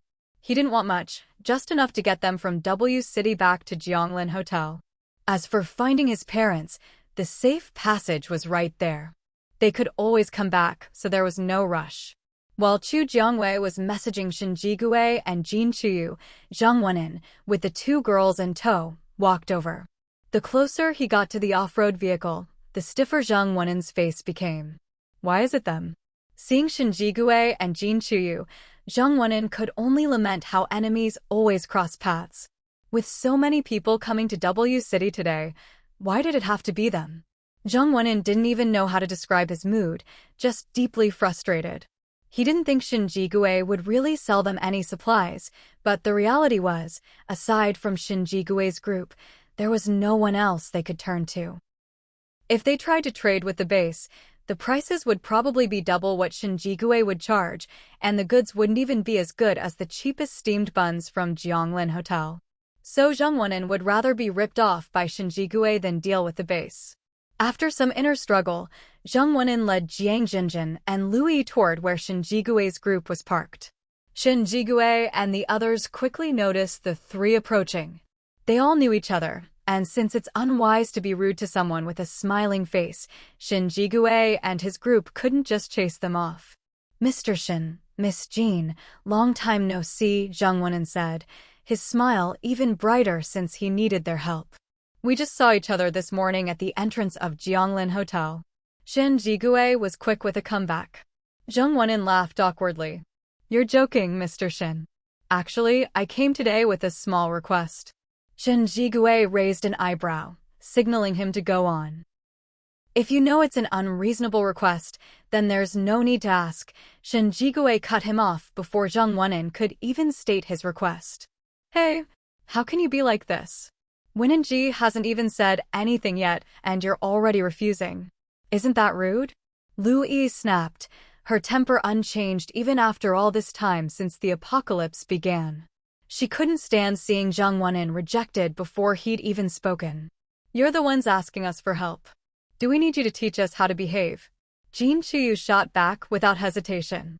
Lu Yi opened her mouth to argue, but Zhang Wenin stopped her. Jin Chuyu was right. They were the ones asking for help, so their attitude should be more respectful. "Sorry, she speaks without thinking." "Please don't mind her," Zhang Wenin apologized, suddenly regretting bringing Lu Yi along. He could have searched for his parents alone. Bringing Lu Yi meant he had to worry about her safety as well as his own, and on top of that, he had to look after Jiang Jinjin, who was just extra baggage. Zhang Wenin really wanted to slap his past self. Why had he agreed to bring Lu Yi? He wondered if it was too late to send her back to Jianglin Hotel now. As for Jiang Jinjin, Zhang Wenin didn't think much of her. A woman with no abilities or backing was easy to control, even less trouble than Lu Yi. At least Lu Yi was his childhood friend. Unless absolutely necessary, Zhang Wenin wouldn't do anything to her. Everyone knew Zhang Wenin was lying through his teeth, but no one cared if he was being sincere or not. It was all just a matter of attitude. "I came here hoping to buy some supplies from you. Do you have any left? Could you sell me a little?" Zhang Wenin asked, putting on a humble front no matter what he really thought inside. "What do you want? How much do you need?" Shin Jigui didn't refuse outright this time. Hearing this, Zhang Wenin knew there was hope. "Not much, just enough to get us back to Jianglin Hotel from here." With snow everywhere, the world was a vast stretch of white, making it almost impossible to find anyone. Zhang Wenin planned to leave some information at the base. If his parents came, they could find out he was at Jianglin Hotel through the messages left here. In Zhang Wenin's mind, Jianglin Hotel would be his home from now on. Even if he found his parents, he planned to bring them back to live at Jianglin Hotel. Neither Lu Yi nor Jiang Jinjin knew that after a lap around W City, Zhang Wenin was already thinking of heading back. "Brother Wenin, this isn't nearly enough. We're going to be in W City for a long time." Lu Yi still hadn't noticed anything off about Zhang Wenin. She was under the impression that they'd be staying in W City for several more days. So when she heard Zhang Wenin only asking for a small amount of supplies, Lu Yi immediately spoke up to correct him. She thought Zhang Wenin had simply made a mistake with the quantity, never imagining that he was only buying supplies for himself and hadn't considered her at all. Still, Zhang Wenin wasn't so heartless as to not give a reminder. The weather's been strange these past few days. I suggest you just stay put in the Jianglin Hotel and don't go out. He couldn't openly say he was heading back to the hotel himself, so he just made up an excuse. But it seemed Louis didn't quite believe him. Even so, Zhang Wenin had no intention of sharing his real thoughts with Louis or Jiang Jinjin. Every man for himself, Zhang Wenin might have teamed up with them to come to W City, but now he had no desire to look after the two of them. He could barely feed himself, let alone drag along two freeloaders. I'm only buying food for myself. I don't have much left on my card, so I can't cover your shares. You'll have to figure something out on your own. Zhang Wenin might have a reputation for being considerate, but when it came to his own interests, he was always clear-headed. He'd always been selfish by nature, and he was never going to wrong himself for someone else's sake. His words instantly changed the expressions on both Jiang Junjin and Louis's faces. Brother Wenin, you're joking, right? A guy taking girls out, shouldn't he be the one paying? Before the apocalypse, whenever Louis and Zhang Wenin went out, he always picked up the tab without complaint. Now, even in the apocalypse, Louise still clung to her old habits. She never expected Zhang Wenin to shut her down so bluntly. He'd already said he had no money. If she kept making a fuss, she might even get kicked out of the base. Louise didn't dare risk being left outside alone, so in the end, she had to compromise. What else could she do?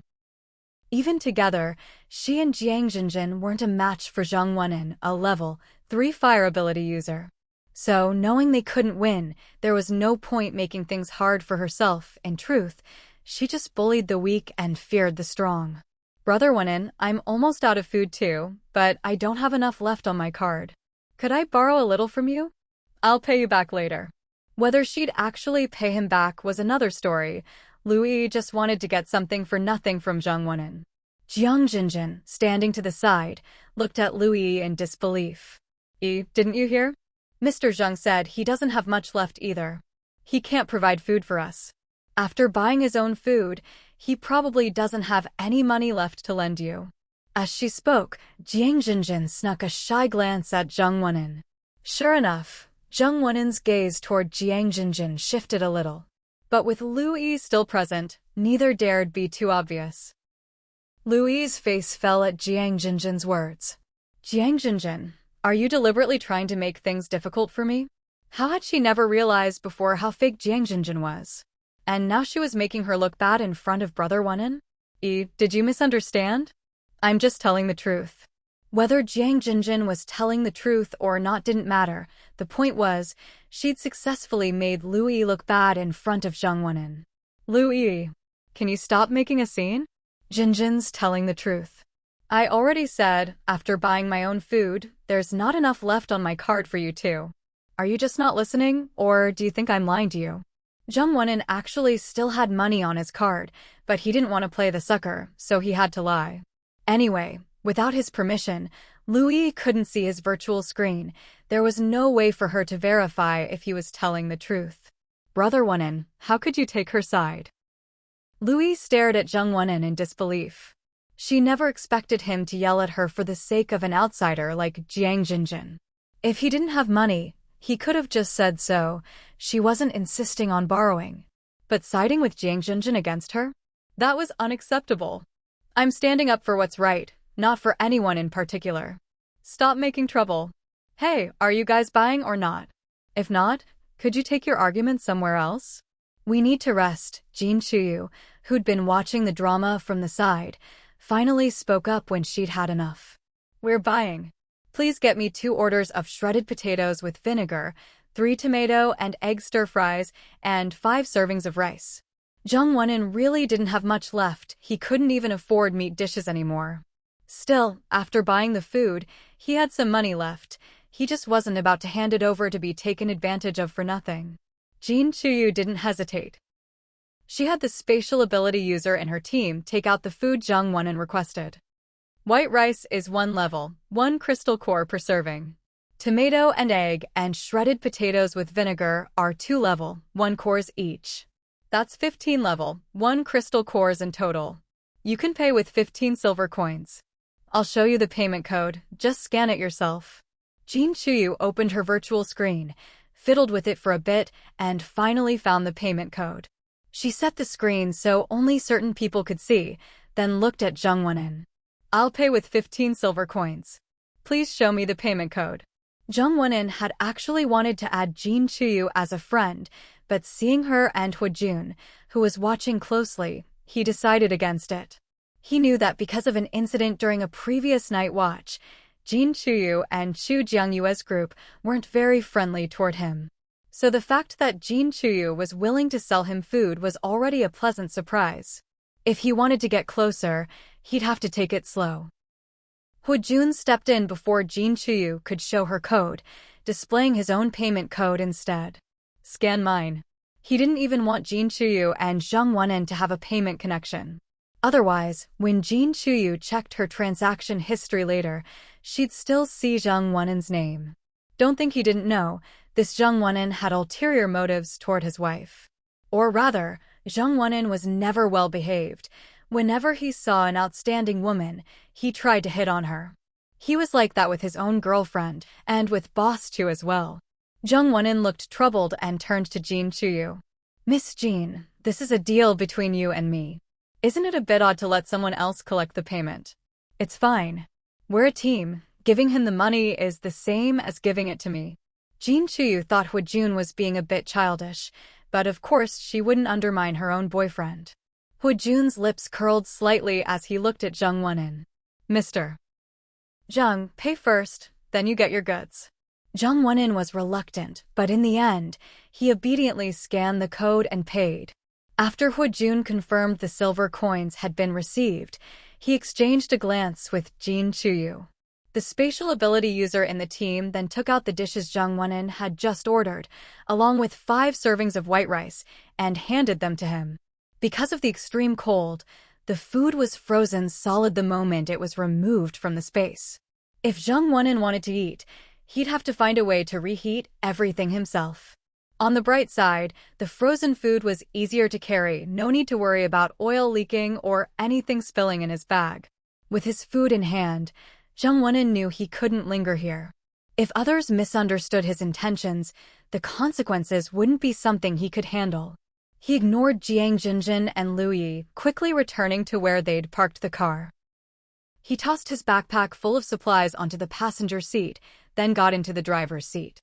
Jiang Jinjin and Lu Yi, afraid Zheng Wenin would leave them behind, hurried after him when they saw he'd finished his business with Jin Chuyu's group. As soon as Zheng Wenin got in the car, the 2 girls rushed to open the doors and climbed into the back seat. "Brother Wenin, why didn't you wait for me?" "Brother Zheng, I want to go somewhere. I've already checked the route. Would you mind giving me a ride?" Jiang Jinjin leaned forward from the back seat, deliberately speaking close to Zheng Wenin's ear. Zheng Wenin felt a little uncomfortable, but didn't show it. "Where do you want to go?" He didn't immediately refuse, but neither did he agree blindly. In his view, nothing was more important than his own life. If Jiang Jinjin wanted to go somewhere far, he'd definitely say no. "It's not far, just a middle school nearby. I'm not sure if it's been buried by all this snow, or if the person I'm looking for is still there." As she spoke, Jiang Jinjin put on a sad expression, making Zheng Wenin assume she was searching for a family member. She looked so upset, he figured she must be worried about their safety. "See if you can set up the navigation. If it's close, I can drive you over. But it's been so long already. Maybe the people at the school have already left with the rescue teams. Don't be too upset if you can't find them." Zheng Wenin didn't notice Jiang Jinjin's little act and even tried to comfort her. Lu Yi, sitting beside her, just rolled her eyes. How could Wenin not see through such obvious manipulation? Having lived with Jiang Jinjin for a while, Lu Yi knew exactly what kind of person she was. She seriously doubted Jiang Jinjin cared about any family member. Maybe there was someone useful to her at that school. The more Lu Yi thought about it, the more convinced she became. But who was Jiang Jinjin really looking for? And why? "I'll give it a try. Thank you, Brother Zheng." Jiang Jinjin sounded so sincere that anyone who didn't know her would have been fooled. With acting skills like that, she could have won an Oscar before the apocalypse. She opened the navigation app for Jianglin Hotel, quickly set the destination, and projected the route onto the SUV's screen. Brother Zheng, here's the route. It's only a 20-minute drive, not far at all. Zheng Wenin checked the navigation. Seeing it really wasn't far, he agreed. All right, I'll drive us over now. With everyone already in the car, Zheng Wenin couldn't just leave them on the side of the road over something so trivial. Besides, Jiang Jinjin was a pretty girl, unless it was absolutely necessary. He wanted to keep up his nice guy image in front of her. He followed the route Jiang Jinjin had sent over, and 20 minutes later, they arrived at a school almost completely buried by snow. There was no sign of life inside. Jinjin, there's probably no one here anymore. But don't be too upset, not seeing anyone might actually be good news. Maybe the person you're looking for already left with the rescue teams. Zheng Wenin comforted her again, and Jiang Jinjin forced a smile. Thank you, Brother Zheng. I believe my little sister is still alive. But now there's no way to know where they went. She wanted to ask Zheng Wenin to take her around all the major bases in W City to look for her sister, but after glancing at him, she decided to hold off for now. Brother Wenin, we still need to find my parents and our uncles and aunts. We can't waste any more time, Lu Yi interjected, not wanting to watch the two of them get all cozy. Mentioning her parents made Zheng Wenin fall silent. The idea of driving around W City's bases, searching for people he might never find didn't appeal to him at all. But he couldn't just admit he didn't want to help, it would ruin his image. My parents and our uncles and aunts were on a business trip together. Even though it was just a branch office in W City, it's still one of the top companies here. When the apocalypse hit, I'm sure they found a way to stay safe. Who knows, maybe they're doing better than we are. We've already been to a lot of places today. Let's rest for now. Zheng Wenin really wanted to say he didn't want to look anymore, but for the sake of his image, he forced himself to hold back. He just couldn't risk his own life for people whose fate was unknown. All right, let's find somewhere to rest and keep looking tomorrow, Lu Yi agreed. She was desperate to find her parents and improve her situation, so she hadn't considered giving up. Besides, she didn't have to drive, so it didn't seem that hard to her. As for Zheng Wenin's parents, that was just a bonus. Hearing Lu Yi say they'd keep searching tomorrow, Zheng Wenin opened his mouth to say something, but ended up saying nothing. Forget it. He'd deal with it tomorrow. I'll drive us back to the small base we were at before. Even if they didn't go inside, staying near the base was much safer than anywhere else. After all, for safety, the base always had people patrolling the surrounding area. Jiang Jinjin and Lu Yi had no objections. Their safety depended on Zheng Wenin, so it wasn't up to them where they spent the night. Jianglin Hotel. Chu Jiangwei had just gotten some first-hand plot information from the little fox. When she saw that Zheng Wenin had gone to the same hotel as Jin Chuyu's group, her desire to go to W City and watch the drama unfold in person was at its peak. She'd rested all day and was feeling much better. Going out wouldn't be a problem. If she got bored, she could always use the emergency passage to come back. With that thought, Chu Jiangwei grabbed her bag and headed out. Most of her things were in her system backpack anyway, so there was nothing to pack. At most, she'd just grabbed some of the food Granny Hua had made for her and left in the fridge. Just as Chu Jiangwei was about to drive out of the Jianglin Hotel, she suddenly had a feeling. Little fox, I suddenly feel that it's not a good time to travel right now. Not only that, Chu Jiangwei planned to call Shinjigue and the others back as well. Host, did you sense something? Although Little Fox was a system spirit, if the system didn't issue a warning, it couldn't detect anything either. The extreme cold weather is probably about to end. Because the plot had changed, Chu Jiangwei had tried her best to abandon the memories from her previous life. But at critical moments, she could still sense certain things. Maybe it was because she had been reborn. Little Fox looked at Chu Jiangwei. It really hadn't detected anything about this. It didn't say anything, but instead ran back from Chu Jiangwei's place. No one could guarantee what would happen after the extreme cold ended. The best plan was to have everyone stay inside the Jianglin Hotel, wait for the cold to pass, and see what the situation was before making any moves. Chu Jiangwei opened her virtual screen and sent out an announcement. forcibly requiring all guests to return to the Jianglin Hotel as soon as possible and not to leave unless absolutely necessary in the short term. The zombies had been frozen stiff by the extreme cold, but once the cold ended, they were very likely to wake up. And no one knew what changes might have occurred to zombies that had been frozen for so long. If this freezing experience somehow caused the zombies to level up, that would be bad news for humanity. W City. After seeing Chu Jiangyue's announcement, Shen Jigui and the others all gathered together. Even Zheng Wenin came to discuss with Shen Jigui and the group, with Jiang Jinjin and Lu Yi, who always followed him, tagging along as well. When the two girls saw Shen Jigui, Hu Jun, and the others, they put on shy expressions, but unfortunately, no one was paying them any attention. You all saw it, right? Shen Jigui broke the silence. Jin Chuyu, Ling Feng, and Song Chungjun all nodded. They didn't believe Chu Jiangwei would send out an announcement like that for no reason. When the extreme cold ends, the zombies might wake up again. From now on, they could forget about going out to dig for crystal cores. I think we should listen to Boss Chu and leave W City as soon as possible, head back to the Jianglin Hotel. We should also inform the people at this base about the end of the extreme cold. As for what they decide to do, that's up to them. Not everyone had the courage to give up everything they'd worked for and follow them to a completely new place. We think the same. Jin Chuyu didn't believe Chu Jiangwei would joke about something like this. If she did, no one would believe her the next time she tried to announce something important. As long as Chu Jiangwei had any sense, she wouldn't ruin her own reputation like that. Pack up and head back to W City. As for the others, they couldn't worry about them. Shen Jigui and the others didn't try to hide as they packed up, so it didn't take long for others to notice what they were doing.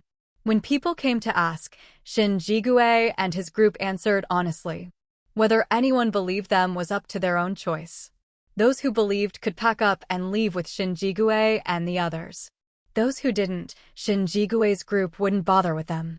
Brother Wenin, we still haven't found my parents or uncle and aunt.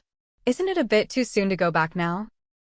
Lu Yi had always looked down on Chu Jiangwei and didn't take her announcement seriously, thinking Chu Jiangwei was just exaggerating. So she scoffed at the idea of returning to the Jianglin Hotel. Jiang Jinjin hadn't found her family either and didn't want to leave W City. She didn't say anything, but her expression made her feelings clear. What's more important, finding people or our own lives? I know you want to find your uncle and aunt, and I want to find my parents too, but right now, the most important thing is to get back to the Jianglin Hotel. If you don't want to go, then you can stay here by yourselves. This time, Zheng Wenin didn't let them sway him and firmly stated his opinion. Neither Lu Yi nor Jiang Jinjin had any abilities, and without Zheng Wenin, they truly felt unsafe. So, even though they were unhappy in the end, they obediently followed Zheng Wenin, planning to leave W City with Shen Jigui and the others. Luckily, when they came to W City, they'd used the safe route, so they could leave the same way, safe and convenient, nothing to worry about. Still, the thought of having to face zombies popping out from who knows where every time they went out in the future was unsettling. Shen Jigui's group had only ever treated this small base as a temporary stopover, so they packed up quickly to return to the Jianglin Hotel. Before long, they were ready and all piled into their silver off-road vehicles. Shen Jigui's group took the lead, followed by Jin Chu's team, then Ling Feng's team. Zheng Wenin's car brought up the rear as they turned to follow. Behind Zheng Wenin's car, several other vehicles trailed along, obviously people from the small base who decided to follow. The convoy left the city smoothly. After all, if they came back, they'd still have to pay food to enter, so why not leave now? Shen Jigui and the others weren't thinking that far ahead. No one knew what would happen after the extreme cold, but staying in the Jianglin Hotel was definitely the safest option. No one wanted to risk their life-challenging nature. Since some residents from the small base had joined them, the convoy was now quite long. For safety, Shen Jigui didn't stop at all, pushing the speed until, just as dawn was breaking, they saw the safe passage leading to the Jianglin Hotel. Squeak, squeak, squeak. Zzz. Suddenly, a swarm of rats darted out in front of them, and Shinjigure instinctively hit the brakes. Luckily, Jin Chuyu's team wasn't following too closely, or there would have been a rear-end collision. A whole group of mutant rats just ran out. "Brother Shin, look at those mutant rats. Their condition is different from the ones we've seen before." Jiang, he pushed up his glasses, looking at the mutant rats with a serious expression. Hearing this, Shen Jigue observed them closely and indeed noticed something off. These mutant rats. Their fur is bluish-purple, their eyes are an unnatural white, and they're covered in rotting flesh, not normal tissue. They looked just like zombies. Could this be a new mutation caused by the zombie virus? Doesn't matter, let's just rush through. As long as we get into the safe passage, we'll be fine. Shen Jigue didn't want to waste any more time on these mutant rats. Their vehicles were made by Jianglin Hotel and could easily crush anything in their path, but the cars from the small base that followed behind didn't have nearly the same level of defense. Shen Jigue had already considered this issue. After entering the safe passage, they all got out of their cars, stood within the safety line, and began channeling their abilities, ready for action. Seeing Shinjigure and his team of 5, some people immediately understood what they were doing, while others didn't, but they still followed suit. Getting out of their vehicles and standing inside the safe passage, using their powers to clear a path through the mutant rats for the cars behind them. When the people at the front ran out of energy, others would step up to take their place. After repeating this process for a while, everyone finally managed to enter the safe passage safely. As soon as the people from the small base entered the safe passage, they got out and thanked Shinjigure and his group. Encountering the mutant rats had been unexpected, but the reason they made it through unscathed was all thanks to the help they received. Shinjigure and his 4 companions, as the initiators, received the group's deepest gratitude. But Shinjigure and his team didn't think much of it. It was just a small effort on their part. Even if it had been someone else in trouble today, they would have lent a hand. The mutant rats couldn't get into the safe passage and instead gathered outside, chittering and squeaking, but there was nothing they could do. "Everyone, take a break. Let's get back to Jianglin Hotel as quickly as possible," Shinjigure called out casually before going off to take care of his own business.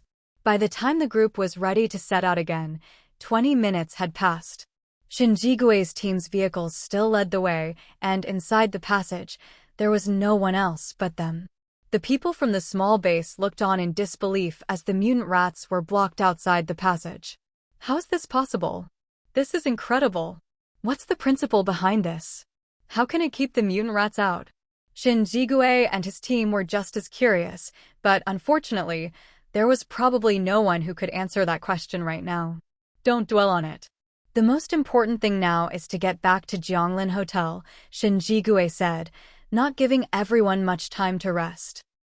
To avoid any unexpected complications, it was safest to stay inside the hotel. The people from the small base didn't know much about Jianglin Hotel, but in the end, they decided to follow Shinjigue's lead. The group made their way smoothly through the safe passage and finally returned to Jianglin Hotel by dusk. As soon as Shinjigure and his team entered the hotel grounds, Chu Jiangwei received word from the little fox. Learning that Shinjigure and the others had brought back a group of new guests, Chu Jiangwei was already waiting in the main office. Shinjigure and his team joined her there. Although their gains from this trip weren't huge, they weren't insignificant either. Seeing them return safely, Chu Jiangyue's mood instantly brightened. "It looks like you all saw my announcement. Unless it's absolutely necessary, don't leave Jianglin Hotel for now. I'll let you know when it's safe to go out again. As for when that would be, it would depend on the situation." But Chu Jiangyue felt it shouldn't be too long.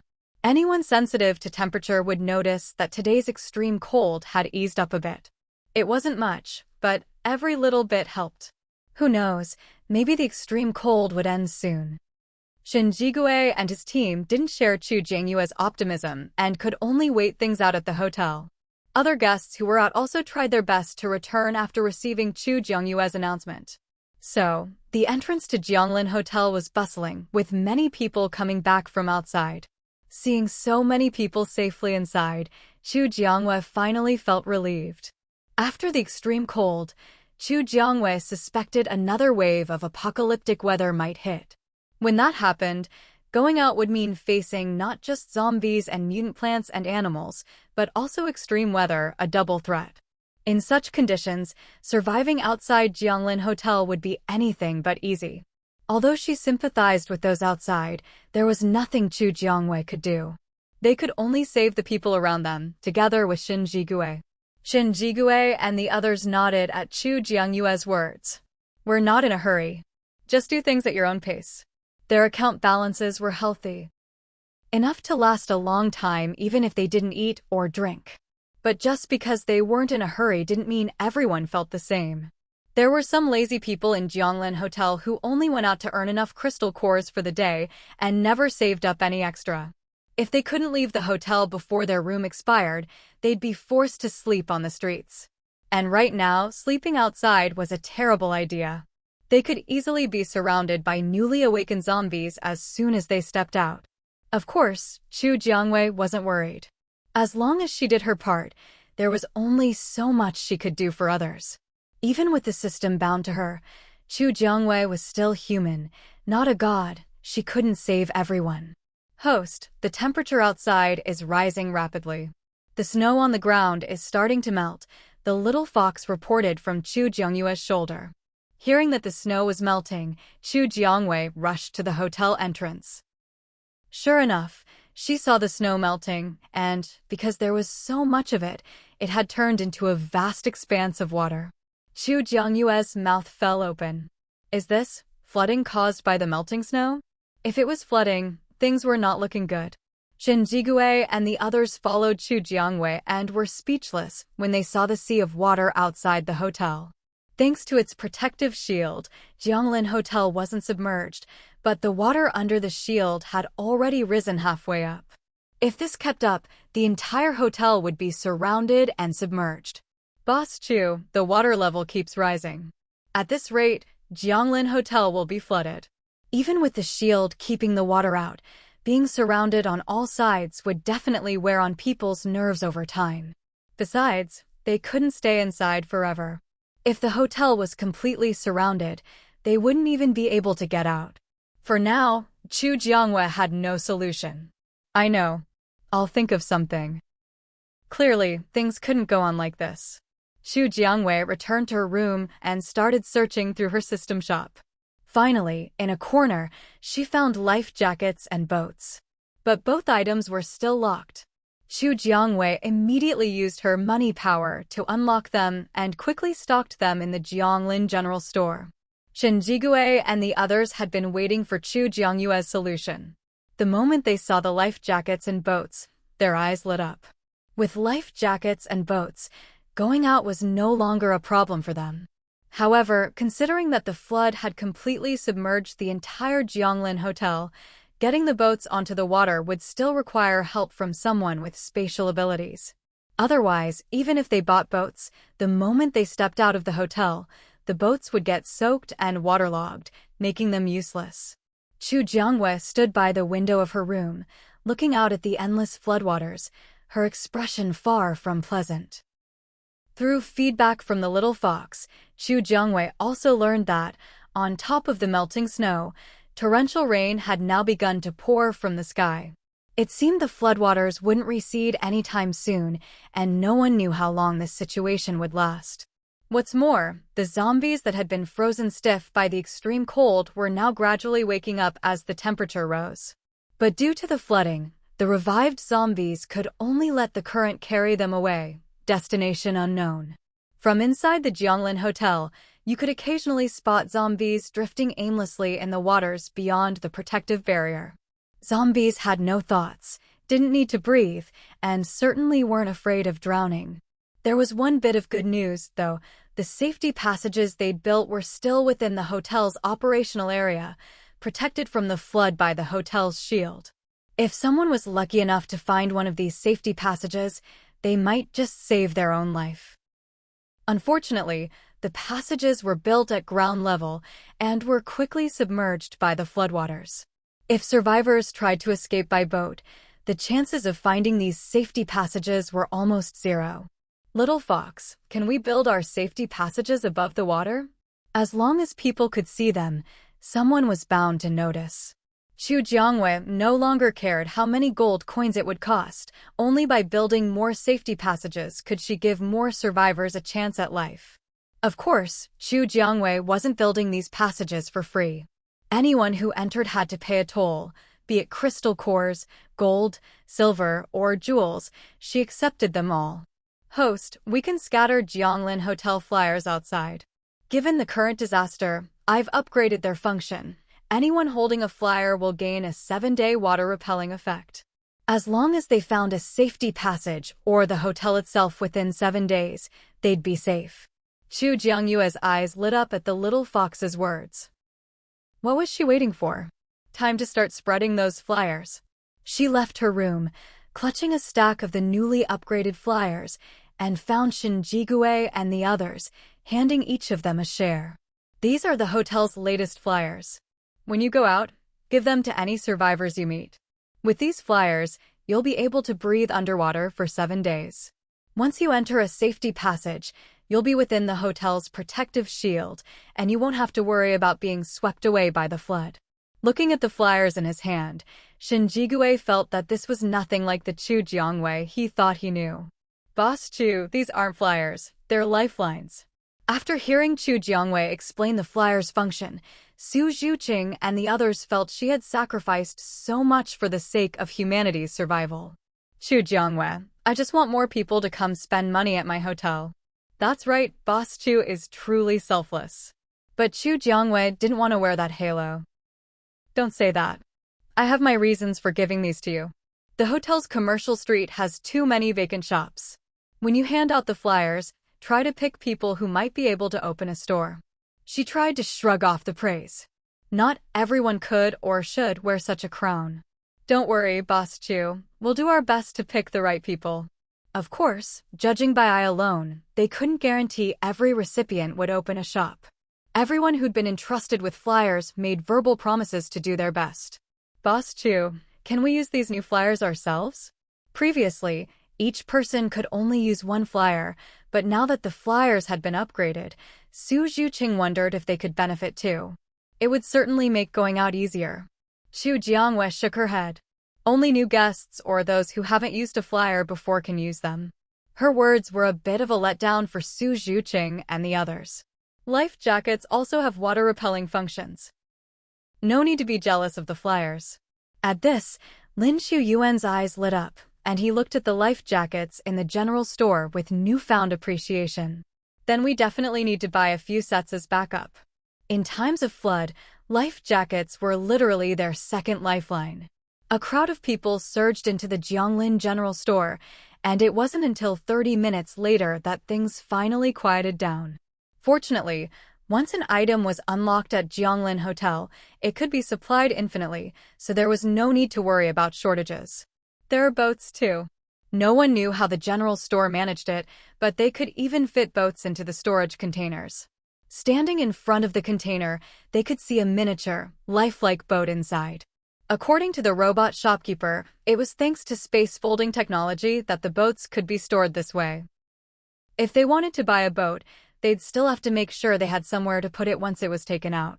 With a wave of his hand, Shen Jigui bought one and had Jiang He store it in his spatial ability. Boss Chu will go up and check things out. Shen Jigui and Su Zhuqing's group of 4 prepared to scout the situation on the surface. Chu Jiangwei didn't stop them. The snow had melted, the rain continued, and a new round of disasters had begun. Wearing life jackets, Shen Jigui and the others stepped out of the hotel. A protective membrane formed around them, keeping their clothes dry and untouched by the water. They quickly swam up to the surface and saw the world above the floodwaters. Garbage floated everywhere, and occasionally, they'd spot a severed limb. This flood was even worse than they'd imagined. Without Jianglin Hotel as a safety net, survival would have been uncertain. Jiang He, take out the boat. Jiang He didn't waste words. He simply waved his hand and released the boat from his spatial storage. The boat sold by Jianglin Hotel was a 2-story yacht, steady as a rock on the raging waters, completely unaffected by the waves. Everyone, get on board. With that, Shen Jigue climbed onto the yacht first. The thin membrane generated by the life jacket disappeared as soon as they left the water. The others, less agile than Shen Jigue, managed to climb aboard using the soft ladder attached to the yacht. Once everyone was safely on board, Shen Jigue headed for the helm. They didn't have a professional pilot, so he'd have to steer the boat himself. Luckily, Shen Jigue had some experience. He might not have eaten pork, but he'd seen pigs run. Shen, do you know how to drive a boat? This yacht is high-tech. Maybe it even has autopilot. Lin Shuyuan and the others followed Shen Jigue into the cockpit. Seeing the dizzying array of buttons, Lin Shuyuan couldn't help but worry about their yacht. I've driven a military one before. It shouldn't be too different. Shen Jigue answered honestly, not caring whether the others believed him or not. That's good. Shen, if you can't manage, we can always switch to autopilot. Shen Jigue immediately gave Lin Shuyuan a smack on the head. He could tolerate anything, but being told he couldn't do something, now that was unacceptable. Just watch me. I'll show you I can drive this thing. Shen Jigue's hands flew over the buttons, and the yacht smoothly started moving forward, leaving a wake behind. Watching the yacht glide steadily ahead, the others finally relaxed. Before, they'd only thought about having a boat to get out, but never considered whether any of them could actually drive it. If Shen Jigue hadn't come along, they'd have been completely clueless. There were so many buttons, and they didn't dare press anything at random. If they hit the wrong one and something went wrong, it wouldn't be a joke. Shen, where are we headed now? The whole city of B had been flooded. Aside from the guests of Jianglin Hotel, everyone else was probably homeless by now. After all, their homes were underwater. There was no way to go back. I don't know. Let's just drive around and see if we can find any survivors. Shen Jigue had no particular destination, so he just piloted the yacht aimlessly. Shen, why don't we turn on the navigation and see if there's anywhere survivors might be? We could go check it out. Anyone who survived this flood disaster must be incredibly lucky. Shen Jigue thought for a moment and agreed to Lin Shuyuan's suggestion. They set off in the yacht, searching for survivors of the flood. The flood had engulfed the entire city of B overnight. Even Chu Jiangwei hadn't had time to do anything. Fortunately, as the city where Jianglin Hotel was based, almost everyone in B knew about the hotel. The flood hadn't affected them much. The only difference was that everyone now had to carry a life jacket and a boat when going out, just in case. Inside Jianglin Hotel, Chu Jiangwei watched the departing boats with mixed feelings. Who would have thought that just yesterday, the world outside was a snowy wonderland, and overnight it had turned into a vast ocean. At this moment, outside Jianglin Hotel, a few bedraggled people emerged from the emergency exit in the middle of the night. They were soaking wet. Anyone who didn't know better would wonder what they'd been up to. From their expressions, it was clear this was their first time at Jianglin Hotel. Otherwise, they wouldn't look so lost after coming out of the emergency exit, glancing around in confusion. Because of the flood, Jianglin Hotel was more crowded than ever these past 2 days. Seeing newcomers, quite a few people gathered around. Is this your first time at Jianglin Hotel? Wow, it's been ages since we've had new guests. Want me to show you around? Welcome to Jianglin Hotel. A group of guests surrounded the newcomers, bombarding them with questions. Chu Jiangwei worried they'd scare her new guests off.